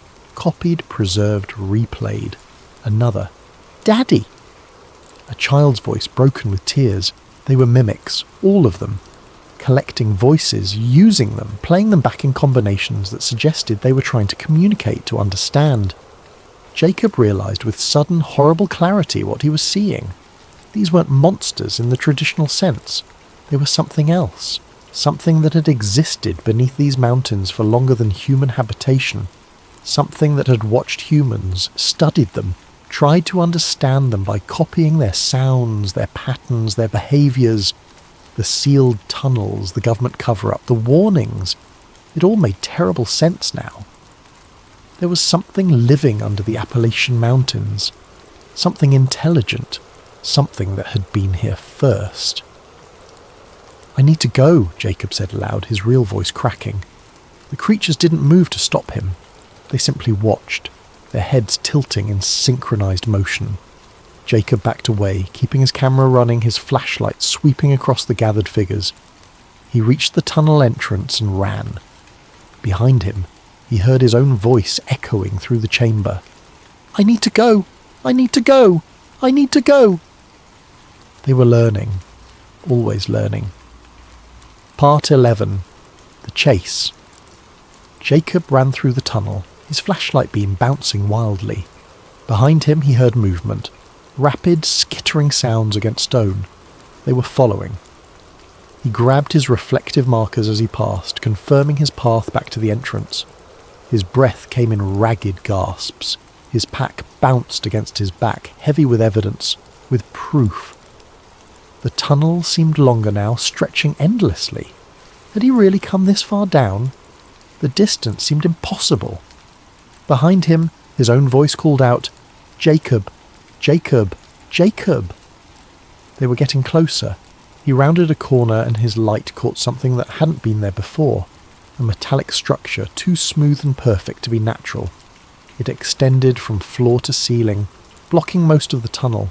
There was a gap, barely wide enough to squeeze through. Jacob didn't hesitate. He pushed through, his pack catching on the metal. For a horrible moment he was stuck, trapped between the structure and the stone wall. Then something gave, his pack ripped, and he tumbled through, to the other side. He scrambled to his feet and ran. The entrance was ahead. He could see the night sky through the gap in the gate. Blessed darkness that meant freedom. Jacob burst through the opening, falling onto the rocky ground outside. He rolled, coming up in a crouch, his light pointed back at the tunnel. The creatures had stopped at the threshold. They stood just inside the entrance, a wall of pale forms with two long limbs and tilted heads. They didn't exit, couldn't exit, wouldn't exit. Jacob didn't wait to find out. He grabbed his torn pack and ran into the forest, navigating by moonlight and memory, not stopping until he reached his vehicle 2 miles away. He threw everything into his car and drove, away from the mountains, away from the corridor, away from the things that watched from beneath. It was only when he was 50 miles away, on a major highway with streetlights and traffic, that he allowed himself to stop and check his equipment. The camera was still recording. The memory card was intact. Jacob had evidence. Actual documented evidence of something that should not exist. He had proof. Epilogue. The aftermath. Jacob Merrin never published his footage. 3 days after his escape from the tunnel, he was contacted by federal agents. Proper agents this time, with badges and documentation. They were polite but firm. His footage was classified evidence related to ongoing national security operations. The memory card, his notes, his interviews, all of it was seized. His home was searched. His cloud backups were accessed and deleted. Every piece of evidence he had collected was confiscated or destroyed. He was offered a choice: sign a non-disclosure agreement and receive a substantial payment for his consultation on a federal project, or face prosecution for trespassing in restricted areas, interfering with federal operations and a dozen other charges that would ensure he spent years in federal prison. Jacob signed. The payment was enough to live comfortably for the rest of his life, provided he never spoke about what he'd found beneath the mountains. His social media accounts were deleted. His documentary series was removed from all platforms. Within a week, it was as if Jacob Merrin, professional skeptic and debunker, had never existed. He moved to a small apartment in a city far from any mountains. He didn't do photography anymore. He didn't investigate anything.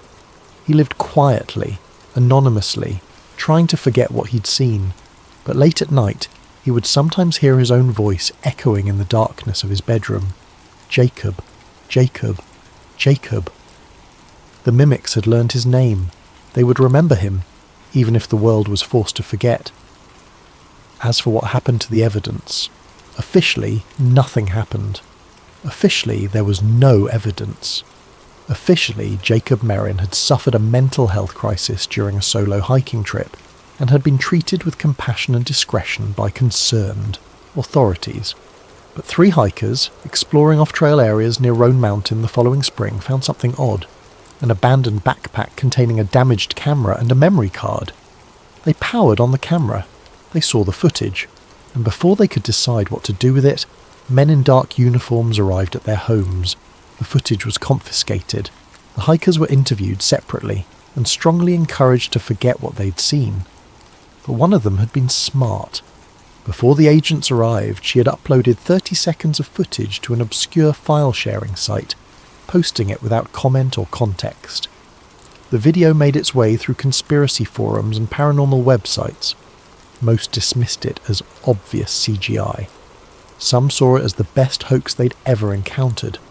A very few recognised it for what it was, genuine evidence of something that lives beneath the Appalachian Mountains. The final frame of that leaked footage shows what Jacob saw in his last moments in the tunnel. A massive metallic door, smooth and impossibly perfect, set into the deepest part of the mountain. A hand reaching toward the camera, pale, with 6 fingers, the joints bending in ways that suggest something not quite human, and words carved into the stone beside the door, weathered by countless years. We were here first. The conspiracy theorists were right. The warnings were justified. The cover-up was real. And Jacob Merrin, the man who went to debunk the myths, learned the truth that destroyed his life. Some things are buried for a reason. Some corridors were never meant to be explored, and some questions should never be answered. The Appalachian Mountains keep their secrets. The government maintains its silence. The creatures beneath continue their patient waiting. And occasionally, someone else goes looking for truth in the oldest mountains in America. Most of them don't come back. The ones who do are never the same. Project Looking Glass, the machine that saw too much. Before we begin tonight's journey into one of the most disturbing classified programs ever whispered about in intelligence circles, I want to ask you something. If you're enjoying this documentary and want to support the channel, please consider using your hype points on this video. It really helps us continue bringing you these deep dives into the unknown. Also, if you'd like, drop a comment letting us know what time it is where you are and where in the world you're listening from. We absolutely love seeing our community span across different time zones and countries. It's incredible to know some of you are listening as the sun rises, while others are drifting off to sleep. But only share if you're comfortable doing so. Now let me ask you a question that will haunt you long after this story ends. What if I told you that somewhere in the Nevada desert, buried beneath layers of classification and denial, the United States government built a machine that could see the future, not predict it, not calculate probabilities, actually see it, like looking through a window into tomorrow? And what if I told you that the machine worked? But here's where it gets truly terrifying. What if the reason they shut it down wasn't because it failed, but because of what it showed them? What if every future they looked at, every possible timeline they explored, all converged into one single outcome? And what if the people who operated this machine were so horrified by what they saw that they spent the rest of their lives trying to warn us only to disappear one by one.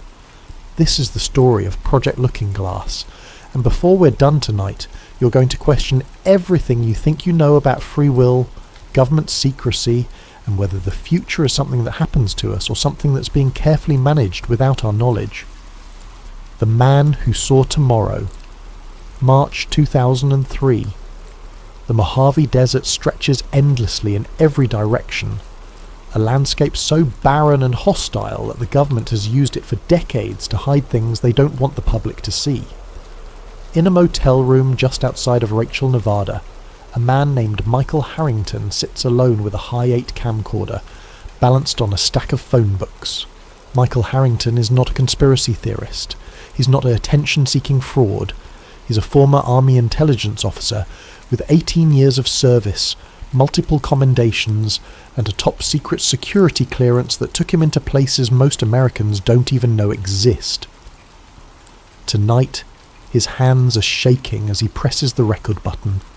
The footage is grainy, lit by a single desk lamp. Harrington looks like he hasn't slept in days. His eyes are sunken, his face drawn.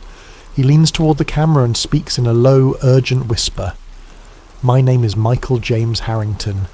If you're watching this, then something has happened to me. I need you to understand something. Everything I'm about to tell you is true. I have documentation. I have photographs. I have testimony from people who will never come forward publicly because they're too afraid." He pauses, glancing toward the window as if expecting someone. Project Looking Glass was real. It wasn't about remote viewing. It wasn't about predicting the future through statistical analysis or intelligence gathering. They built a machine, an actual device that allowed operators to view temporal possibility fields. They could see different versions of the future based on different decisions made in the present. Harrington's voice cracks slightly. But here's what they don't want anyone to know. They weren't trying to predict the future. They were trying to control which one we end up in. And when the machine started showing them something they couldn't control, something inevitable, they shut it down. They classified everyone involved. They threatened us. They made us disappear. He reaches off camera and holds up a manila envelope. "I'm mailing this to someone I trust, a journalist in Los Angeles. If I disappear, if I turn up dead in some convenient accident, she'll know what to do with it." The recording continues for 22 minutes. Harrington lays out names, dates, locations. He describes the device in technical detail. He explains the results of specific viewing sessions. And then, at the end, he says something that will haunt everyone who ever watches the tape.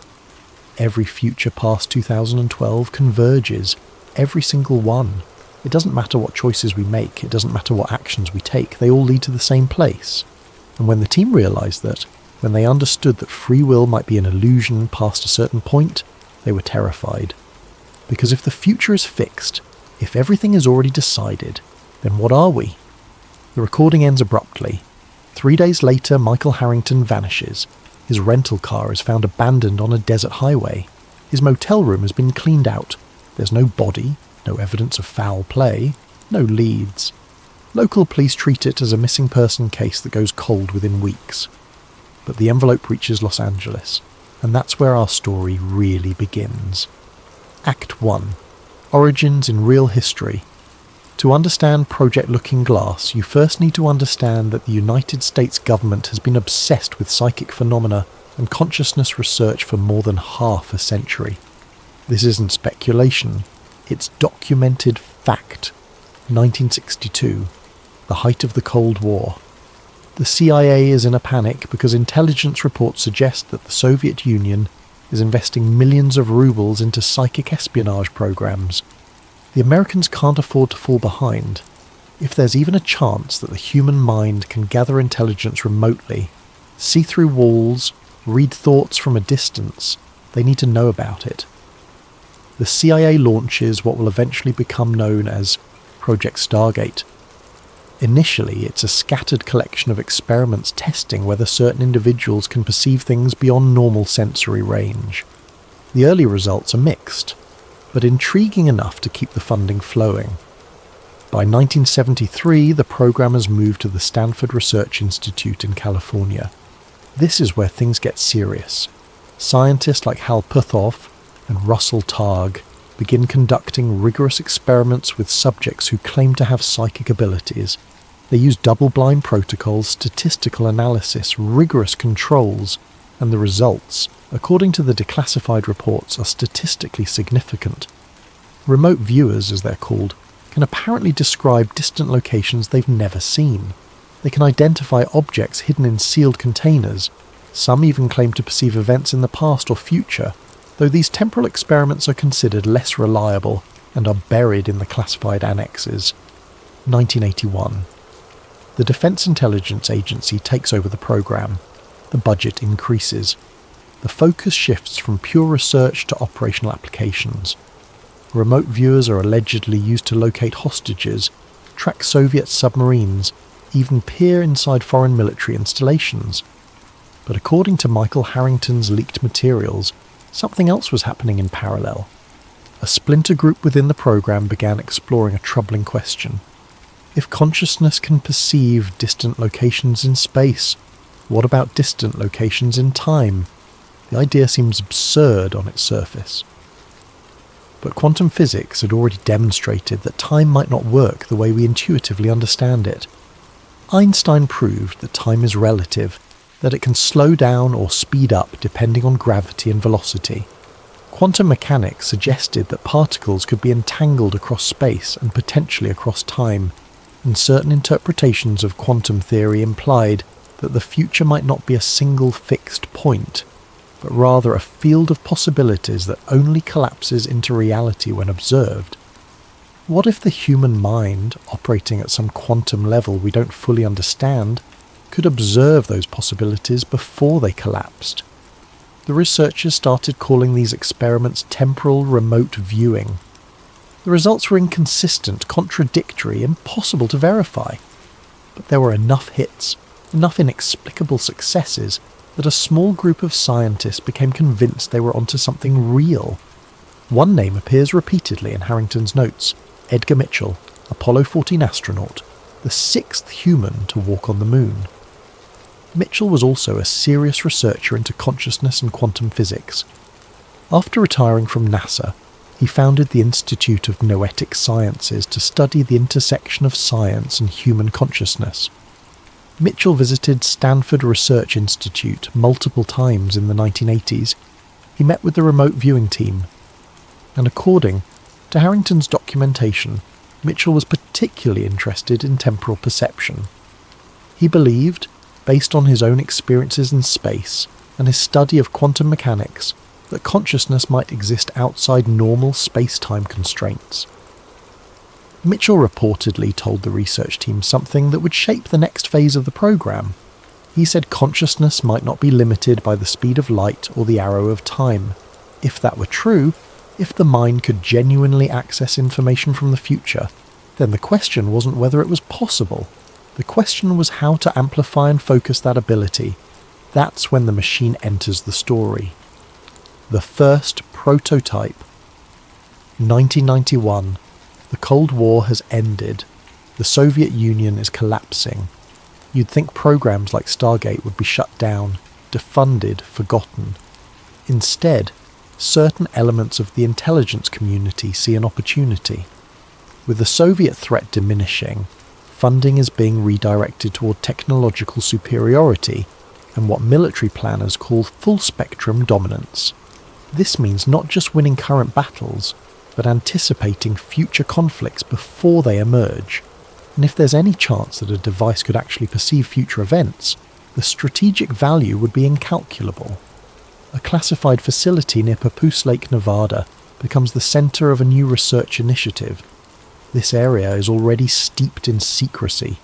It's the same region associated with Area 51, Groom Lake, and decades of classified aerospace development. The infrastructure for secrecy is already in place. The location is perfect. According to Harrington's materials, a team of scientists and engineers assembled from multiple black budget programs begins working on what they internally call the Looking Glass platform. The device combines several cutting-edge technologies that, individually, are documented and real. First, the remote viewing protocols developed at Stanford Research Institute. These are the techniques that trained operators use to enter altered states of consciousness and perceive distant information. They're well documented in declassified CIA materials. Second, laser interferometry from Lawrence Livermore National Laboratory. This is real technology used to detect incredibly subtle changes in space-time, the same basic principle behind gravitational wave detectors. Lawrence Livermore had been researching advanced laser applications for decades, much of it classified. Third, early quantum computer prototypes funded under DARPA's Quantum Information Science program. This is also documented reality. DARPA was investing in quantum computing research throughout the 1990s, exploring how quantum states could be manipulated and measured. The Looking Glass platform allegedly integrated these elements into a single system. The quantum computing components created what the team called coherence fields, stabilized quantum states that could be manipulated by a trained operator. The laser interferometry measured minute fluctuations in these fields, and the remote viewing protocols trained the operator to focus their consciousness in specific ways while interfacing with the system. The theory, as Harrington understood it, went something like this. The future exists as a probability wave, multiple potential outcomes existing simultaneously in a quantum superposition. A trained operator, using the machine to amplify their natural perceptual abilities, could observe these probability waves before they collapsed into concrete reality. They could see the different possible futures branching out from the present moment. The first successful test allegedly occurred in December 1991. An operator sat in the device's chamber, a magnetically shielded room lined with sensors and equipment. They were given a target, a specific question about a future event. According to the session logs that Harrington leaked, the operator described seeing multiple overlapping images, different versions of the same event playing out in slightly different ways. The descriptions were fragmentary, often symbolic rather than literal. But when compared against actual events that occurred later, the correlation was significantly above chance. The team was electrified. They ran more sessions, refined the protocols, adjusted the equipment, and the results became more consistent, more detailed, more troubling, because they weren't just seeing the future, they were seeing multiple futures, and the implications of that were staggering. Ached 2, the team splits 1999. The Looking Glass project has been running for 8 years. The team has conducted hundreds of viewing sessions. They've developed extensive protocols. They've recorded detailed data, and they've arrived at a terrifying conclusion. The device works, but nobody can agree on what it's actually doing. The team splits into 2 factions, and the division threatens to tear the entire project apart. The first faction believes the machine is genuinely perceiving multiple branching timelines, a real manifestation of the many worlds interpretation of quantum mechanics. In this view, every decision point creates a branching of reality into multiple parallel timelines, and the Looking Glass allows operators to perceive these branches before they fully separate. The future isn't fixed, it's a garden of forking paths, and different choices lead to genuinely different outcomes. The second faction has a darker interpretation. They believe the machine is only showing them the future we're being steered toward. In this view, there's only one actual timeline, one future that's going to happen, and the appearance of multiple possibilities is an illusion created by incomplete information. The machine, in their interpretation, is revealing the inevitable outcome of forces already in motion. Free will is an illusion. The future is already written. The debate becomes heated, philosophical, almost religious in its intensity. Because at stake isn't just the interpretation of experimental data. At stake is the fundamental nature of reality and human agency.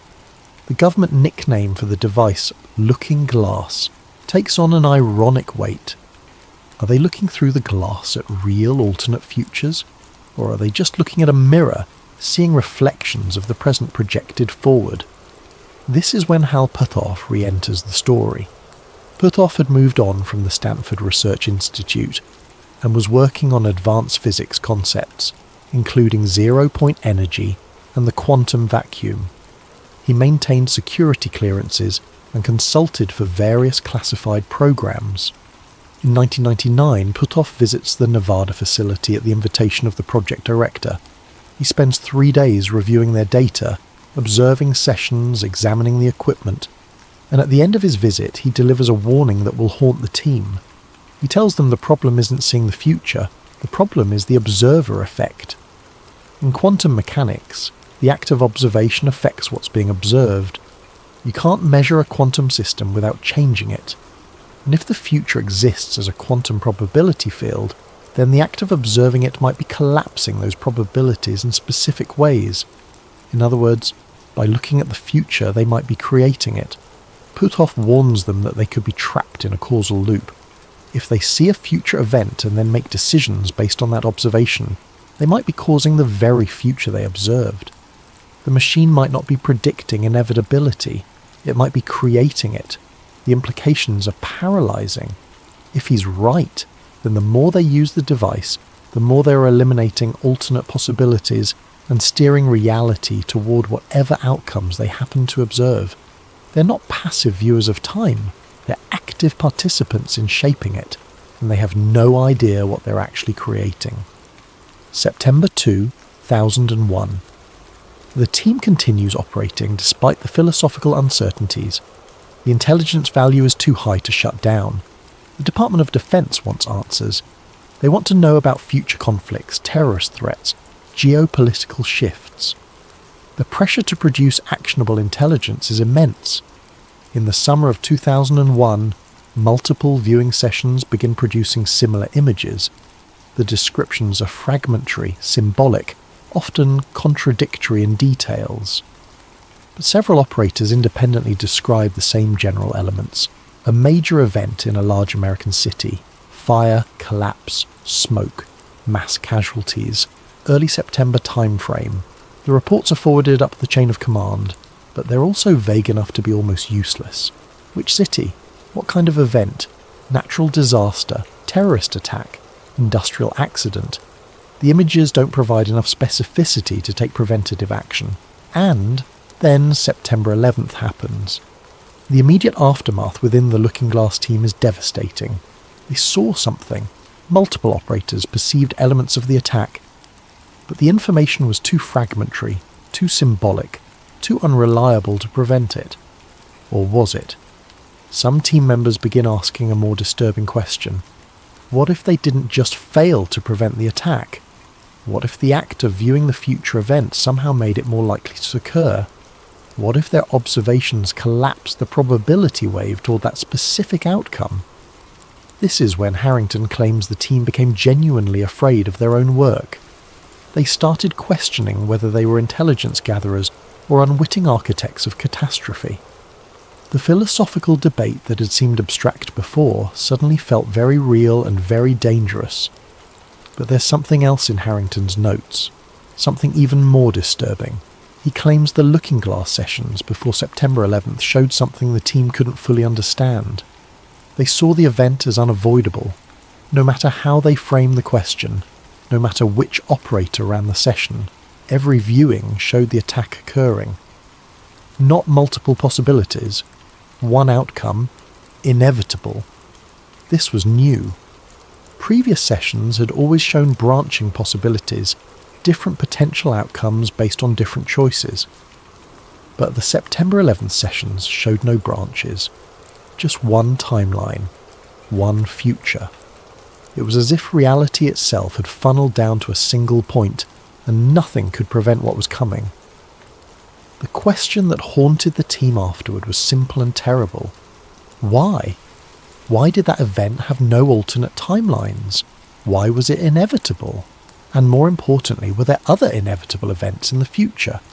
Other points where all timelines converged into a single outcome. They were about to find out. Act 3. The Convergence. March 2003. The United States invades Iraq. The official justification involves weapons of mass destruction that will later prove not to exist. The intelligence community is under enormous pressure to support the administration's policy decisions. According to Harrington's leaked materials, the Pentagon accelerates looking glass viewing sessions during this period. They want to know about the occupation, about insurgency potential, about regional stability, about the long-term geopolitical consequences of the invasion. The team runs session after session. Different operators, different target questions, different methodological approaches, and something unprecedented begins happening. The machine starts returning the same output over and over, not similar outputs, the exact same imagery, the same symbolic elements, the same temporal markers. No matter how they frame the questions, no matter which operator is running the session, they keep seeing the same thing. Every future past 2012 converges into one outcome. The viewing session show branching possibilities for events in the near term, different potential outcomes for the occupation, different scenarios for regional conflict, different possibilities for American domestic politics. But past a certain temporal horizon, all the branches merge. Every possible timeline, every different set of choices, every alternate decision tree, they all lead to the same place. The team is baffled, terrified. They run diagnostic tests on the equipment. They suspect malfunction. They bring in outside engineers to examine the quantum computing components. Everything checks out. The system is functioning normally, which means the convergence is real. Harrington's journal entries from this period reflect growing panic within the team. He writes about heated arguments between the scientists.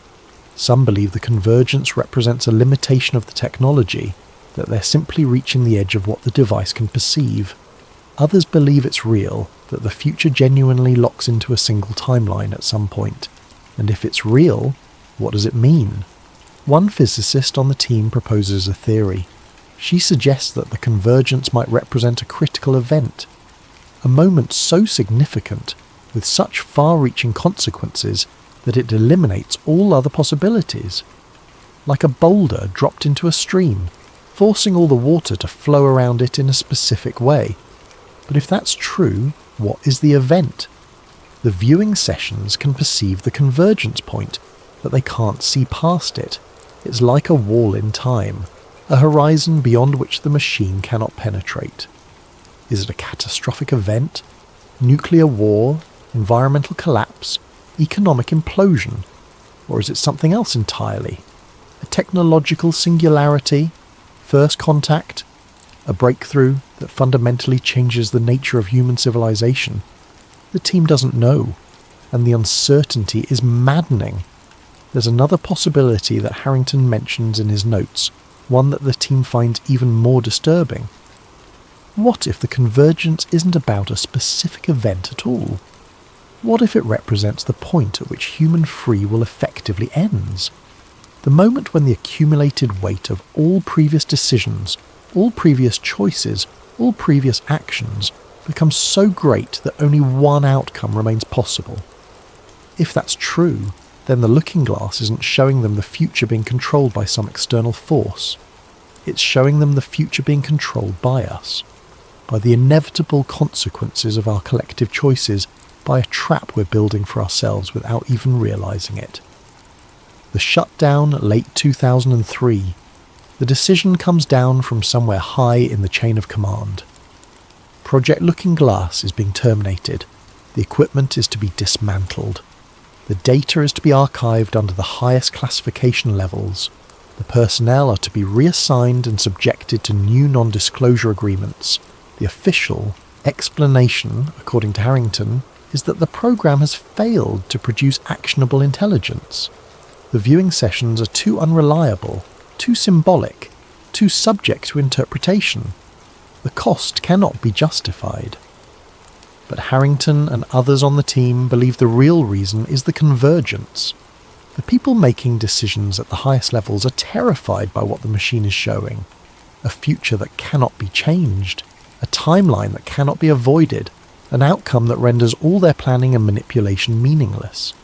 If the future is fixed, If everything converges to a single point regardless of what actions they take, then what's the point of intelligence gathering?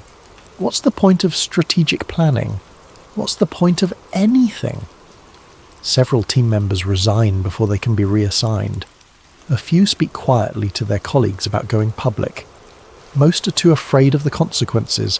The classification levels on the project are extreme. The penalties for disclosure could include decades in federal prison. Michael Harrington is one of the few who decides the public has a right to know. He begins secretly copying documents. He photographs the equipment before it's dismantled. He records conversations with other team members who share his concerns. And he starts preparing his insurance policy. The tape, the envelope, the journalist in Los Angeles. In March 2003, shortly after recording his confession, Harrington vanishes. His disappearance is convenient for some, tragic for others, and terrifying for the remaining team members who know what he was planning to do. But the envelope has already been mailed. The evidence is already in motion. And the story is about to enter a new phase. Act 4. The Journalist. Erin Malone is an investigative journalist at the Los Angeles Times. She's 34 years old, ambitious, respected by her colleagues for her meticulous research and unwillingness to run stories that aren't airtight. She's broken stories about police corruption, corporate fraud, environmental violations. She's good at her job. In early April 2004, a package arrives at her office. There's no return address. The postmark is from Nevada. Inside is a high-8 videotape, several dozen pages of handwritten notes, photographs of equipment she doesn't recognise, and what appear to be classified documents with heavy redactions. She watches the tape. Michael Harrington's confession. 22 minutes of the most extraordinary claims she's ever heard. And her first instinct, her journalistic instinct, is deep skepticism. This has to be a hoax. It has to be. Time-viewing machines, government conspiracies, converging timelines. It sounds like bad science fiction. But then she starts researching the verifiable elements. Michael Harrington is real. He was Army intelligence. His service record checks out. He did have high-level security clearances, and he's been missing since March 2003, exactly when he said something might happen to him. She researches Project Stargate. That's real too. Declassified in the mid-90s. The CIA really did spend 20 years researching psychic phenomena. The Stanford Research Institute really did conduct remote viewing experiments. Hal Puthoff is real. Edgar Mitchell is real. The names and programs Harrington mentions have actual historical anchors. This isn't coming from nowhere. Malone spends 6 months investigating. She tracks down former Stargate personnel. Most refuse to talk to her. A few confirm that there were temporal experiments, but claim they never produced reliable results. No one will confirm the Looking Glass device specifically. She files Freedom of Information Act requests. She gets back heavily redacted documents that neither confirm nor deny anything useful. She contacts the Department of Defense. They tell her they cannot comment on classified programs. She writes up her findings. She presents the story to her editor, and her editor kills it immediately. The reasoning is simple. She has a tape from a missing person making extraordinary claims. She has documents that could be forgeries. She has photographs of equipment that could be anything. She has no corroborating sources willing to go on the record. She has no way to verify the central claims. If they publish this and it turns out to be false, the paper's credibility is destroyed. If they publish this and it turns out to be true but unprovable, they'll be dismissed as conspiracy theorists. Either way, it's a losing proposition, Malone argues. She pushes back. She insists the story is important even if they can't verify everything, but the decision is final. 2 weeks later, she quits the Los Angeles Times. She cashes out her retirement account, and she decides to pursue this independently, because whatever the truth is, someone needs to find it. The pattern, 2004 through 2016. Erin Malone becomes obsessed. She tracks down every person who might have been connected to Project Looking Glass. She follows every lead, no matter how tenuous. She builds a timeline of events that might be connected, and slowly a pattern begins to emerge. The Large Hadron Collider at CERN activates in 2008, the world's most powerful particle accelerator, capable of probing the fundamental structure of space-time. Malone finds references in physics journals to experiments involving quantum entanglement and retrocausality, the idea that quantum effects might propagate backward in time. The National Security Agency massively expands its surveillance capabilities under programs like Stellar Wind. Malone wonders if there's a connection. If you could see the future, wouldn't the next logical step be trying to control the present to steer toward specific outcomes? And wouldn't that require total information awareness, the ability to track and influence everyone? The 2008 financial crash. Malone interviews economists who describe the crisis as almost inevitable, the result of systemic forces that had been building for years. She wonders about convergence, about timelines narrowing, about outcomes that become unavoidable. The 2013 Snowden leaks reveal the extent of NSA surveillance. Malone sees the confirmation of what she suspected.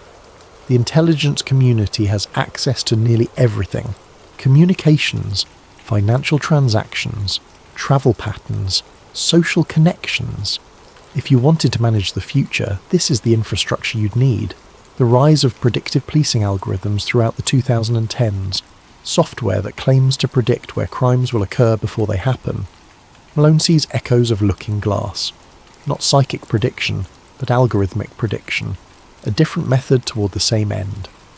DARPA funding bursts in quantum computing between 2010 and 2013. Public programs receiving hundreds of millions in funding. Malone wonders what the classified budget looks like. What are they building that we don't know about? She finds 3 separate former contractors over the years. Each worked on different classified programs. None will confirm Project Looking Glass specifically, but each, independently, describes the same philosophy that seems to permeate certain black budget programs. The future isn't predicted anymore, it's managed. One of them, a retired engineer who worked at Sandia National Laboratories, tells her something chilling over drinks in a bar in Albuquerque.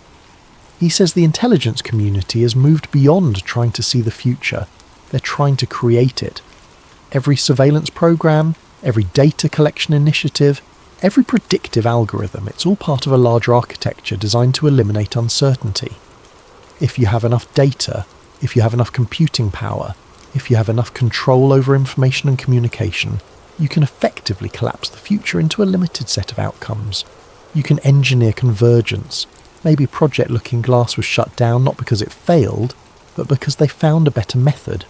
Not a machine that lets you see the future, but a system that lets you build it. Act 5. The Discovery. 2017. Something changes. Erin Malone has been pursuing this story for 13 years. She's spent her savings. She's lost relationships. She's developed a reputation among mainstream journalists as someone who went off the deep end chasing ghosts. But she's never stopped believing that Michael Harrington was telling the truth. Then, in late 2017, the CIA releases a massive tranche of declassified documents as part of the CREST database project. Millions of pages of previously classified material from the 50s through the early 2000s made available to researchers and the public. Malone spends weeks combing through the files. Most are mundane. Intelligence assessments, memos, reports. But buried among unrelated material, she finds something that makes her hands shake. A partially redacted reference to something called QGS, Quantum Guidance System, Nevada Test Range, dated 1998. The author is listed as a Department of Energy physicist, name redacted. The document is only 3 pages, most of it is blacked out. But what remains describes equipment specifications for a device that matches elements of what Harrington described: laser interferometry, quantum coherence fields, shielded chamber, trained operator interface. The program name is different, but the description is too close to be coincidental. This is the first piece of documentary evidence from an official government source that corroborates Harrington's claims. It's not proof of everything he said, but it's proof he didn't make the whole thing up. Malone tries to follow the trail. She files new FOIA requests referencing the QGS program specifically. She gets back nothing useful, just the same non-denial denials.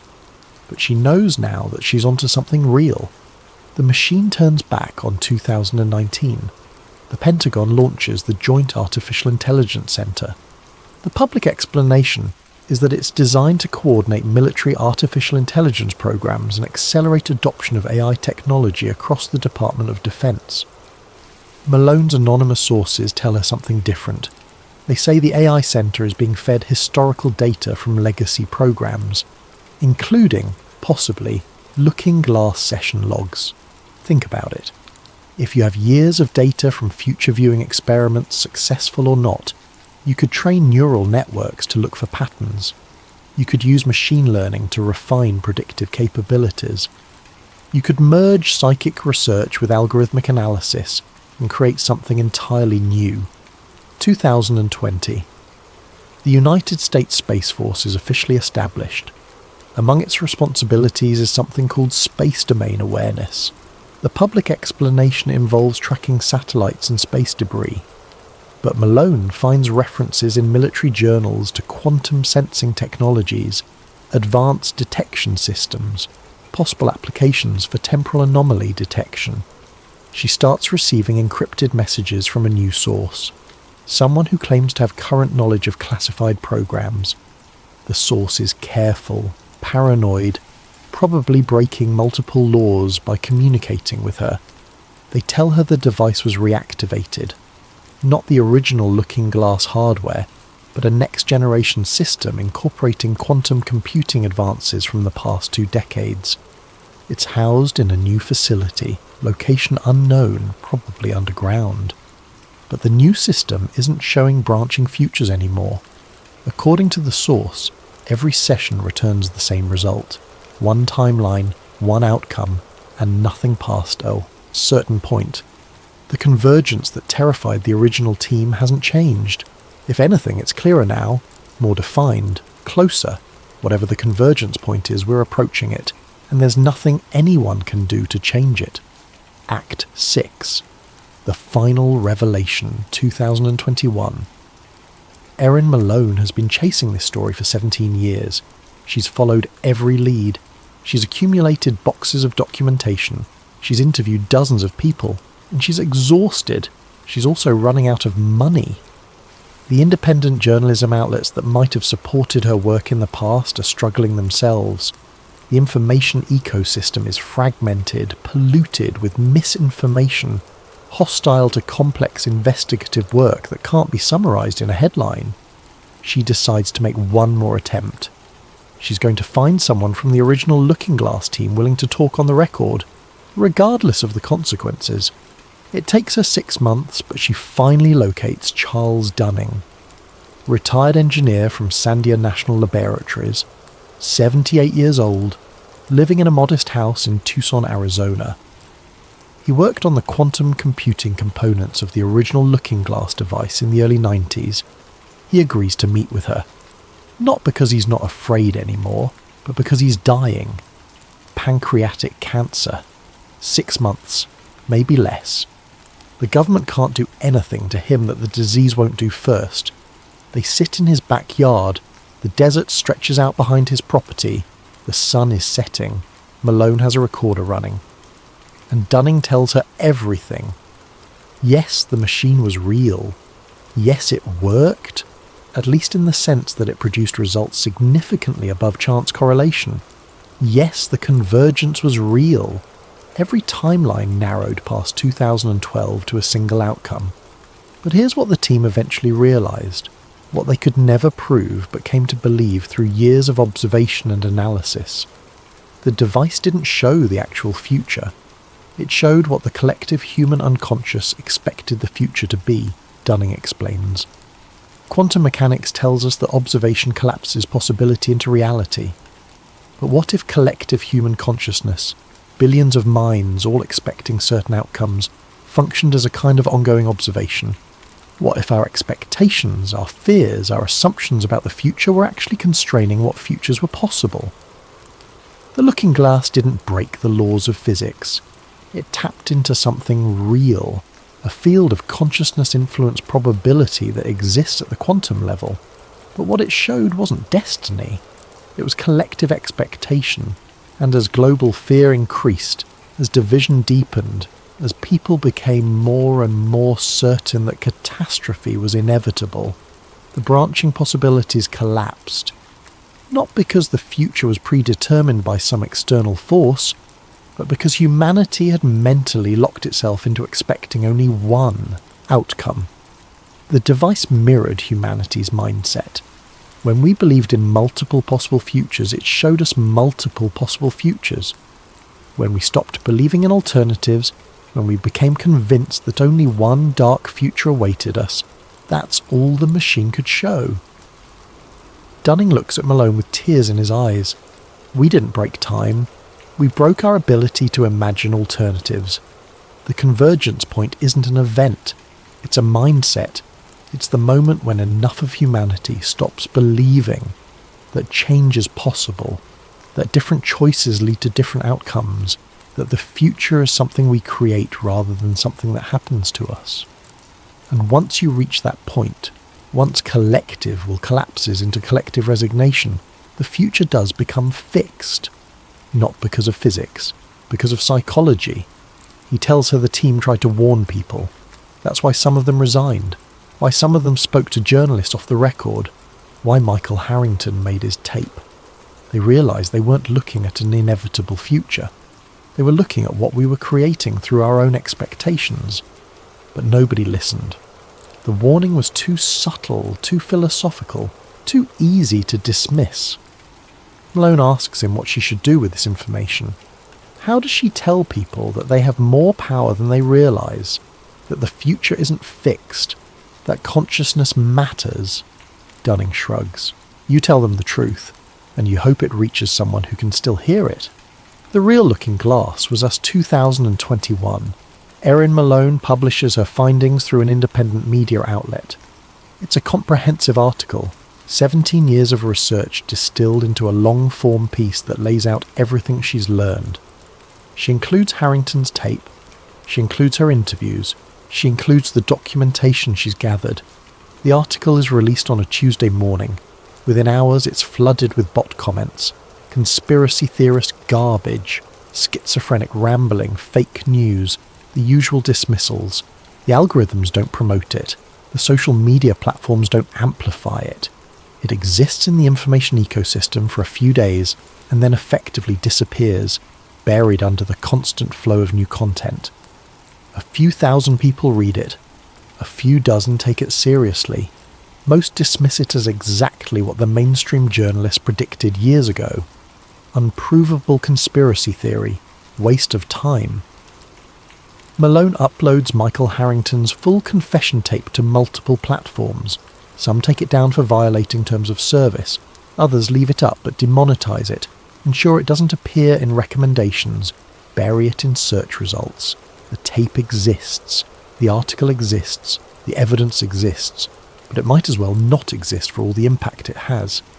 6 months later, Charles Dunning passes away. His obituary in the local paper mentions his work at Sandia, but says nothing about classified programs or consciousness research. Erin Malone continues her work, but she's increasingly aware that the battle isn't just about uncovering truth. It's about whether truth even matters in an information environment designed to bury anything that doesn't fit pre-existing narratives. The last scene of our story returns to Michael Harrington's tape. The final moments that Malone didn't include in her initial reporting, because she thought they were too cryptic, too philosophical, too likely to undermine the credibility of everything else. Harrington sits in that motel room, the camera still recording. He's finished explaining the technical details. He's finished describing the convergence.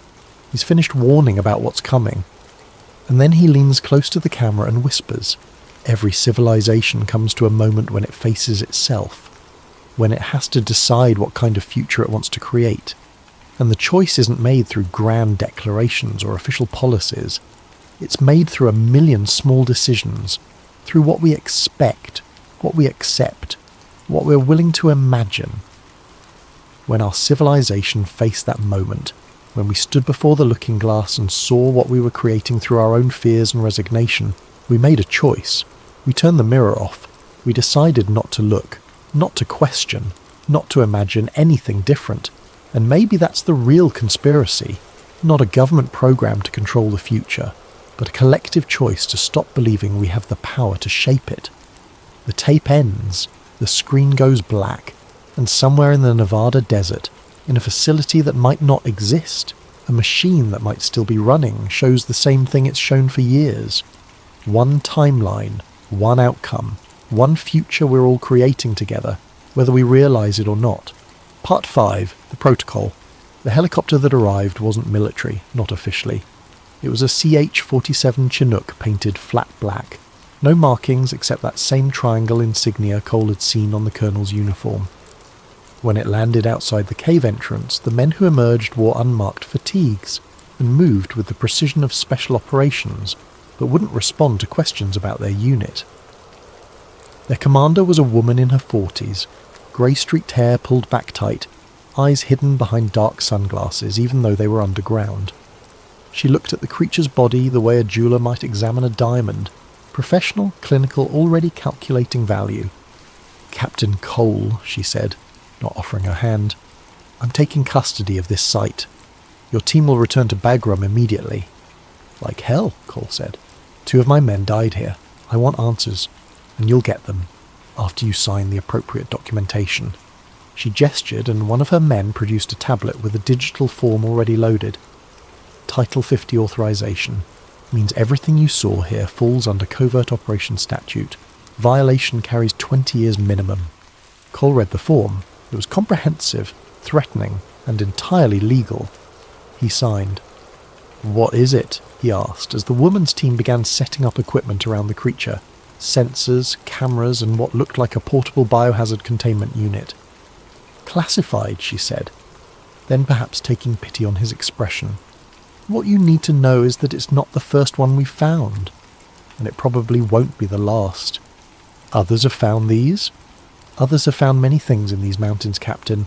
Things that predate Islam, Christianity, even Bronze Age civilization. Things that suggest human history is more complicated than anyone wants to admit." She nodded toward the creature. "We call this one biological entity 147, BE-147 for short." "It's human?" Reese asked, unable to help herself. The woman's smile was thin. "It's humanoid. The tissue analysis will tell us more." She looked at Cole. "Your helicopter is waiting." As they loaded the creature into a metal container the size of a shipping crate, it took 8 men and a portable crane. Cole noticed something that made his skin crawl. The creature's chest, where Webb's .50 caliber rounds had punched through, was already showing signs of something. Not healing exactly, but the tissue around the wounds had a silvery sheen, like metal threads woven through the flesh. "What is that?" he asked. The woman followed his gaze. "That, Captain, is why this operation exists." She closed the container, and Cole heard locks engaging with heavy mechanical finality. "Now get your team out of here. The less you remember about today, the better you'll sleep." Part 6. The Silence. The after-action report took 4 hours to write and was immediately classified at a level Cole didn't have clearance to read. His own report, his own mission. Within a week he was reassigned. Not to another forward operating base, not to another unit in Afghanistan. Stateside, Fort Bragg, North Carolina. A desk job reviewing logistics requests. Webb called 2 weeks later, drunk. "They split us up, man. Everyone. Reese is in Germany, Patterson's in South Korea. They scattered us across the whole damn military." "Smart," Cole said, staring at his apartment ceiling at 2 a.m. "Harder to compare notes if we're in different time zones." "You think they'll—" Webb didn't finish the question. "I don't know," Cole lied. 3 months later, Patterson died in a training accident. Vehicle rollover during a convoy exercise. The official report said he wasn't wearing his seatbelt. 2 months after that, Reese had a heart attack. 29 years old, perfect health, just collapsed during a morning run. The medics said it was a congenital defect nobody had caught. Webb called Cole, crying, "This isn't coincidence." "Don't," Cole said, looking at his phone knowing it was probably monitored. "Don't say anything else." But a week later, Webb was dead too. Single car accident on a mountain road near his home in Colorado. No witnesses, no skid marks, just Webb's truck at the bottom of a ravine, burned to the frame. Cole put in his retirement papers that day. Part 7. The Signal. Montana was quiet. That's why Cole chose it. A cabin outside of Whitefish, no neighbours within 5 miles. Satellite internet that he could turn off whenever he wanted. He grew a beard, stopped checking the news, learned to forget what he'd seen in those caves. Almost. The email came on a Tuesday 3 years after Afghanistan. The sender was an automated system with a .mil domain that probably didn't exist anymore. No subject line, just coordinates. 36.191 north, 42.233 east. Cole didn't need to look them up. He'd spent enough time reading maps to know that was northern Iraq, ancient Mesopotamia, the region where the old texts spoke of giants and Nephilim and things that walked the earth before the flood. The email had one line of text. They found another one. He should have deleted it. Should have thrown his laptop in the river and never looked back. Instead, he spent the next 6 hours researching those coordinates. Found news reports about an archaeological dig near ancient Nineveh. Found references to unusual findings that were immediately classified by the Iraqi government under pressure from American military advisors. Found a grainy photo on a fringe website showing what looked like a cave entrance, 20 feet wide, surrounded by armed soldiers. That night his power went out. Cole had lived off-grid before, knew the difference between a normal outage and something else. He grabbed his rifle, old habits, and moved to the window. The stars were out, bright and clear. But above his cabin, barely visible against the night sky, was a drone. He'd seen enough of them in Afghanistan to recognise the shape. Predator class, probably. No lights, just a dark shape circling slowly, precisely, like a vulture. Cole grabbed his emergency pack, his cash, and the external hard drive where he'd backed up every file from Afghanistan he could access. Then he ran. He made it 2 miles into the woods before he heard the sound. Not an explosion, more like thunder, but wrong. Artificial, focused. When he looked back, his cabin was burning. Not like a structure fire, like something hit it with directed energy, white hot and concentrated. He kept running.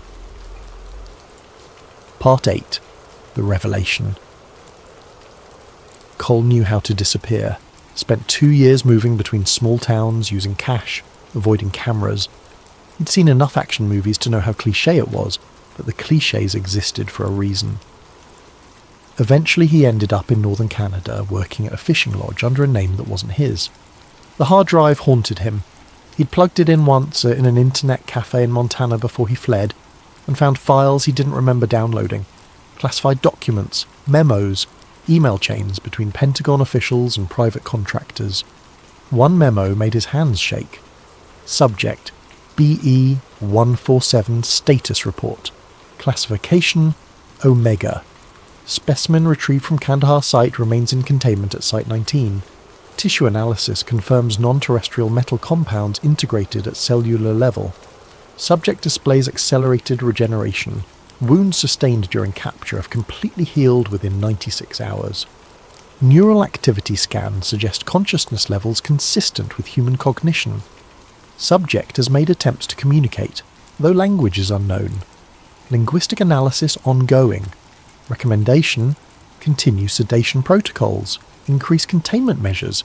Project continuation approved under Black Eagle expansion. Note: DNA analysis reveals 94% genetic similarity to Homo sapiens. The remaining 6% contains sequences not found in any terrestrial genome database. The implications are clear. BE-147 represents either an unknown branch of human evolution or evidence of genetic modification far beyond current technological capability. Cole closed the laptop, sat in the cafe's bathroom stall and tried not to vomit. They hadn't killed it. The creature was alive, and worse, it was smart enough to try to communicate. Part 9. The Leak. The video appeared on a military forum 3 years later. Cole found it by accident, searching for news about former members of his unit, a habit he couldn't break despite knowing it was dangerous. The footage was grainy, shot from a distance with a handheld camera. It showed a floodlit area at night surrounded by military vehicles. In the centre, being loaded into a CH-47 Chinook by a portable crane, was a shipping container identical to the one they'd used for BE-147. But that wasn't the disturbing part. The container was shaking, not vibrating from the crane, shaking. Something inside was moving, and whatever it was had enough strength to make 5 tons of reinforced metal rock on its chains. The video quality was poor, but Cole could hear voices over the helicopter noise. Sedation isn't holding. Double the dose. We need... Neural activity is off the charts. It's like it's... The video cut off. Cole watched it 17 times before the post was deleted. 20 minutes later, the entire thread disappeared. By morning, the forum itself was offline, replaced by a government seizure notice. He knew he should stop digging, knew that whoever was monitoring for leaks about BE-147 had just gotten a fresh list of IP addresses to investigate. But he couldn't stop thinking about that shaking container, about the thing inside, sedated but not unconscious, aware but trapped. He thought about the carvings in the cave, those humanoid figures standing over prostrate humans. What if it wasn't conquest they were depicting? What if it was something else? What if it was history? Part 10. The Awakening. The final document Cole found was dated 6 months ago, leaked on an encrypted message board by someone claiming to be a whistleblower from the Defense Intelligence Agency. Urgent. B-147 containment breach alert. At 0347 hours, subject BE-147 achieved full consciousness despite maximum sedation protocols. Subject demonstrated previously unobserved capabilities dash electromagnetic field generation sufficient to disable monitoring equipment, dash verbal communication in what appears to be Proto-Sumerian dialect, dash recognition of research personnel by name despite no prior verbal interaction. Translation of subject's repeated statement. The others are waking. Containment was restored after 27 minutes. 3 personnel injured, none critically. Sedation increased to lethal levels for human subject. B-147 remains conscious. Recommendation. Terminate subject immediately.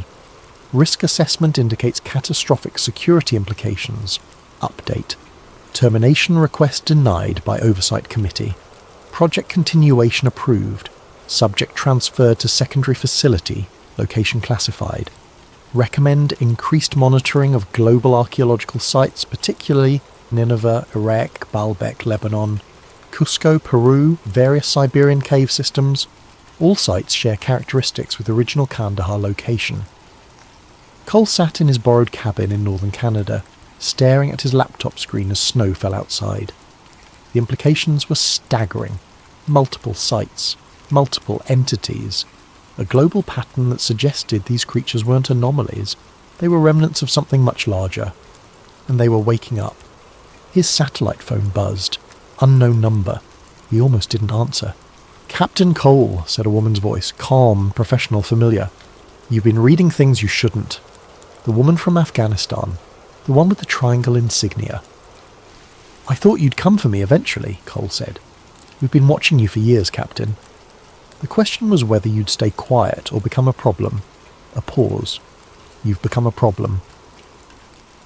Cole looked out the window. No drones yet, but they'd be coming. "What are they?" "That's classified." "I'll be dead in an hour anyway." "What difference does it make?" Another pause, longer this time, then, "Honestly, we don't know. The DNA suggests they're related to us, but the timeline doesn't work. They predate modern humans by thousands of years, maybe tens of thousands. Every major ancient civilization has stories about giants, and we keep finding evidence that those stories were true." "What does it want?" BE147 ? To go home, probably. To find its kind. To wake them up. The woman's voice dropped. The world's not ready for that conversation, Captain. Imagine the chaos. Every religious text, every origin story, every assumption about human history, all of it questioned. Wars have started over less. So you keep it locked up? Keep them all locked up? We keep humanity safe, she said, and there was steel in her voice now. These things are strong enough to tear through reinforced steel. Fast enough to dodge bullets. Smart enough to speak languages dead for millennia. And there might be dozens of them, Captain. Maybe hundreds, buried in caves around the world, waiting. Waiting for what? That's what terrifies us, she said. We don't know. There was a long silence, then the woman said something unexpected. Captain Cole, I'm not calling to threaten you. I'm calling because we need your help. Cole's hand tightened on the phone. What? B-147 escaped containment 6 hours ago. We lost 23 personnel in the breach. It's heading north, toward the archaeological sites in Siberia. We believe it's trying to reach others of its kind. Her voice was tense now, controlled panic barely restrained. You're the only person who's faced one of these things and survived. We need you to help us find it before it reaches those caves. You want me to help you cage something that might be more human than we are? I want you to help prevent a catastrophe, she snapped. Whatever these things are, they're not peaceful. You saw what it did to your team. Now imagine a dozen of them, coordinating, using weapons we don't understand. This isn't about covering up secrets anymore, Captain. It's about survival. Cole looked at the hard drive on his desk, at the evidence he'd spent years collecting. Then he looked out the window at the peaceful Canadian wilderness, knowing that peace was an illusion. Where do I meet you? He asked. Part 11. The Hunt. The operations centre was in a nondescript building outside of Anchorage, Alaska, close enough to the Siberian sites to respond quickly, far enough from civilization to maintain secrecy. When Cole arrived, escorted by 2 silent operatives, he found himself in a room full of screens, showing satellite feeds, thermal imaging, and seismic data. The woman from Afghanistan was there, looking older than she had 3 years ago, tired. Captain Cole, thank you for coming. Don't thank me yet, Cole said. I haven't agreed to anything except listening. She gestured to the screens. 48 hours ago, BE-147 breached containment at Site 19. It killed 23 people and disabled our entire security grid in under 10 minutes. By the time we got backup power online, it was gone. One screen showed security footage, grainy, strobing with electrical interference, but clear enough. The creature, massive and terrifying, moving through corridors with purpose, not raging, not panicking. It knew exactly where it was going. It's heading north, the woman continued. We've been tracking it via satellite thermal imaging. It moves at night, stays underground during the day. 3 days ago it crossed into Russia near the Bering Strait. Russia knows about this? Cole asked. We've shared limited information. They're cooperating, but they don't understand what they're dealing with. They think it's a biological weapon. She pulled up a map dotted with red markers. These are the sites we believe contain others like BE-147, ancient cave systems, all showing similar characteristics, unusual thermal signatures, electromagnetic anomalies, and historical records of giants or gods. Cole studied the map. You think it's going to free them? We know it is. 2 days ago, it reached a cave system in eastern Siberia. By the time our response team arrived, the entrance had been opened from inside. We found evidence of a second entity. Tracks, tool marks, signs of communication. Communication? The woman nodded grimly. Carvings on the walls. Fresh carvings. The same Proto-Sumerian script we found in Afghanistan. Translated, it says, "The time of silence ends. We reclaim what was stolen." Cole felt that old familiar cold in his gut. How many sites are there? Confirmed? 17. Suspected? Maybe twice that. She met his eyes. Captain, if even half of these sites contain entities like BE-147, and if they all wake up simultaneously, it's not an invasion, Cole said quietly. It's a reclamation. Exactly. And we have no idea what they were before they went into hibernation, or what they want now. She pulled up another image. A cave wall covered in those ancient carvings. We've had linguists working on translating everything we've found. The story they're piecing together is unsettling. The carvings showed a history. Beings descending from the sky, teaching humans agriculture and metallurgy, building great cities, then conflict, war, the beings being hunted, killed, driven into hiding. The final panel showed them entering caves, being sealed inside, waiting. They weren't monsters, Cole said. They were refugees. Maybe. Or maybe they're the monsters our ancestors barely managed to contain. The woman's expression was hard. Either way, we can't let them all wake up until we know what they'll do. We need time to prepare, to negotiate if possible. But BE 147 is moving fast, and every day it's free, it gets closer to the next site. What do you want me to do? Lead a team? Track it? If possible, communicate with it. Find out what it wants. She paused. And if communication fails, stop it by any means necessary. Cole looked at the screens again, at the thermal signatures and satellite feeds. Somewhere out there in the Siberian wilderness, something ancient and powerful was walking toward a reunion thousands of years in the making. I'll need full autonomy, he said. No oversight, no political interference. If I'm doing this, I do it my way. The woman smiled for the first time since he'd arrived. That's why we called you, Captain. Welcome back to the war. Part 12. The Expedition. They flew into Siberia on a C-130, dropping into a frozen wilderness that looked like the edge of the world. Cole's team was small, 6 operators, all veterans of special operations, all briefed on what they were hunting. None of them liked the mission, but they were professionals.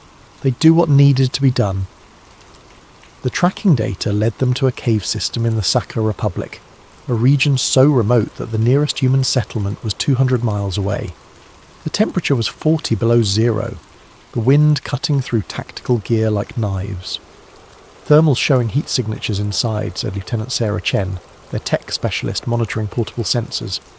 Cole winced internally at her name, but pushed the thought aside.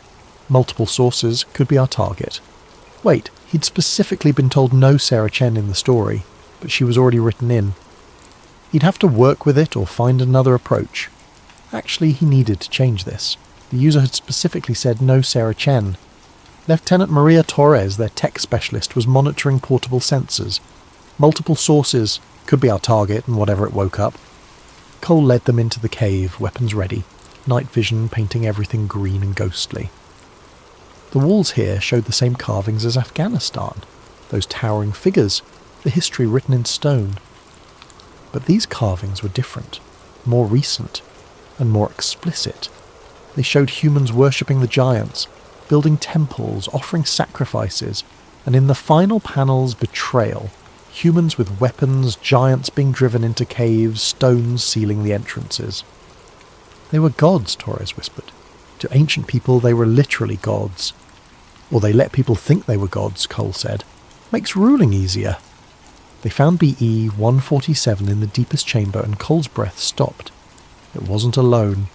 4 other entities stood in the chamber, all similar in size and build to BE 147, all awake and aware. They stood in a circle around something on the ground. More carvings.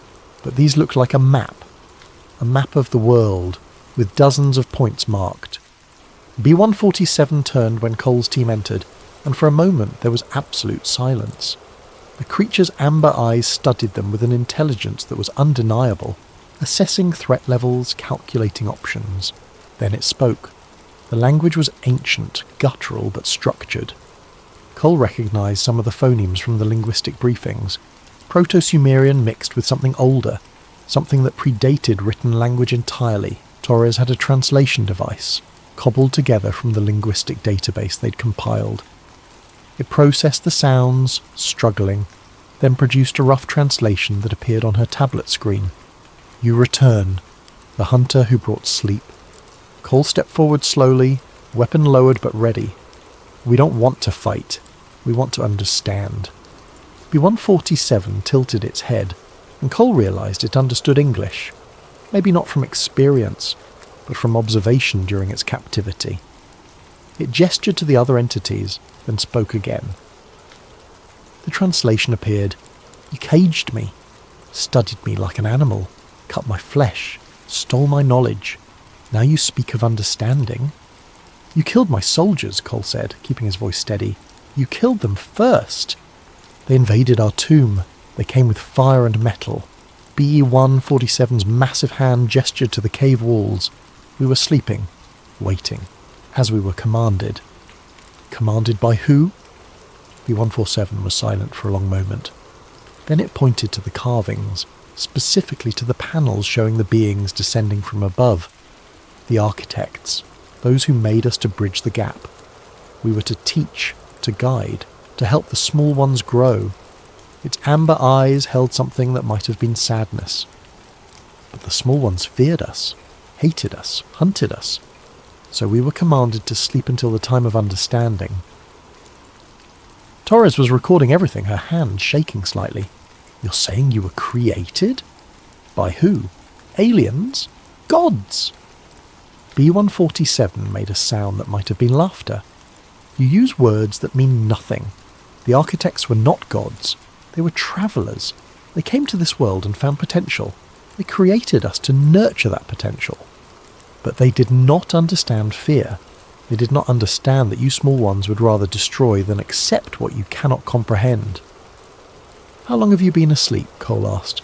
"The ice has come and gone 14 times since we entered the sleep. Your people count time differently. You would say 12,000 years. The number hit like a physical blow. 12,000 years before Sumer, before Egypt, before recorded history began. "Why wake up now?" Cole asked. B-147 gestured to the map carved into the stone. The signal came. After 12,000 years of silence, the architects sent the signal, "Awaken. The time of understanding has come," or ... quote. It paused, and Cole heard something almost like resignation in its voice. "Or the time of ending." "Ending? If you small ones have not learned, if you still choose fear over understanding, then the architects will know this world failed, and they will start again, somewhere else, some other world." Cole felt the weight of those words. "You're saying humanity is being tested?" "We are all being tested," BE-147 corrected. "My kind, your kind. The architects left us both here, to succeed together or fail separately." It looked at the other entities, then back at Cole. "I have been in your cage. I have heard your people speak. I have seen your wars, your weapons, your hate. I am not certain you have learned." One of the other entities spoke, its voice deeper, more resonant. Torres's device translated, "We should follow the old command, eradicate them and start anew." "No," BE-147 said firmly. "That is the old way. The way that led to 12,000 years of darkness. We will try the architect's path one more time." It turned to Cole. "You are here to stop us, to cage us again or destroy us. Yes?" Cole looked at his team, at the weapons they carried, at the impossible odds they faced. Then he looked at BE-147, at the intelligence in those amber eyes, and made a decision that would either save the world or doom it. "I'm here to listen," he said. "Tell me what you want." Part 13. The Negotiation. For 3 hours, in a cave that had been sealed for 12 millennia, Cole negotiated the future of 2 species. BE-147 explained their history. The architects had been a spacefaring civilization that seeded worlds with potential, then moved on. They'd found Earth during the last ice age, populated by early humans struggling to survive. They'd created the giants, using human DNA as a base but enhanced, strengthened, made to withstand harsh conditions, to act as teachers and protectors. For thousands of years it had worked. The giants taught agriculture, metallurgy, astronomy. They built the megaliths that would puzzle archaeologists for millennia. Göbekli Tepe, Baalbek, structures that seemed impossible for primitive humans to construct. But fear grew. The giants were too strong, Too different. Religious leaders declared them demons. Kings saw them as threats to power. Wars began. The giants, for all their strength, were vastly outnumbered. They retreated to remote places, to caves and mountains. Then the architects sent a final message. Sleep. Wait. Let humanity grow. Let time pass. If humanity matured, learned to accept differences, learned to reach for the stars themselves, then the giants could wake and the two species could finally work together as intended. But if humanity remained violent, remained fearful, remained trapped by hate and tribalism, then the experiment had failed. The signal came, BE-147 said. We woke, and I found myself in a cage, being cut apart by scientists who looked at me with the same fear I saw 12,000 years ago. He gestured to Cole. But you are different. You fear, but you listen. That is new. Cole was thinking fast, aware that everything he said here could determine the course of human history. If you all wake up, if all 17 sites activate at once, people will panic. Governments will respond with force. It'll be a war nobody can win. Then what do you propose? Slow contact. Controlled revelation. We bring in scientists, linguists, diplomats, people who can explain what you are without causing mass panic. We release information gradually, archaeological findings, DNA evidence, historical records. We prepare humanity for the truth. One of the other entities spoke.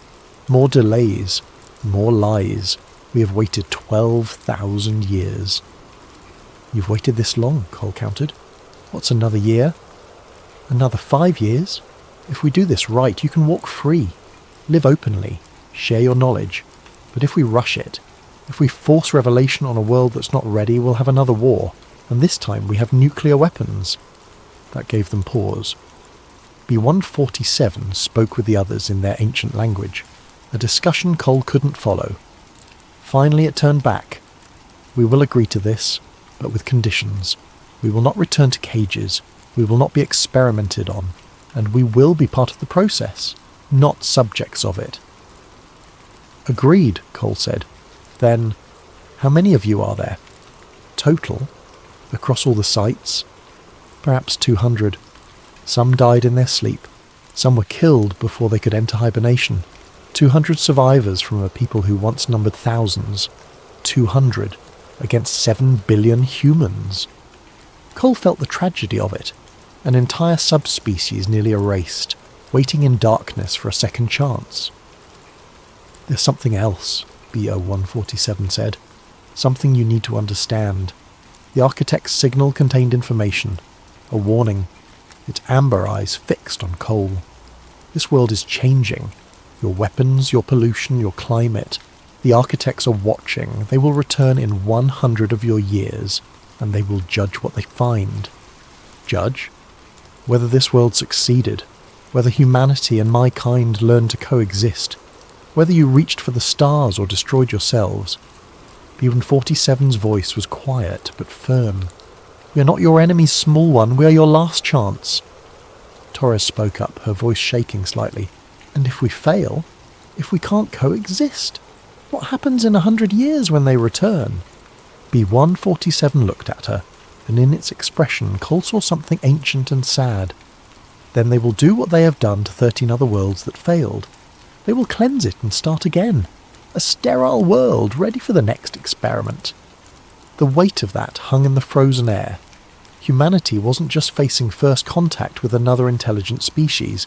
They were facing Judgment Day, with a century to prove they deserved to survive.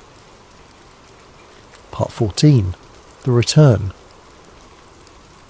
The extraction from Siberia was complicated. Cole had to coordinate with Russian authorities who were understandably skeptical about everything he told them. He had to manage his own chain of command, convincing generals and politicians that bullets and bombs wouldn't solve this problem. Most importantly, he had to keep BE-147 and the others safe while they worked out the details of the Revelation plan. They established a secure facility in northern Canada, not a prison but a research station. The giants stayed voluntarily, working with linguists and scientists to translate their history, to share their knowledge, To prepare for the day when the world would learn the truth, Cole became the liaison, the bridge between two species that had been enemies for 12,000 years. It wasn't easy. There were hardliners in the military who wanted to neutralise the threat. There were conspiracy theorists who got hold of leaked information and spread panic online. There were religious fundamentalists who declared the giants were demons, proof of the end times. But slowly, carefully, Cole and his team built the foundation for revelation. They started with academic papers, anonymous sources providing archaeological evidence of prehistoric giants, DNA studies showing anomalous genetic sequences in ancient bone samples, linguistic research on Proto-Sumerian texts that suggested advanced knowledge. The media picked it up, scientists debated it, the public started asking questions. Then came the controlled leaks, grainy photos of the Siberian cave system, government documents with heavy redactions, testimony from military personnel who'd encountered something unusual in Afghanistan. The woman with the triangle insignia, Cole learned her name was Director Elizabeth Reeves, managed the information flow with precision. "We're not lying," she told him. "We're just controlling the narrative. When we finally reveal the truth, people will already be halfway to accepting it." 6 months after the Siberian encounter, they released the first video, BE-147, sitting in a comfortable room in the Canadian facility, speaking through a translator. Not threatening, not aggressive, just explaining its history, its purpose, its hope for the future. The video went viral, 20 million views in the first hour, 100 million by the end of the day. The world's reaction was mixed. Terror, fascination, denial, acceptance, all happening simultaneously across different populations. The United Nations called an emergency session. Religious leaders issued statements ranging from proof of divine creation to demonic deception. Scientists demanded access, governments demanded control, and regular people just demanded answers. Cole watched it all from the Canadian facility, standing beside BE-147 as they monitored the global response on multiple screens. "Your people are loud," BE-147 observed, "louder than they were 12,000 years ago." "We have better technology for spreading panic," Cole said with dark humour, "but also better technology for spreading understanding." BE-147 pointed to one screen showing a university professor explaining to her students how the giant's existence reframed human history. "Some of you are ready. That is more than we had before." Over the next year, more facilities opened. More giants woke from their hibernation, carefully, one group at a time. Scientists worked with them to understand their advanced metallurgy, their astronomical knowledge, their sophisticated understanding of genetics that had created their hybrid nature. The giants shared something else too, the architect's technology. Not weapons. They destroyed those long ago, forbidden by the architect's final command, but tools for clean energy, for healing, for sustainable agriculture. Knowledge that could help humanity reach the stars before the architects returned. "Why give this to us?" Cole asked BE-147 one evening, watching the sun set through the facility's windows. "After everything we did to you, why help?" "Because the alternative is extinction," BE-147 said simply, "for both our kinds. The architects do not tolerate failure. If they return and find this world still divided, still destroying itself, they will remove us all. They will plant new seeds and wait another 1,000,000 years. That's a hell of a motivation. It is the only motivation that matters." BE-147 looked at him with those amber eyes. "You small ones spend so much time fighting each other over borders, religions, resources. You do not see the larger truth. You are all one tribe, on one small world, facing a test that will determine if you survive. We failed that test once. We will not fail again." Part 15. The Summit. 2 years after the Siberian encounter, they held the first contact summit in Geneva. Representatives from every nation attended. So did all 73 giants who had been successfully awakened. The others had indeed died in their long sleep, victims of time and failed preservation. Cole stood at the back of the massive assembly hall watching as BE-147, who had taken the human name Enki after the ancient Sumerian god of wisdom, addressed the gathered nations. "We are not gods," Enki said through the translation system, its voice resonating through the hall. "We are not demons. We are children of this world, just as you are. We were made by travellers who hoped we could help you reach your potential. For 12,000 years we slept. Now we wake to a world of marvels and terrors. You have split the atom. You have sent machines to other planets. You have connected your entire species through invisible networks of information." The giant paused, letting that sink in. "But you have also poisoned your waters, warmed your atmosphere, and built weapons that could destroy all life on this world. You stand at a crossroads.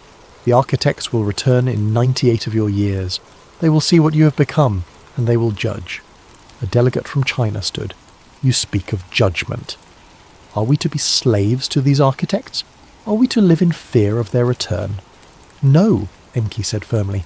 "You are to grow beyond the need for their judgment. You are to reach the stars yourselves, to become travellers like them, to prove that this world's experiment succeeded." It gestured to the other giants in the hall. "We will help you. We will share what we know, but we cannot do the work for you. You must choose to evolve. And if we don't," another delegate from Brazil, "if we fail this test..." Enki's expression was grave. "Then 98 years from now the architects will return. They will find a world that could not move beyond its tribal fears, and they will do what they have done before. They will cleanse it. Erase all higher life. Let the world rest for 1,000,000 years. Then they will try again with new seeds." The hall erupted in arguments. Some delegates called it a threat, others a hoax, still others a divine revelation. But Cole noticed something important. They were talking, not shooting, not threatening war. Talking. That night, as the summit descended into smaller working groups and diplomatic negotiations, Cole found Enki standing on a balcony overlooking Lake Geneva. "Do you think they'll make it?" Cole asked. "Humanity? Do you think we'll pass the test?" Enki was quiet for a long moment. "I have spent 2 years studying your kind again. I have watched your entertainment, read your literature, listened to your music.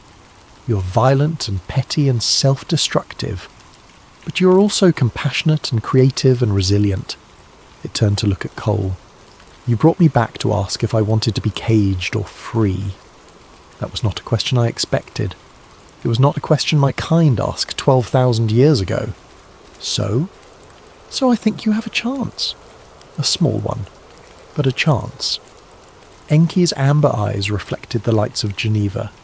"We will help you, not because we're your saviours or your servants, but because we are your partners, your lost cousins finally returning home." Cole smiled. "No pressure, then." "All the pressure," Enki corrected, "but that is good. Pressure creates diamonds, or it creates dust. We will see which one humanity becomes." Part 16. 100 years later. Recorded historical document, Earth Archive, year 2102. When the architect's ship entered Earth orbit, humanity was ready. Not ready for war. The giants had made it clear that weapons would be useless against beings who could seed worlds and create new species, but ready to show what they'd accomplished in the century since the giants woke. The cleanup of Earth's oceans and atmosphere, achieved through a combination of human innovation and giant technology. The 13 colonies on Mars and the Moon, bustling with humans and giants working side by side. The cure for aging, the elimination of hereditary diseases, the quantum communication network that connected Earth with the outer colonies. But most importantly, the end of major wars, the dissolution of old tribal hatreds, the recognition, slow and painful but undeniable, that humanity was one species on one small world, and they would survive together or not at all. Nathan Cole was 128 years old, kept alive by the medical advances the giants had shared. He stood in the observation deck of the International Space Station, now more of a small city than a station, watching as the architect's vessel approached. Enki stood beside him, looking essentially unchanged. The giants aged slowly, and might live another 1,000 years. "Are you nervous?" Cole asked. "Terrified," Enki admitted. "I've not seen the architects since they commanded us to sleep. I do not know what they will think of what we've built. The vessel was beautiful, organic curves mixed with crystalline structures, a ship that looked grown rather than built. It was massive, easily 50 times larger than the ISS, yet it moved with impossible grace. Then contact. The message came in multiple languages simultaneously: English, Mandarin, Spanish, Arabic, and the ancient tongue that Enki's people spoke. The voice was neither male nor female, young nor old. It simply was. We are the architects. We return as promised. We come to judge what has grown in our absence. The response had been prepared years in advance, recorded by the Secretary-General of the United Nations and representatives of the giants. It played now, broadcast to the architect's ship. We are humanity and the descendants of your creation. We are imperfect, we are young, but we are learning. We invite you to see what we have built together. For 3 weeks, the architects observed. They sent probes to Earth, to Mars, to the colonies. They reviewed humanity's history, the wars and the peace treaties, the genocides and the humanitarian efforts, the destruction and the healing. Then they sent a delegation down to Earth itself. Cole was there in Geneva when they arrived. 3 beings that looked almost human but weren't.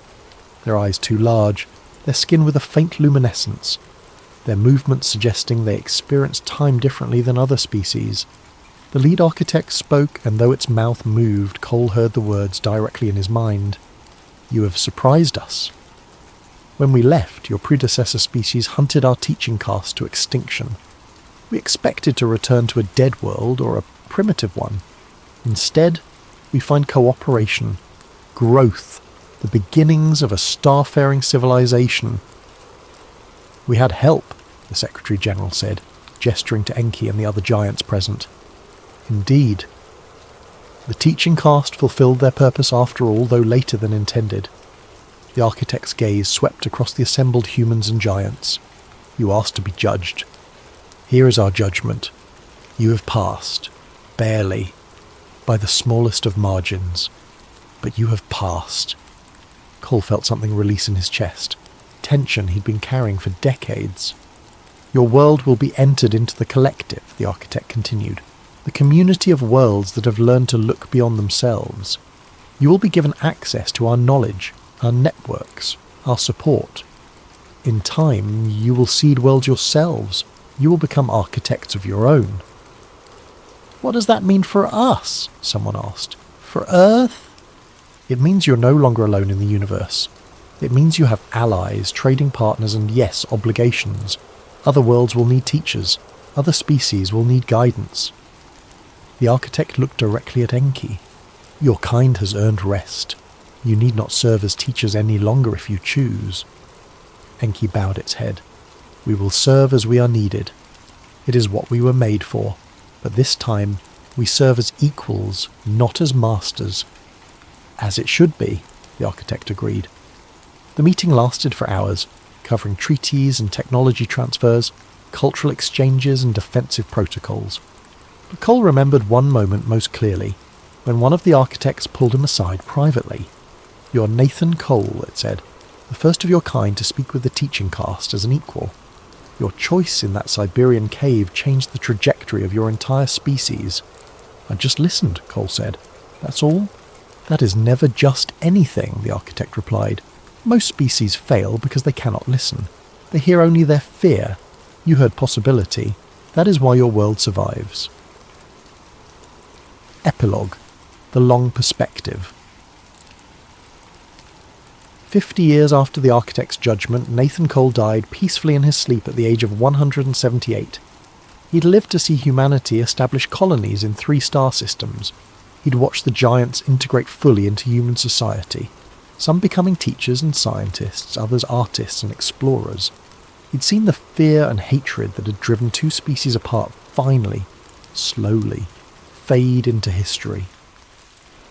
At his funeral, Enki spoke. This man saved 2 species, not with violence, not with dominance, but by asking a simple question. In a moment when violence would have been easier, he asked, "What do you want?" And he listened to the answer. May we all learn from his example. The cave in Kandahar where it all began became a memorial site. The walls with their ancient carvings were preserved, and visitors, human and giant alike, walked through the chambers where fear had once driven two peoples to violence. In the deepest chamber, where BE 147 had fallen and then risen again, they placed a plaque. It read, "Here, in 2002, humanity discovered they were not alone. Here, in 2025, humanity chose understanding over fear. Here, the age of tribes ended and the age of species began." May we never forget how close we came to failure, or how simple the path to success truly was. The Kandahar anomaly wasn't an anomaly at all. It was a mirror, reflecting back humanity's capacity for both destruction and growth. And unlike so many other worlds that came before, unlike 13 failed experiments that ended in sterile silence, Earth looked into that mirror and chose to become something better. Not perfect, not peaceful, not without struggle and setback and pain, but better. And in the vast, ancient judgment of the architects who seed worlds and wait to see what grows, better was enough.